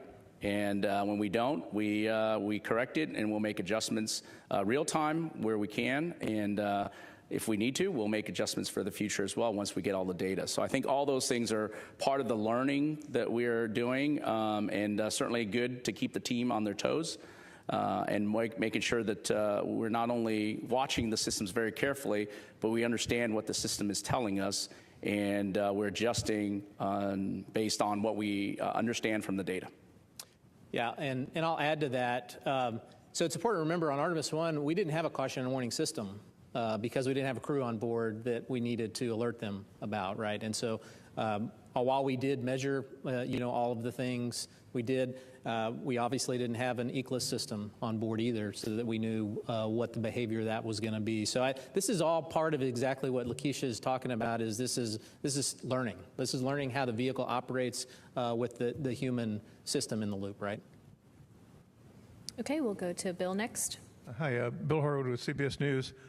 This is a question I get asked a lot, and I realize that it depends on who you ask how it gets answered. But, given all the Apollo missions, the satellites that we've had around the moon at much lower altitudes than these guys are going to be at, the question I get is what do human eyes really bring to this? Even if they've got nice cameras in their hands, they're a long way from the surface. I mean, 4,000 miles. What is this bringing that we don't already have from satellites and past missions? And I'm not saying that as a devil's advocate. I'm curious how you frame that in terms of the priorities of the mission. Thanks. You want me to first? I could start, yeah. So my understanding, talking with the scientists, is that your eyes, the human eyes, can resolve details much better than taking a picture and then looking at the picture, even with a telephoto lens. And so that observation that the scientists are looking for is really what's key, even from as far as away as you mentioned, 4,000 miles. There are still things that the human eye can pick up with granularity that are important to the science community. Now, I can't talk about what those specific things that the science community is looking for, but that's my understanding. Yeah, I think I'll try to maybe repeat what I said earlier. When I tell people this, and it's really purely from a spacecraft side, when we talk about wanting to have a moon base, wanting to have people on the surface of the moon or other planets, you need a way to transport people safely to that particular domain. And to me, it's very important that we do everything we can to understand and provide that capability in a robust and reliable way. And you have to walk before you can run. And I think this is very important in our step towards exploration, is learning, as we talked about earlier with all these questions relative to our subsystems, learning about how the subsystems operate in space. How do we put people in space, especially to the moon first? We haven't done that in over 53 years. This is a whole new generation of learning that we're trying to do. Certainly we learned a lot from our Apollo, I call giants, but we have our own learning to do, and we're trying to be more capable, and we're trying to provide more numerous opportunities to go to the moon so that we can put people down on the surface. All right, we'll take our next question right here. Go ahead. Hi, Michael Adkison, Houston Public Media. I know you guys are all too familiar with the Apollo 8 comparisons to this mission. They obviously did their Christmas Eve broadcast, and Sunday is Easter. We're in the midst of Passover, and Ramadan even was a couple of weeks ago. Are there any plans to do any sort of downlinks to mark the occasion or anything like that? There will be an opportunity, obviously, to hear from the crew, and we will be having a conversation in terms of what they intend to share with us. They are always inspirational in their communication with us, and we're really looking forward to that. Okay, we'll take our next question right here in the middle. Hi, T.G. Mascaro with the Epoch Times. Thank you so much. My question, Howard, what specific things have exceeded your expectations in terms of the Orion spacecraft? Wow, that's interesting. I would say that, just how happy and how well trained the crew is and our teams are to just work through just minor issues that we've had. To me, it's not so much an exceedance of expectation. I expect that, but just to see it in play, just to see how well that's working out. And of course, I expect our spacecraft to perform, but you never know. This is why we have a flight test, and it makes me very happy to see that although we have some minor issues to deal with, the team operates very well with the crew, both on the ground collectively between our mission evaluation room, our flight control team, and with the crew together, working together. And of course, the spacecraft is responding in a way that, of course, we knew about from Artemis 1. Every spacecraft is different, but the process is the same, the rigorous testing that we do and the analysis we do. And so I would say that it's always good to beat expectations. Richard Two of the Post newspaper. A question for Judd. Talking a little bit like a different aspect of this, so that with the MCC, can you talk about so many moving parts make this mission successful coming out of that department? What's the tone and the consensus of the controllers, the directors, as they see this mission transpire, and what are they thinking as far as how things are going so far in the mission? So my sense is that there's a lot of people that are very excited, right? And excited not only for the overall general, objective that we're going back to the moon, but also just from, there's a lot of time that people have invested in training for this mission, developing the mission, being able to work well with all of the teams together, and to see that come together. I think there's a lot of excitement there, and it shows. Going off that question, just curious, the technology's changed so much in mission control from the Apollo days to Artemis. Is there anything that you all have learned during this mission? Have you made any changes in mission control? We see the astronauts are making changes on the fly. I'm just curious to know if any changes are being made in mission control as well. Yeah, I mean, I think you hear it in all of the funnies we see with sensors, the way they behave, the way the systems behave.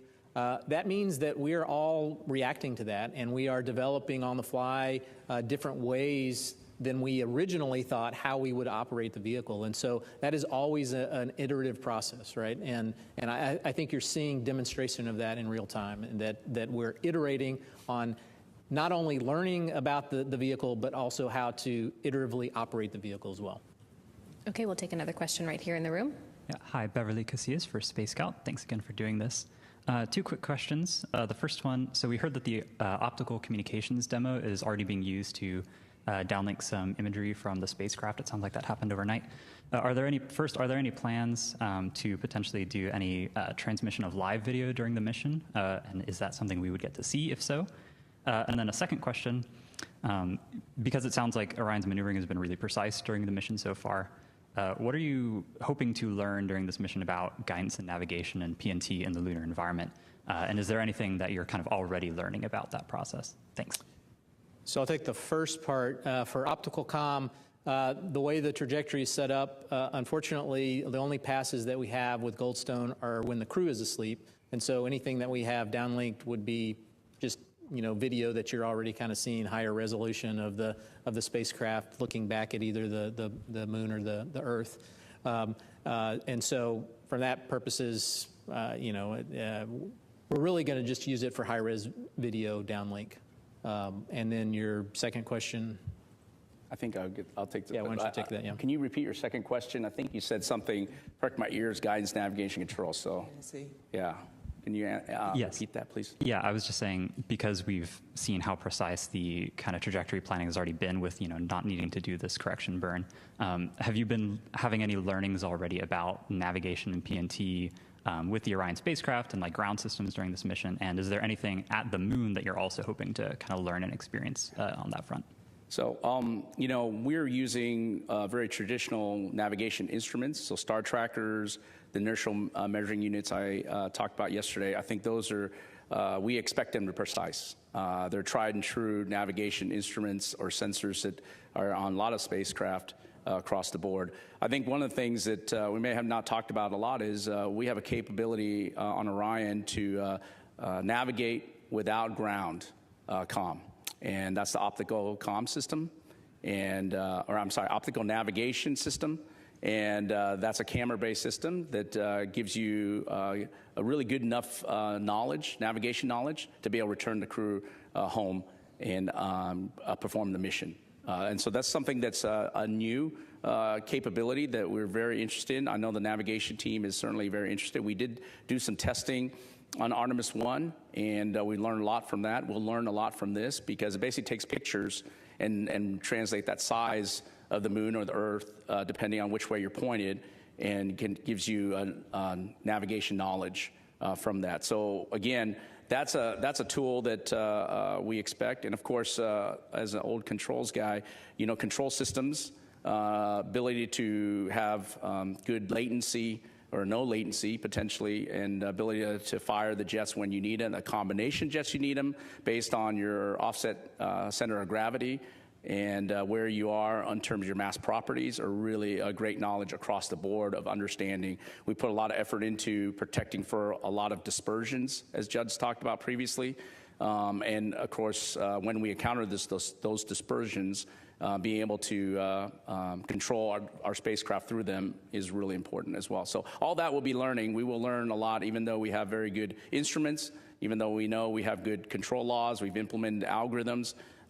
Every mission is a great learning event, and it's really great to see that the precision of the work we put in is being replicated on orbit. And I would add to that, in addition, as good as the sensors are on Orion, we still have to do ranging of the vehicle to update its state knowledge every once in a while. And so, as a lessons learned from Artemis 1, we have a new suite of tools on the ground that are able to process that ranging data, and also to hopefully, what we're hoping to learn is to back out all of those, minor dispersions from, non-propulsive events that are a little bit propulsive, so that we understand that can characterize all of the error sources of the navigation state. Okay, we'll take another question here in the room, and then we'll go back to our phone bridge. Go ahead. Thank you. Tarek Malik with Space.com. I think for Judd, there was discussion yesterday about how Flight Day 3 was a big change of pace for the crew. After the first kind of action-packed couple days. And I'm really curious how, I know they had CPR demos today, they had lunar science preps today, how that change has gone. And then I know that tomorrow they've got some scheduled time, at least 20 minutes, to take photos of celestial bodies. And I'm just curious, if it's not the Earth and the Moon, what else might they be taking pictures of out the window in their personal time there? Thanks. Yeah, I mean, I think you probably saw in some of the videos, the crew has a lot more time on their hands than they did in the first days. We were able to present them to you and have them talk to the media. As far as the pace, yeah, I think you can probably tell from the downlinks that the pace is quite different than it was the first couple of days. As far as celestial, I mean, they're taking pictures of stars and moon and sun, right? So anything they can see that is of interest. Okay, we'll head back over to our phone bridge. Our next question is from David Denault with About Space Today News. Go ahead. I'd like to do a follow-up regarding the cabin temperatures. Has NASA determined a desired temperature and a desired humidity? And is there any relationship to that with the carbon dioxide? As far as the desired cabin temperature, that is up to crew discretion, right? And so we're simply going off of what feels best to them as a consensus for the 4 members of the crew members. Humidity, we have to have some amount of humidity. I think we mentioned earlier for the carbon dioxide, we don't want it to be Arizona dry, I think is the term to use. We certainly want, but obviously the crew doesn't want it to be Houston humid either, right? So. Yeah, that's about right. Yeah. About 70s and about 25%, somewhere around there. Yep, they're comfortable. Okay, we'll take another question from our phone bridge. Our next one is from Allison McGraw. Go ahead.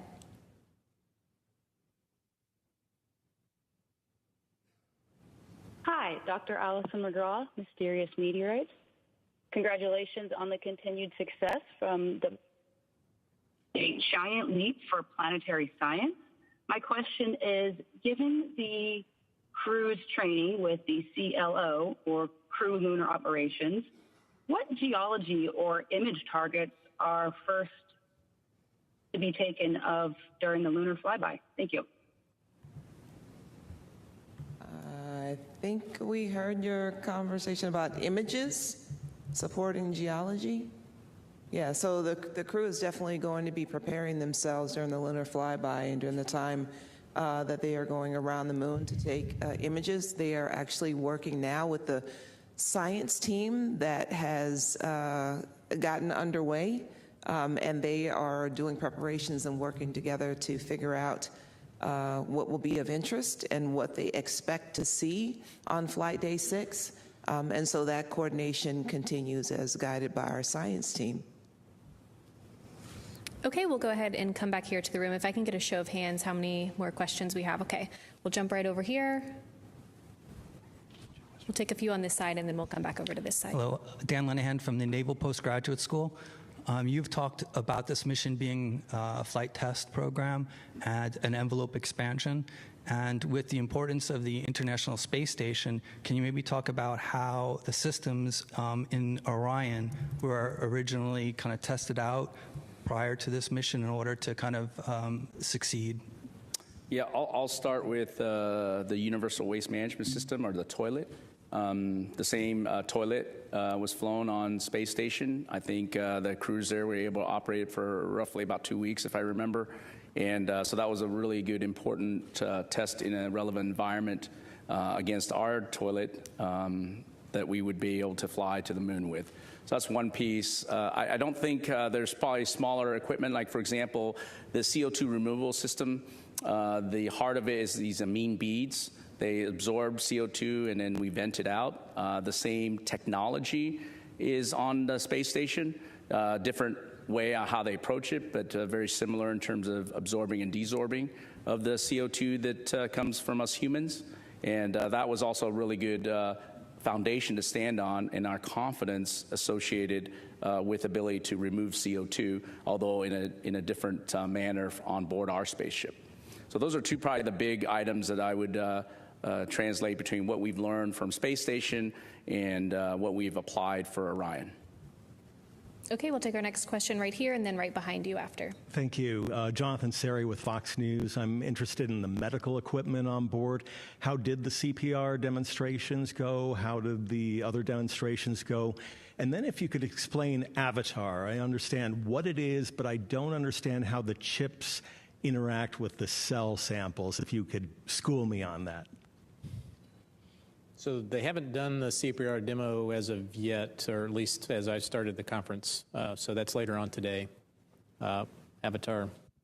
So we don't have a science representative here with us today, but as best I understand that Avatar is actually analog tissue samples from the crew members, and they have been brought on board, and there's going to be an expectation that they'll be evaluating those samples for how they react to the environment while they are on this mission, including reaction to exposure to radiation as well.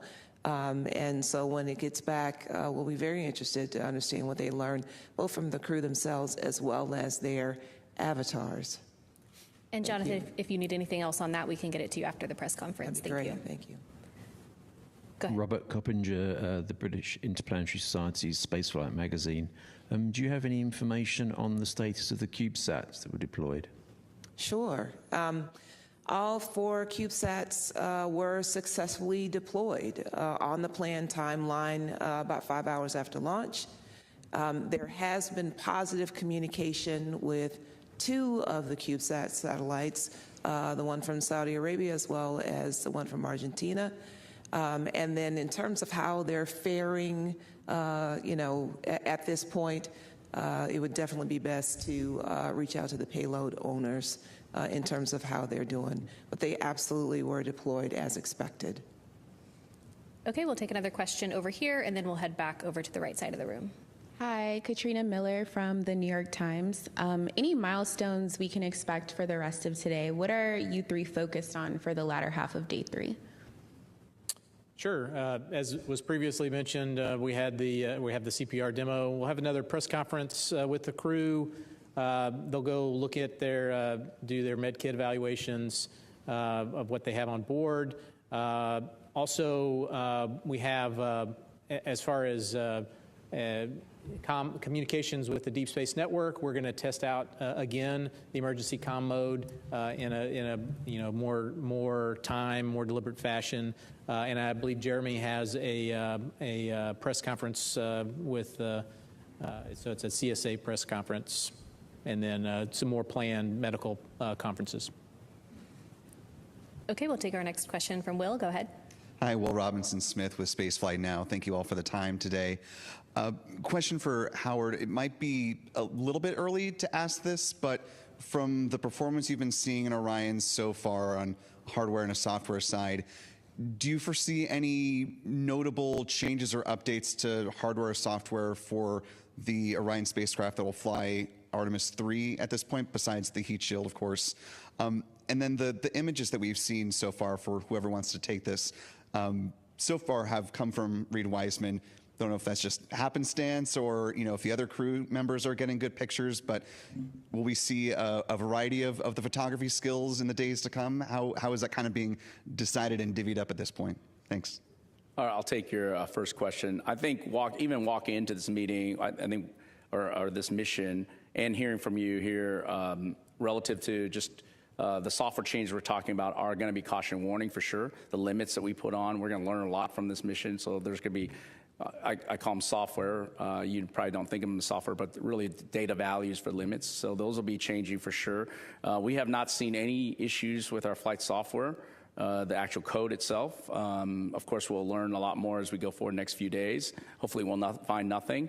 But we don't, we'll make some adjustments if we need to for Artemis 3. Our software development is still a few months ahead of us in terms of completing it. We've got a lot of the software done already. Of course, we've got a lot of software from Artemis 2. From a hardware perspective, there's a lot of learning. These, I would say, minor issues that we've encountered and these isolation valves, et cetera, we're going to go check those out and try to get the root cause. And if we have any things that impact our ability to fly at Artemis 3, we will work that. Hey, Howard, why don't you also touch on the different camera capabilities to include the mobile phone cameras, et cetera? Yeah, so from an image perspective, before maybe Judd talks about who's going to take pictures, if you might or may not know that we have iPhones on board for the crew members, and they're able, not only the Nikon D5s and the Z9s that we have on board that we preloaded already, they were able to also take some iPhones as well. That's what Lakeisha's referring to. And so they'll get some great images from all those cameras. And I'll let Judd talk about who gets assigned the best pictures. I don't know. Yeah, I mean, I think it's probably just happenstance that you've seen, Reed's pictures. Every one of them are going to be taking pictures, and I'm sure once we get, are able to downlink all of the pictures, I think you will see a suite of pictures from all of the crew members. Okay, it looks like we have one more in the room. Do we have? Okay, we'll go ahead and take one from you, and then we'll head back over here. Thanks. Hello, Kaya Burgess from the Times of London. Moon. Is there any plan in the future to try and overcome that for future missions, to try and use kind of satellites at Lagrange points or wherever it might be, so that in future that communication behind the moon will be possible and you will never be out of signal in the future?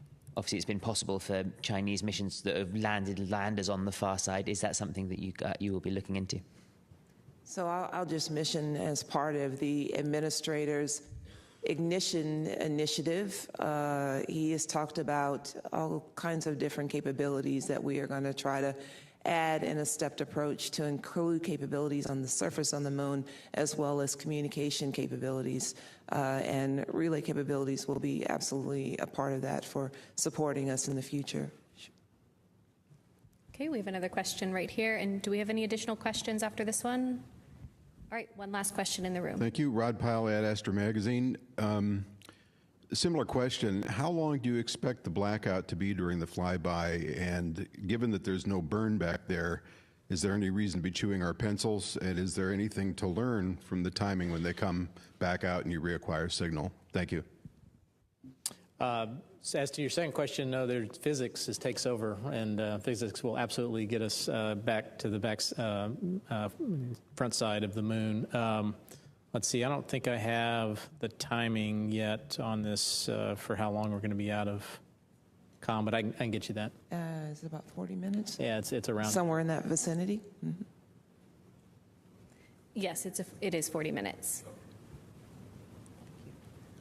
All right, well, it looks like that's all the questions we have for today. Thank you so much for joining. We'll see all of you back here again tomorrow at 4:15 for our next mission status briefing. As always, you can keep up with all the latest news and events during the Artemis II mission at nasa.gov. Thanks for joining.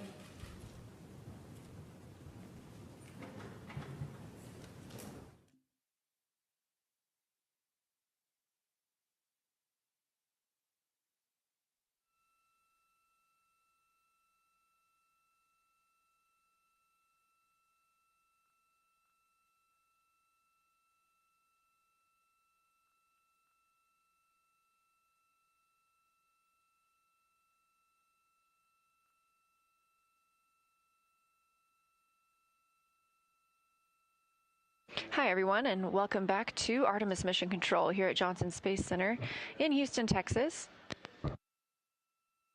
This view coming to you live from one of the solar array wing cameras on the Orion spacecraft, looking at the European Service Module and the Orbital Maneuvering System engine, also known as the OMS. We are 1 day, 21 hours, and 49 minutes into the Artemis II mission, the first flight of humans aboard the Orion spacecraft.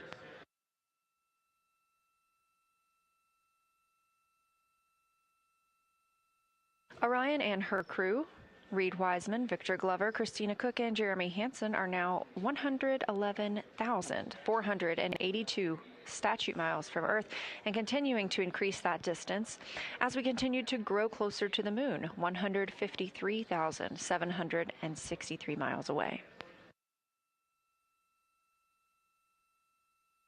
We've just wrapped up our daily press conference, during which mission management is able to answer questions from the media. We have another one of those scheduled for tomorrow afternoon at 3:30 p.m. Eastern Time. We're live here in Mission Control Houston 24/7, providing updates as the crew continues their work aboard the Orion spacecraft.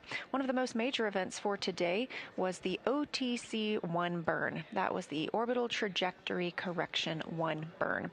That was a timeline to happen at 5:49 p.m. Central Time. However, that burn has been canceled because there is no need to correct the trajectory of Orion at this time. That burn follows the translunar injection burn at 6:49 p.m. last night. The translunar injection burn took us out of high Earth orbit and sent us toward the moon. It also commits us to a splashdown on flight day 10. Because that burn was so precise, teams were able to cancel the OTC-1 burn today.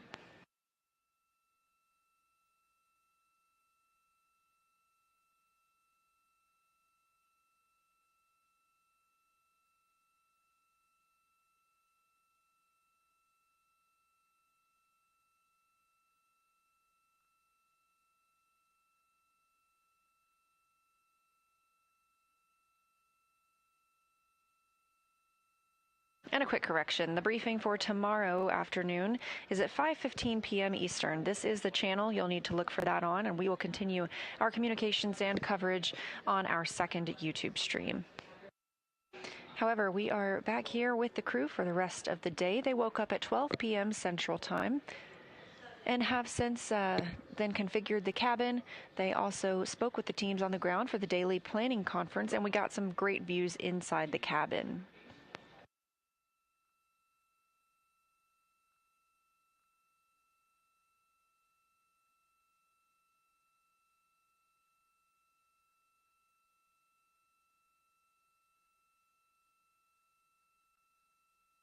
With that burn cancellation for today, the crew now has a little more free time on their schedule after having a very, very busy first 2 flight days with launch on April 1st and translunar injection burn on April 2nd. They do have a handful of timelined events for today, however, including filming a video of the potable water dispenser. This is how the crew accesses water during the mission. There are 4 water tanks on Orion, and they are able to fill drink bags as well as rehydrate the food that they eat while on the mission.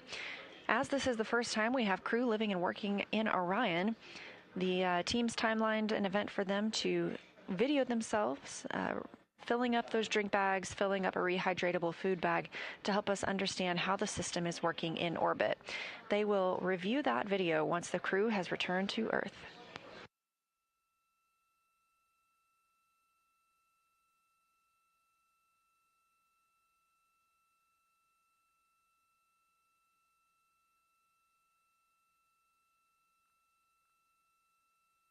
There are a handful of medical devices on the spacecraft as well, and so other things the crew will be working on today is checking out those medical devices. One of those is the electrocardiogram device. They'll be able to check that out on one of their fellow crew members. Later on in the day, they will also activate and check out other diagnostic devices of the Orion medical kit system, including the blood pressure monitor, thermometer, stethoscope, and otoscope.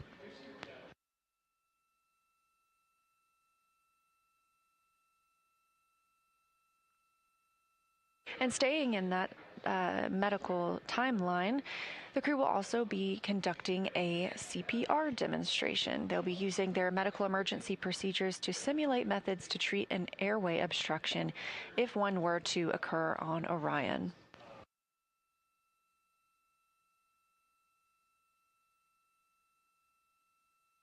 A key feature of many of these events, as mentioned with the potable water dispenser, is that these will need to be recorded. These will serve as training videos and also help teams on the ground learn how to best prepare the spacecraft for future missions.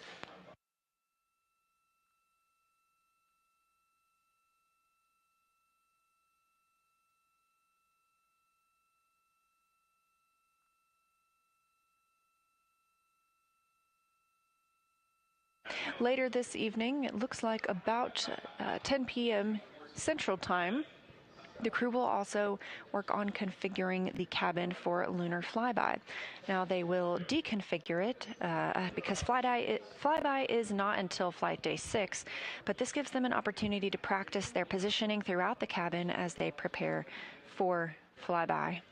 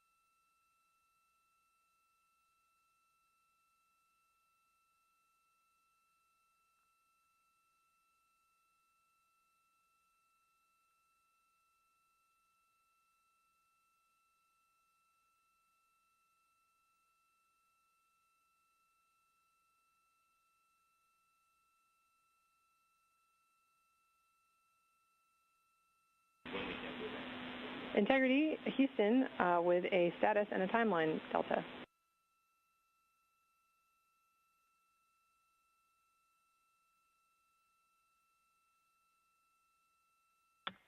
Go ahead, Chris. All right, we wanted to let you know that we are stepping into our burn cancellation procedure here from the ground. We have attempted to suppress any expected caution and warnings associated with that. Just want to give you a heads up. And then we'll let you know when we have a new active burn plan. The other piece is we'd like you to give us a call prior to the CPR demo. Consider that a hard scheduled activity for now so that we can position the saws. How copy?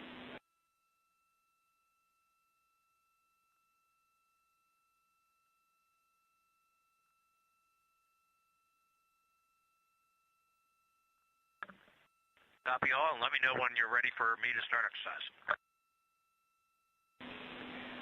All right, Reed, I will let you know.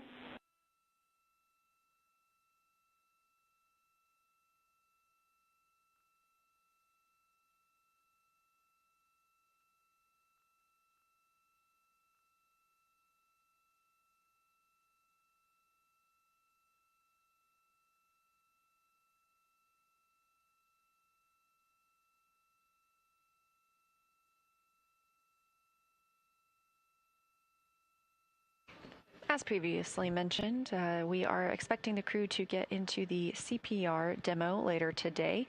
That won't be until just before 7 p.m. Central Time, but the team on the ground has asked the crew to let them know before they start that demo so they can park the solar arrays. Reed Wiseman also called down that he is standing by to begin exercise. That's another opportunity for the team to park the solar arrays, and by doing so, it keeps any movement that happens inside the spacecraft from damaging those arrays. We did see some movement yesterday while Commander Reed Wiseman was exercising. The crew uses a small flywheel device. It only weighs about 30 pounds in comparison to over 4,000 pounds of equipment on the space station. And the crew is timelined to exercise for 30 minutes a day to help maintain their bone and muscle strength. This a live view of the Artemis Flight Control Room here at Johnson Space Center. Down toward the bottom of your screen, Capcom Chris Birch, NASA astronaut who you've been hearing speaking with the crew, and next to her, Capcom and Canadian Space Agency astronaut Jenny Gibbons, also a backup flight crew member for Artemis II. Near the top of the screen, Flight Director Jeff Radigan, and to his left, Flight Director Diana Trujillo.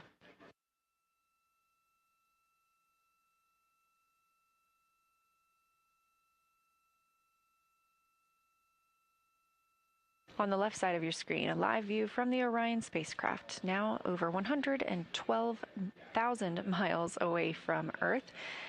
And that is our little crescent Earth over to the right.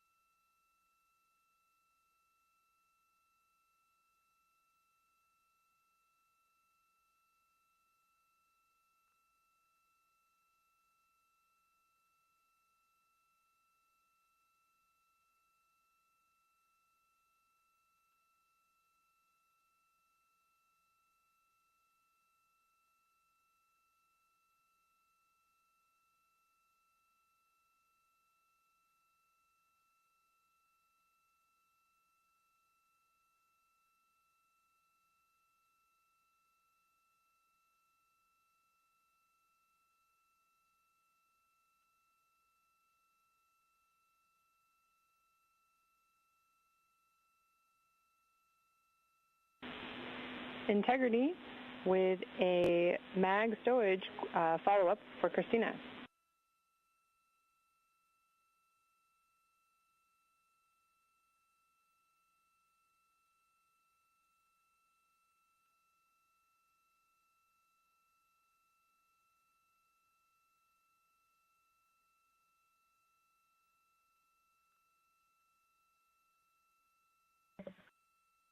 Go ahead. Christina, in your last report, we copied 2 levels of containment for those mags, and we need 3. So our suggestion was to put in a trash bag, if able, or another Ziploc, unless you can correct me and say we've got 3 levels of containment.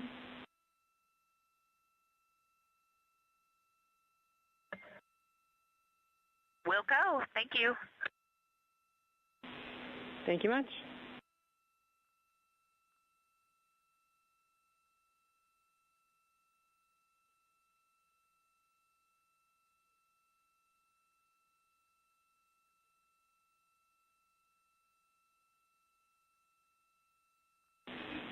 And Integrity, read is go for exercise. We are configured.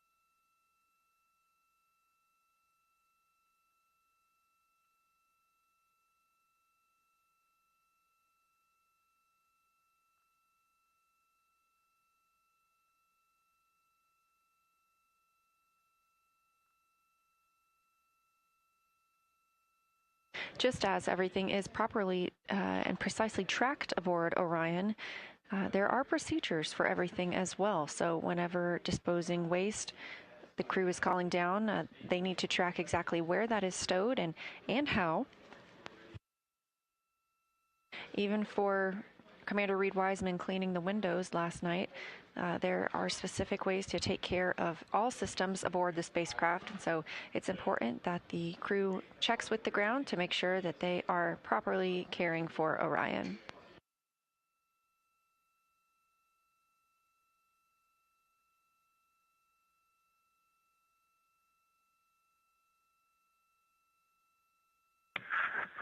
Chris, I copy on exercise. I'll be starting in about 5 minutes. Copy, sounds good.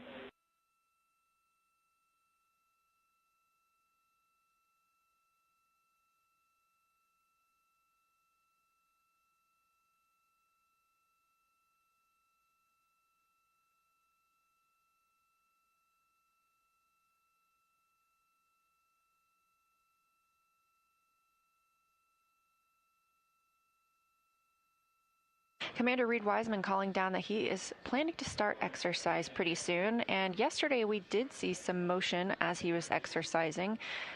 We will look for that again here on the left side of your screen, a view from Orion looking at the European service module and that orbital maneuvering system engine. Again, we don't expect to fire the orbital maneuvering system engine again after the translunar injection burn. That was the final major burn for that engine. But this is the engine that would be used should we have an abort of the mission. However, everything's still looking great for Orion and for our 4 astronauts on the Artemis II mission.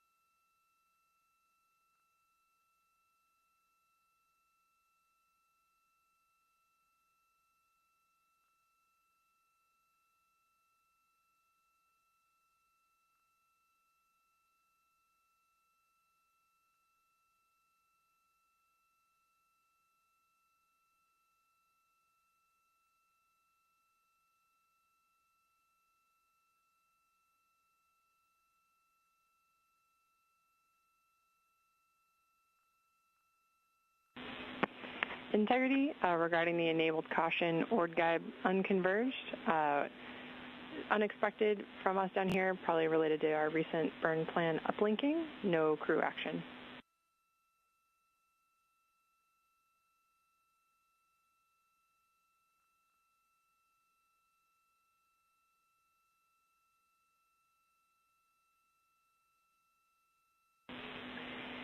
And as we're performing an attitude maneuver, we're going to need Reed to stand down from his exercise until we can get the saws repositioned.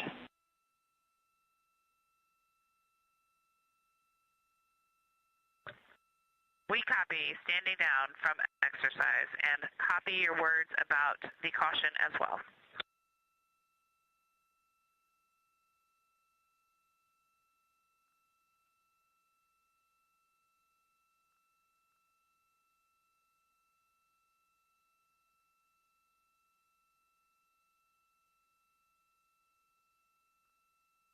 Those calls to the crew as they received a caution on their displays for orb guidance. That's due to the cancellation of this orbital trajectory correction burn. No action called to the crew. Again, we canceled that orbital trajectory, outbound trajectory correction burn due to having such a precise translunar injection burn. This other burn today would have only been 8 seconds long and was deemed unnecessary. As we are currently maneuvering the attitude of Orion, Commander Reed Wiseman was also asked to hold on beginning his exercise due to the need to maneuver the solar arrays as well. They will then park those solar arrays and put Orion in the proper configuration for Wiseman to begin exercise.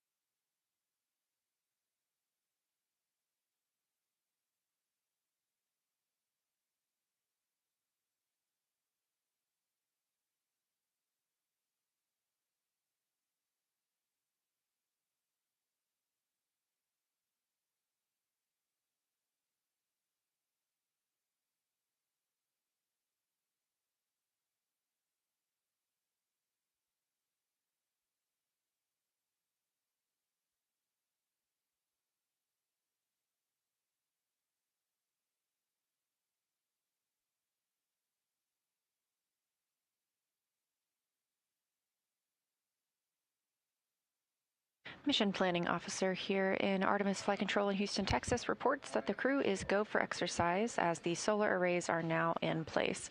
We'll be looking to see if there's any movement while Commander Reed Wiseman begins his exercise portion. Orion is currently 113,922 miles away from our home planet, 152,000 miles away from the moon. Capcom Chris Birch also called up confirmation about that caution that the crew received about orb guide that was due to the cancellation of the outbound trajectory 1 burn. And of course, no action for the crew.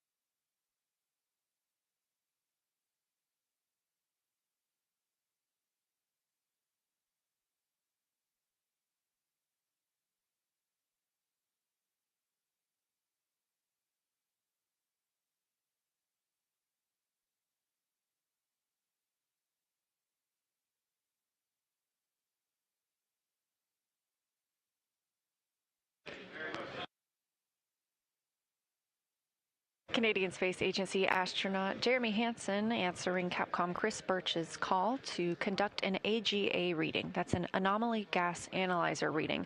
That device must be powered on 5 minutes prior to taking a reading, and they request that the crew does so before exercising. Obviously, this is the first flight of humans on this spacecraft, and therefore it's also the first flight of an ECLSS system, environmental control and life support system. By taking these readings inside the cabin, teams on the ground are able to determine how that ECLSS system is functioning and what amount of gases are inside the cabin. The numbers you heard Hansen reporting are in parts per million.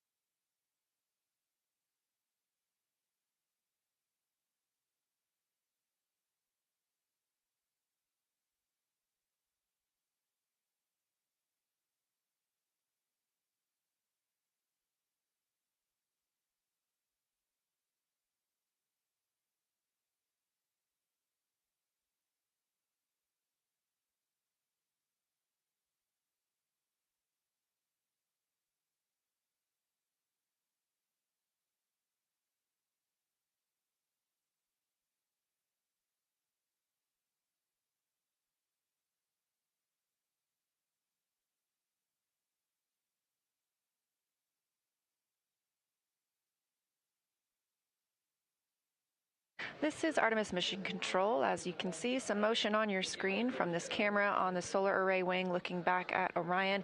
We are expecting that to be from Commander Reed Wiseman, exercising yet again. The crew is timelined to exercise 30 minutes each during this mission.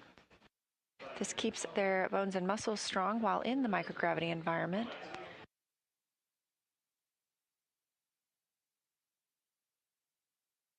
This type of motion doesn't damage the spacecraft, but the solar array wings are locked and parked to keep them from being damaged by any loads imparted from this movement.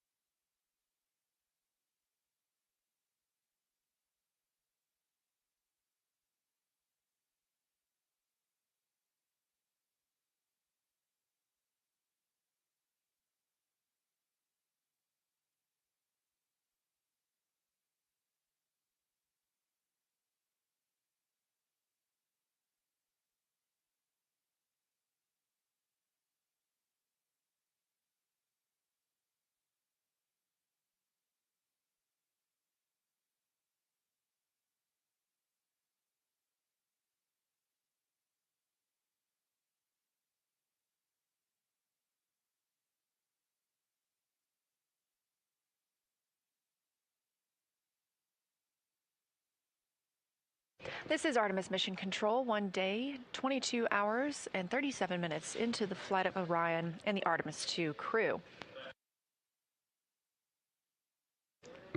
NASA astronaut and commander of the mission, Reed Wiseman, continues to exercise on the flywheel device inside Orion. That's why you're seeing some of that motion right there.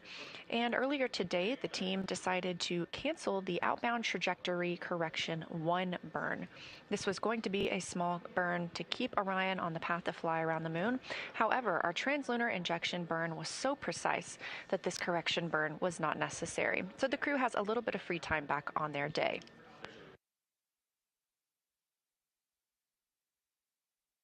Coming up in just a couple of hours, the crew will get into their midday meal. The food the astronauts eat plays a key role in maintaining their health and ensuring they can perform their mission objectives to the best of their abilities, and it's also something they enjoy sharing together. Long before launch, our teams here at Johnson Space Center start preparing, so this crew has everything they need to enjoy their meals. Let's take a look. Around the moon meal. Around the moon meal. What would you eat? Cheese? Can you think? Oh my gosh. That's clever. What do you think? All right, describe. My name is Christina Cook. And I'm Jeremy Hansen. We're crew members on the Artemis II mission flying around the moon. And when we fly around the moon, of course, we're going to be taking some food with us. That's right. This is how to eat in space.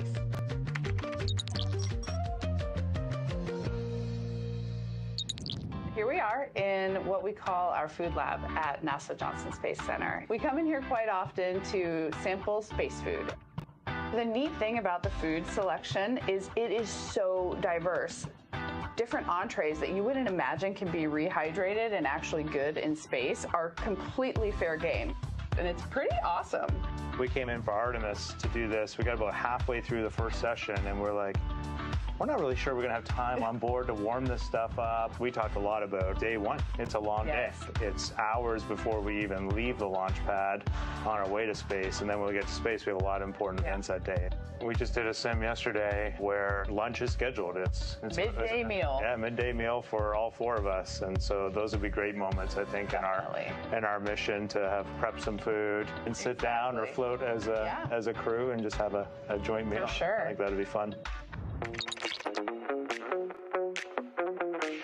My name is Shulei Wu. I'm the food system manager for ISS and Artemis. The food lab at Johnson Space Center, that's where we make and package most of the space food, and also where we will be making all the food for the Artemis missions. Food is a big part for our crew members. They provide the nutrition, the calorie, micronutrient for crew members, but also boosting crew morale. It's very important. There is always a lot of steps, very strict steps for us to follow to making sure the food we provide are consistent and meet all the food safety, nutritional requirements, and most important, also need to taste good.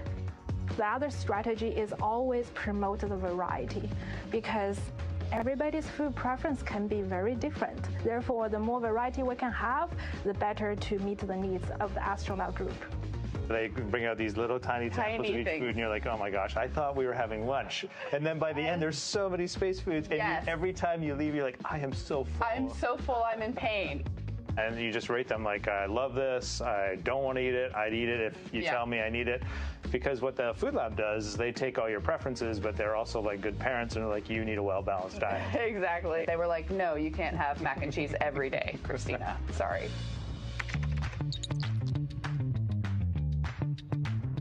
I'm Wyeth McKinley. I'm a flight controller and a crew instructor for Artemis II. We're here at the Space Vehicle Mock-Up Facility at Johnson Space Center. We're inside the Orion mock-up where we perform crew training for the Artemis II mission. On the Orion vehicle, crew is able to heat up their food using our briefcase-style food warmer. The food is held in contact with the central heater plate by these springs so that it can warm up and they can have a delicious meal.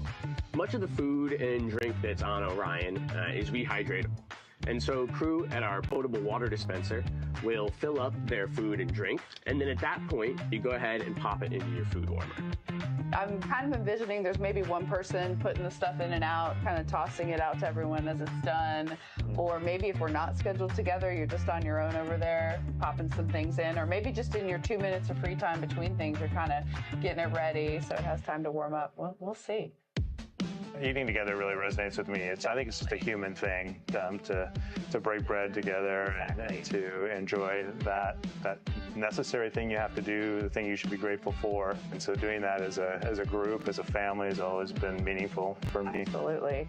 It represents togetherness and something a little out of the ordinary. You don't necessarily get to have those meals with everybody in your life, but if you are sharing a meal, especially if you're sharing breakfast, lunch, and dinner with a group of people, that means something. It's like a camping trip.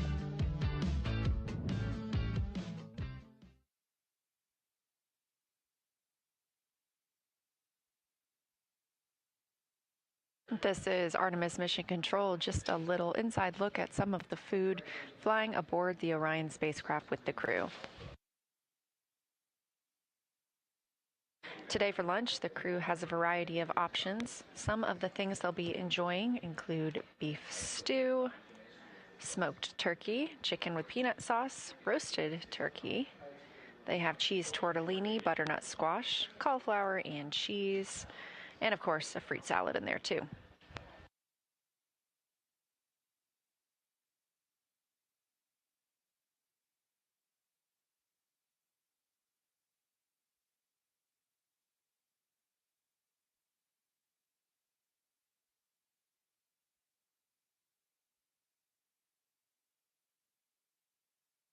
The motion you see of Orion on your screen is due to the exercise from NASA astronaut and Artemis II Commander Reed Wiseman. He continues to use the flywheel device inside the spacecraft. Again, we have each of the astronauts timelined to exercise for 30 minutes each day. Elsewhere in the cabin, Christina is working with the ECG device. As we discussed, the crew are performing checkouts of some of their medical equipment today. This is the electrocardiogram device checkout. This is, of course, with the crew being the first humans to fly aboard Orion, the first opportunity that all systems and teams have to check out their devices and hardware with humans on the spacecraft. Everything we do on this mission informs our plans for future missions around the moon.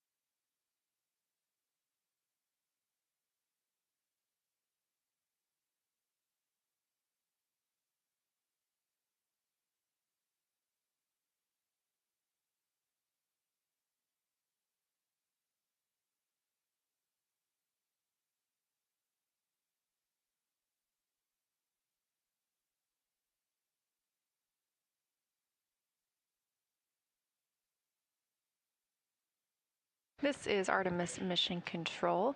Again, the movement you see on your screen is due to Commander Reed Wiseman exercising inside the Orion spacecraft.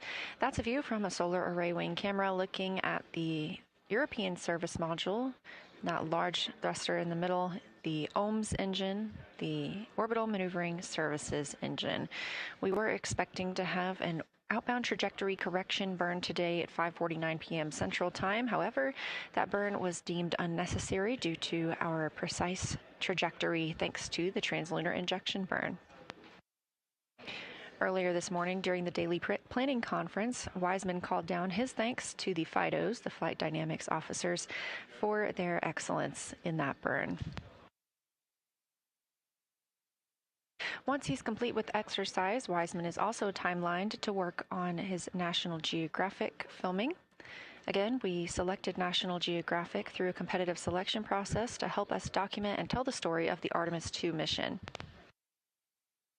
The crew members have time throughout the day scheduled to help capture those items, and a shot list provided by National Geographic with everything from exercise to family life, bedtime preparations, what it's like to live in space. They'll also explore the medical kit, which we've discussed today, and take plenty of photos, including just some memories of their time aboard Orion.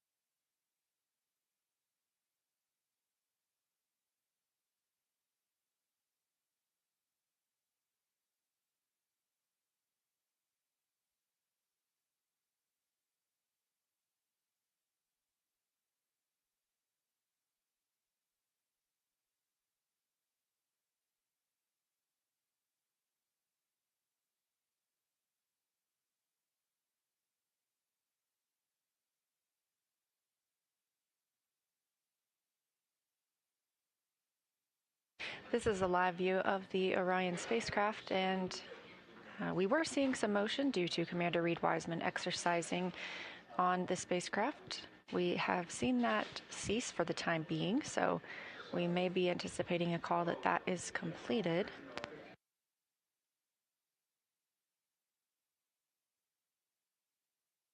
Here in Mission Control Houston, the Orbit 1 team is on console monitoring all systems aboard Orion. It's been a relatively quiet day here in Mission Control Houston due to the cancellation of that outbound trajectory 1 burn. Just decidedly not needed due to our already precise trajectory thanks to the translunar injection burn.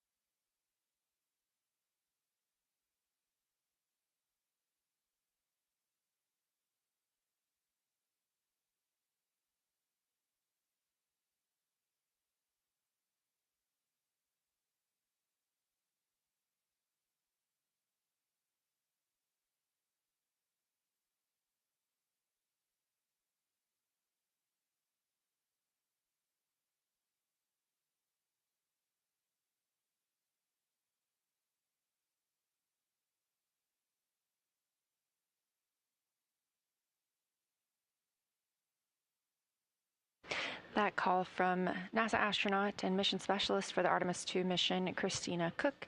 She is conducting a checkout of the ECG device. That is an electrocardiogram device that is aboard Orion that requires her to use an app on the medical tablet. She's running through some troubleshooting with teams here on the ground, but this does call for the crew to take an ECG reading as they test out all of the systems and the tools they have on this flight.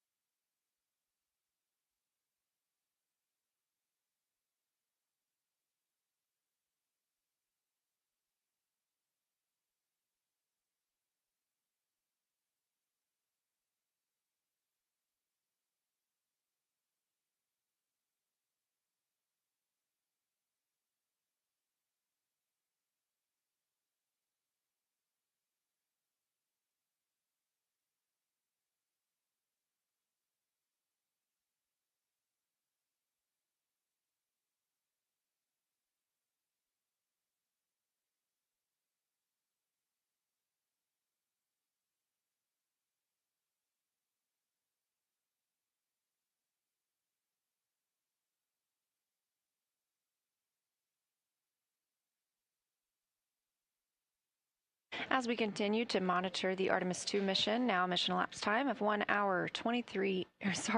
day, 23 hours, 8 minutes. The Orion spacecraft is now 116,700 miles away from Earth. This mission is built by people and companies in all 50 states and with international partners. So with Artemis II flying, this is a testament to everyone's hard work and dedication. Let's learn a little bit more about them. What we're doing here is a collaborative effort of hundreds of thousands of people. This is about the parts, the hardware, the software, the services, all coming together to make that mission possible.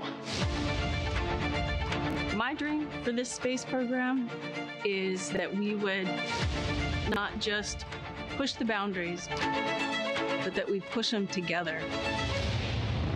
And liftoff of Artemis 1. We rise together, back to the moon and beyond. It takes a team to do great things. And Artemis has an incredible team. We have international partners. We have commercial partners and industry partners. It takes unity to accomplish great things, and that's what this mission's all about. We're not sending our money to the moon and lighting it on fire. We're putting that money right back into the economy in ways that benefit everybody. So every dollar that comes out of the Treasury that goes to support this mission goes back into the Treasury 3 times. What is very important to me is that we do it the right way, and that we do it with our values, that our industries grow, that our communities grow, that our families are healthy and safe and have amazing things to work on. Then we're going to build machines to go even further onto Mars. That is our generation, the Artemis generation, that defines the starting point of our exploration future. I just want to say thank you to all of the hands that have touched a part of this program and the hearts that have moved everyone to this goal, because we're going to the moon and we're going beyond. One team. One team. One team. One dream.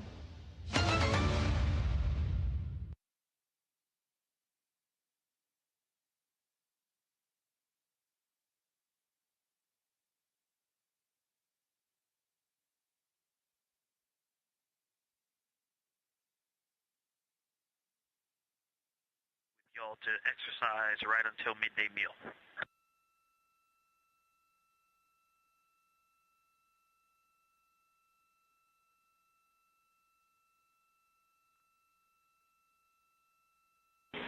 My apologies, Victor. We're checking.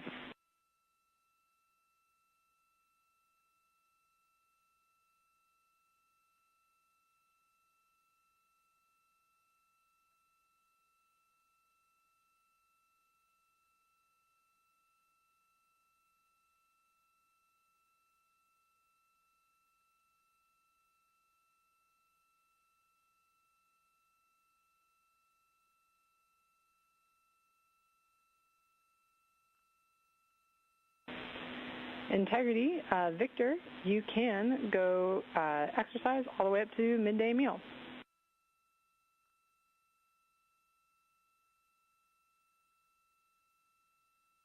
Copy, I'm getting started. Thank you. No problem.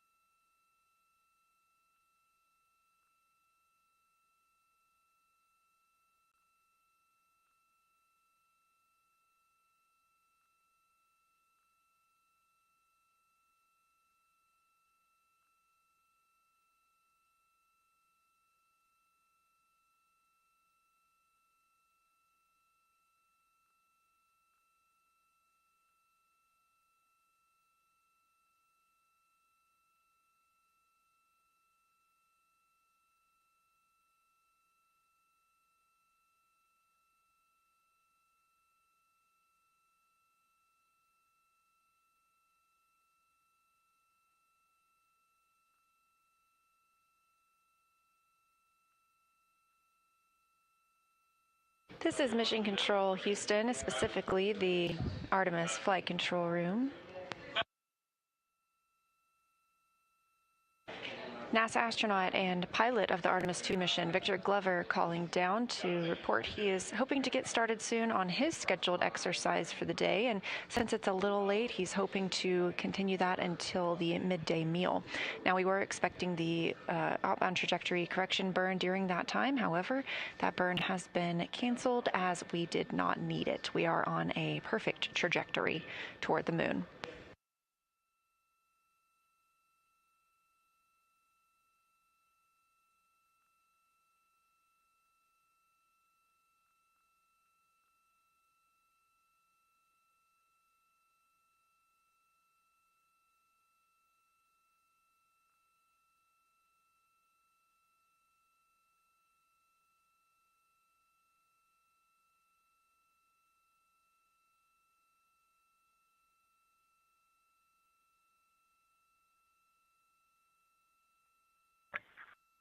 Houston, integrity on 1 for HHP. We're with you.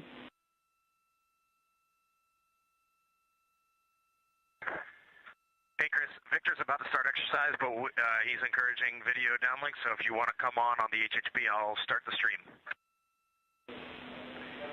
Thanks, Reed. We would absolutely love that, and thanks, Victor, for his willingness to let that happen. Reed, I do have an additional comment for you and the rest of the crew about a possible opportunistic photography and science opportunity over your midday meal. There's a period where we're going to have Earth viewing followed by moon viewing. You can reference the Orion Attitude Band and Optimus. It's kind of right in the center of your midday meal. And if you'd like to do any photography, we're recommending deploying and using the camera shroud over window 2 to reduce glare.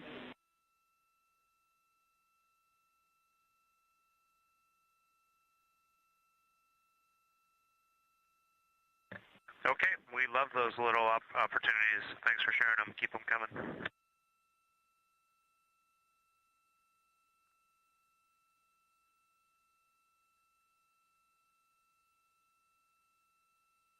Commander Reed Wiseman calling down to the ground. That is Capcom Chris Birch in the center of your screen responding to him. Capcom stands for Capsule Communicator, the one person communicating with the crew.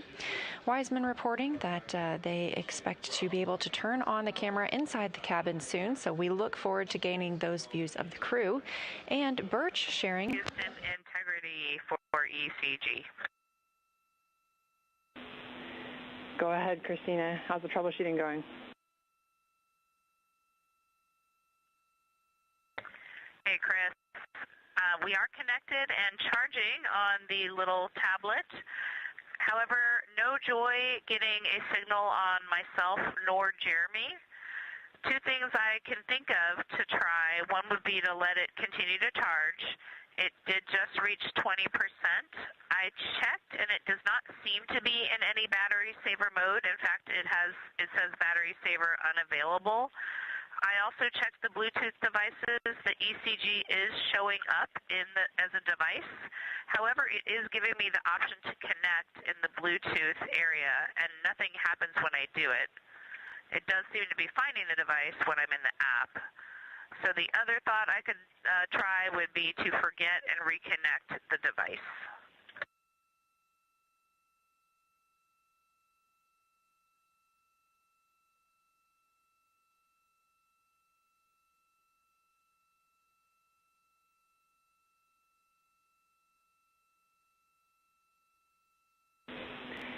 Christina, that is an excellent idea. Good troubleshooting so far. Yes, we definitely want you to try the forget the device and then try and reconnect. And then another piece of data that might be useful for us is whether you see a battery symbol at the top of the medical tablet right-hand corner.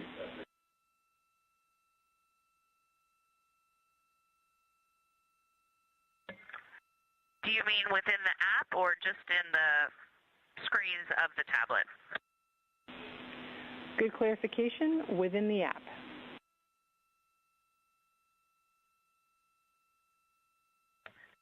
Okay, within the app, when the screen instructing to touch the electrodes to start is up, I do have a battery icon in the upper right. However, it is gray with a question mark inside.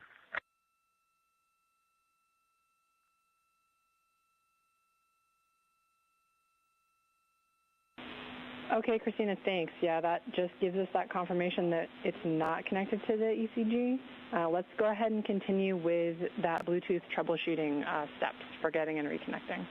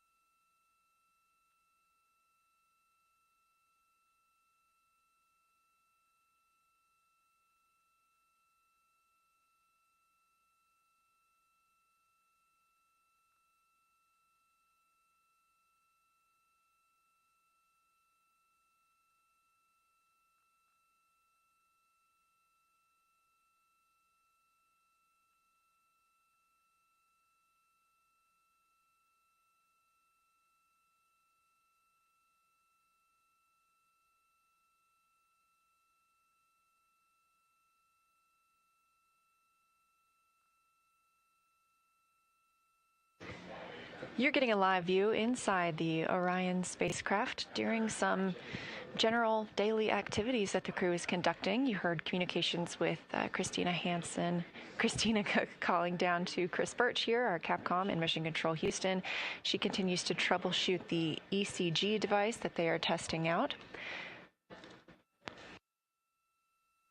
In the foreground, in the blue shirt, Commander Reed Wiseman, and next to him in the black shirt, Canadian Space Agency astronaut and mission specialist Jeremy Hansen.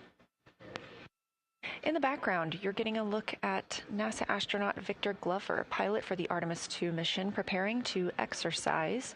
And what he is using is the flywheel device. We've discussed this a few times. This is Houston, integrity for ECG.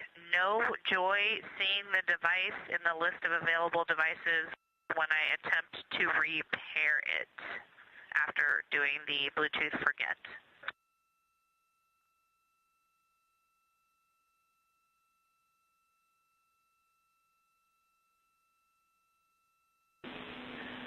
Okay, Christina, unfortunately, we are out of ideas at the moment. We're going to do some more thinking.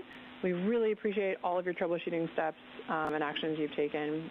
Great data for us, but we'll move on from this activity for the day. Thank you.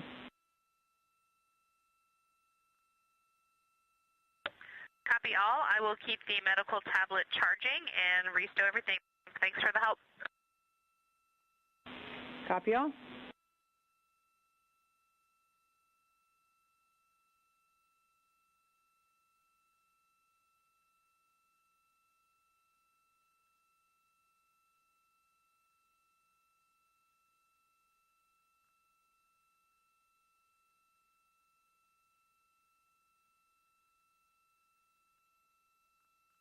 Again, those calls from Christina down to the ground as she troubleshoots that ECG device, the BME, or biomedical engineer, here in Mission Control Houston, working with their teams to continue developing procedures to help the crew troubleshoot.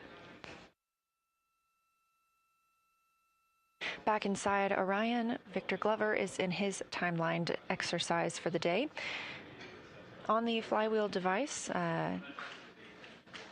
this is a small device installed directly below the side hatch, so if you look above where his feet are, that is the side hatch of Orion.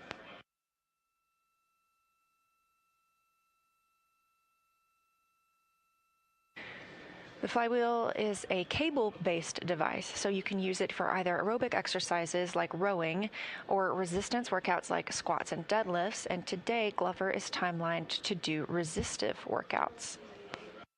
It can max out at 400 pounds of resistance.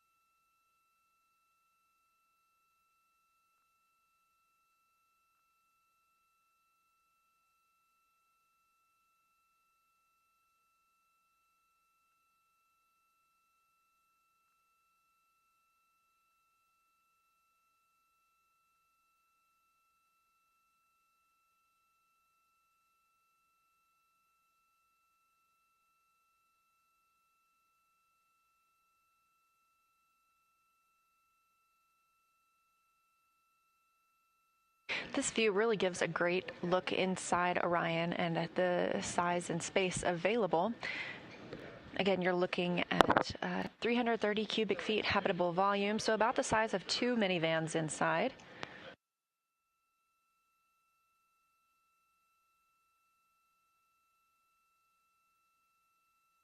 The crew obviously did not launch in Orion in this configuration. They have since been able to stow quite a lot of the hardware that was used during the launch portion. That gives them more space to move about the cabin.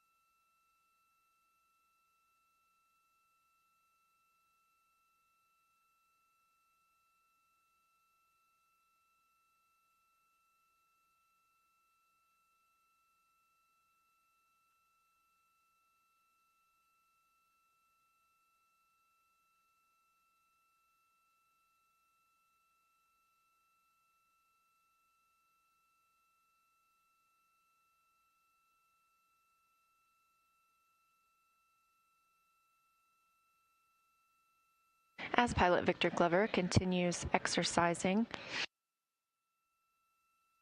using the flywheel device, this is something that we learned early on during our spaceflight history would be critical for astronauts living and working in space for longer periods of time.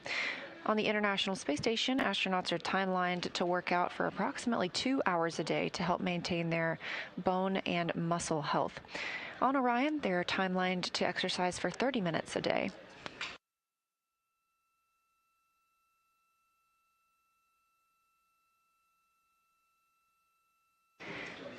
Not only does this exercise help benefit the crew members and keep them strong, but it also helps inform how we treat things like osteoporosis on Earth.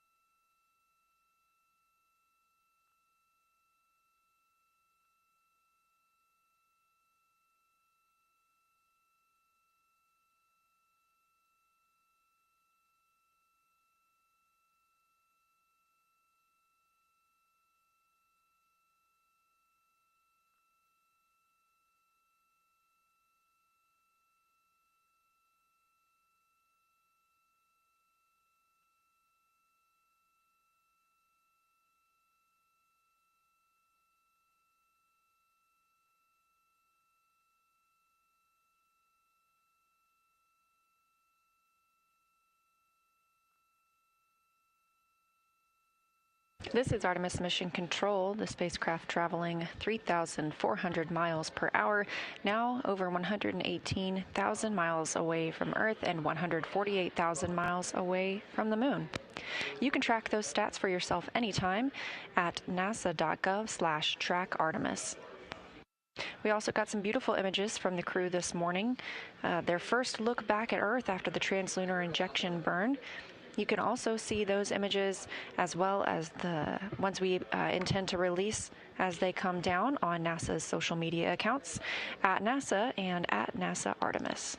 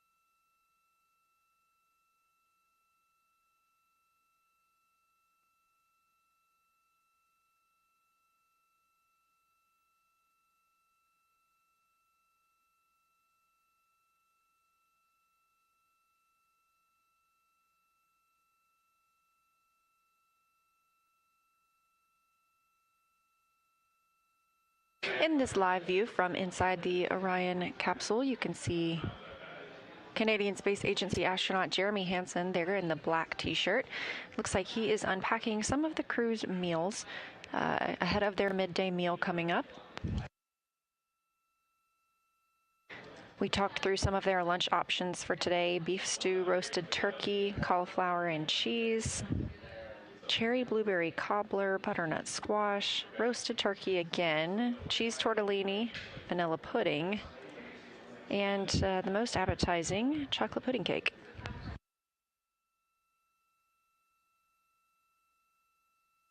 And if you're a sauce fan like me, you'll like to know there is maple syrup, chocolate spread, peanut butter, hot sauce, spicy mustard, strawberry jam, honey, cinnamon, and almond butter, all flying around the moon as well.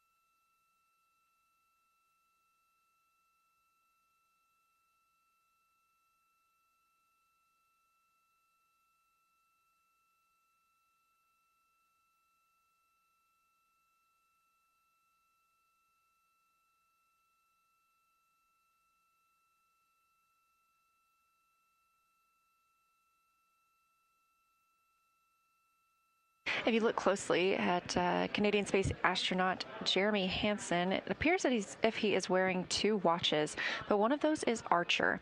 Artemis 2 astronauts wear wristband devices that continuously monitor their movement and their sleep throughout the mission.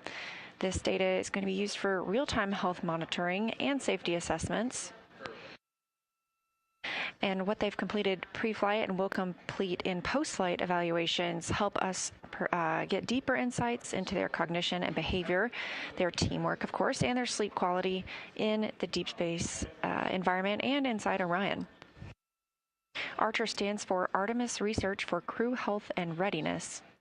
And everything we learn from this test flight helps us prepare for future mission planning and crew support systems.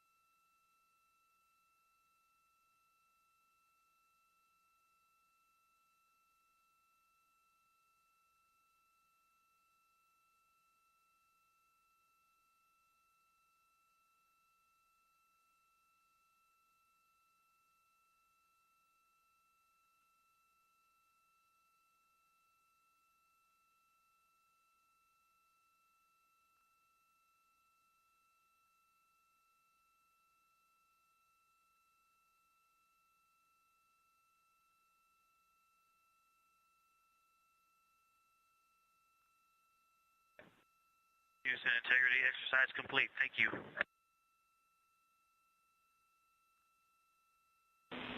Thanks, integrity. We copy.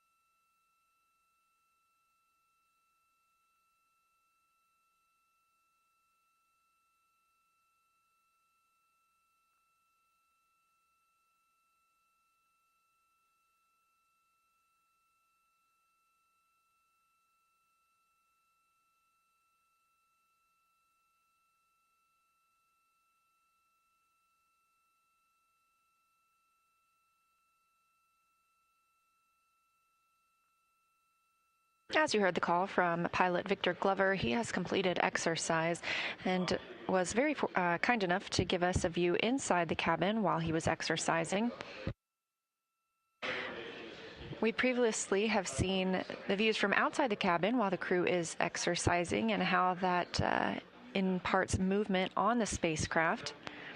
Now the crew is getting into their midday meal. Again, we were expecting to have a burn in 10 minutes, so if you are tuned in and looking for the outbound trajectory correction burn, that has been canceled for today. It was deemed unnecessary because our targeting was so accurate for the translunar injection burn. Again, that translunar injection burn came last night at 6:49 p.m. Central Time, 5 minutes and 50 seconds, using the Orbital Maneuvering Systems engine on the Orion spacecraft. And when you hear the crew call down and discuss their PCDs, that portable computing device, it's exactly what you see Hansen and Glover using right now, those tablets that allow them to track what they've been up to in the spacecraft, monitor their timelines, and communicate through email.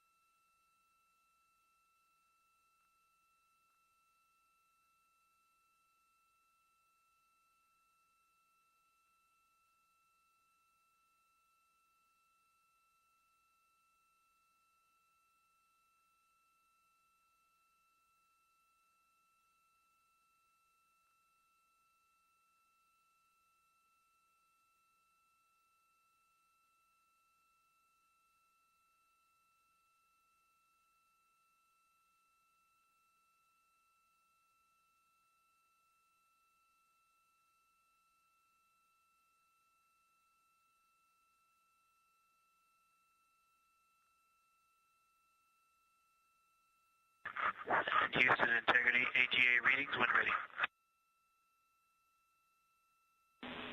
All right, we'll take them. CO2 1.0, O2 20.1, temperature 75.7, cabin pressure 14.2 psi.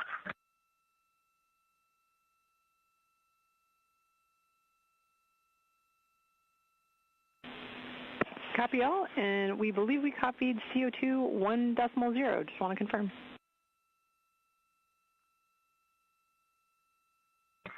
One decimal zero, 1.0, that's correct.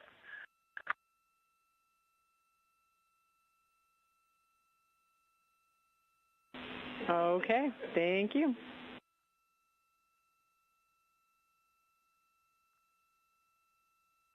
You're welcome. And a question, do you guys always want these called down, or is a crew note enough? And our preference is call down. Just helps us keep in sync with you guys real time.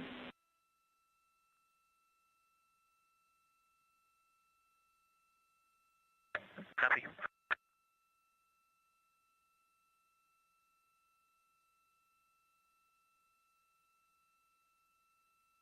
With the completion of this block of exercise for today, Glover calling down readings from the AGA, the Anomaly Gas Analyzer. Those readings are requested before and after exercise, so they leave the device on throughout the time period that they are using that flywheel device. This helps teams on the ground monitor what the levels in the cabin are for the various molecules that Glover called out, and those are reported in parts per million.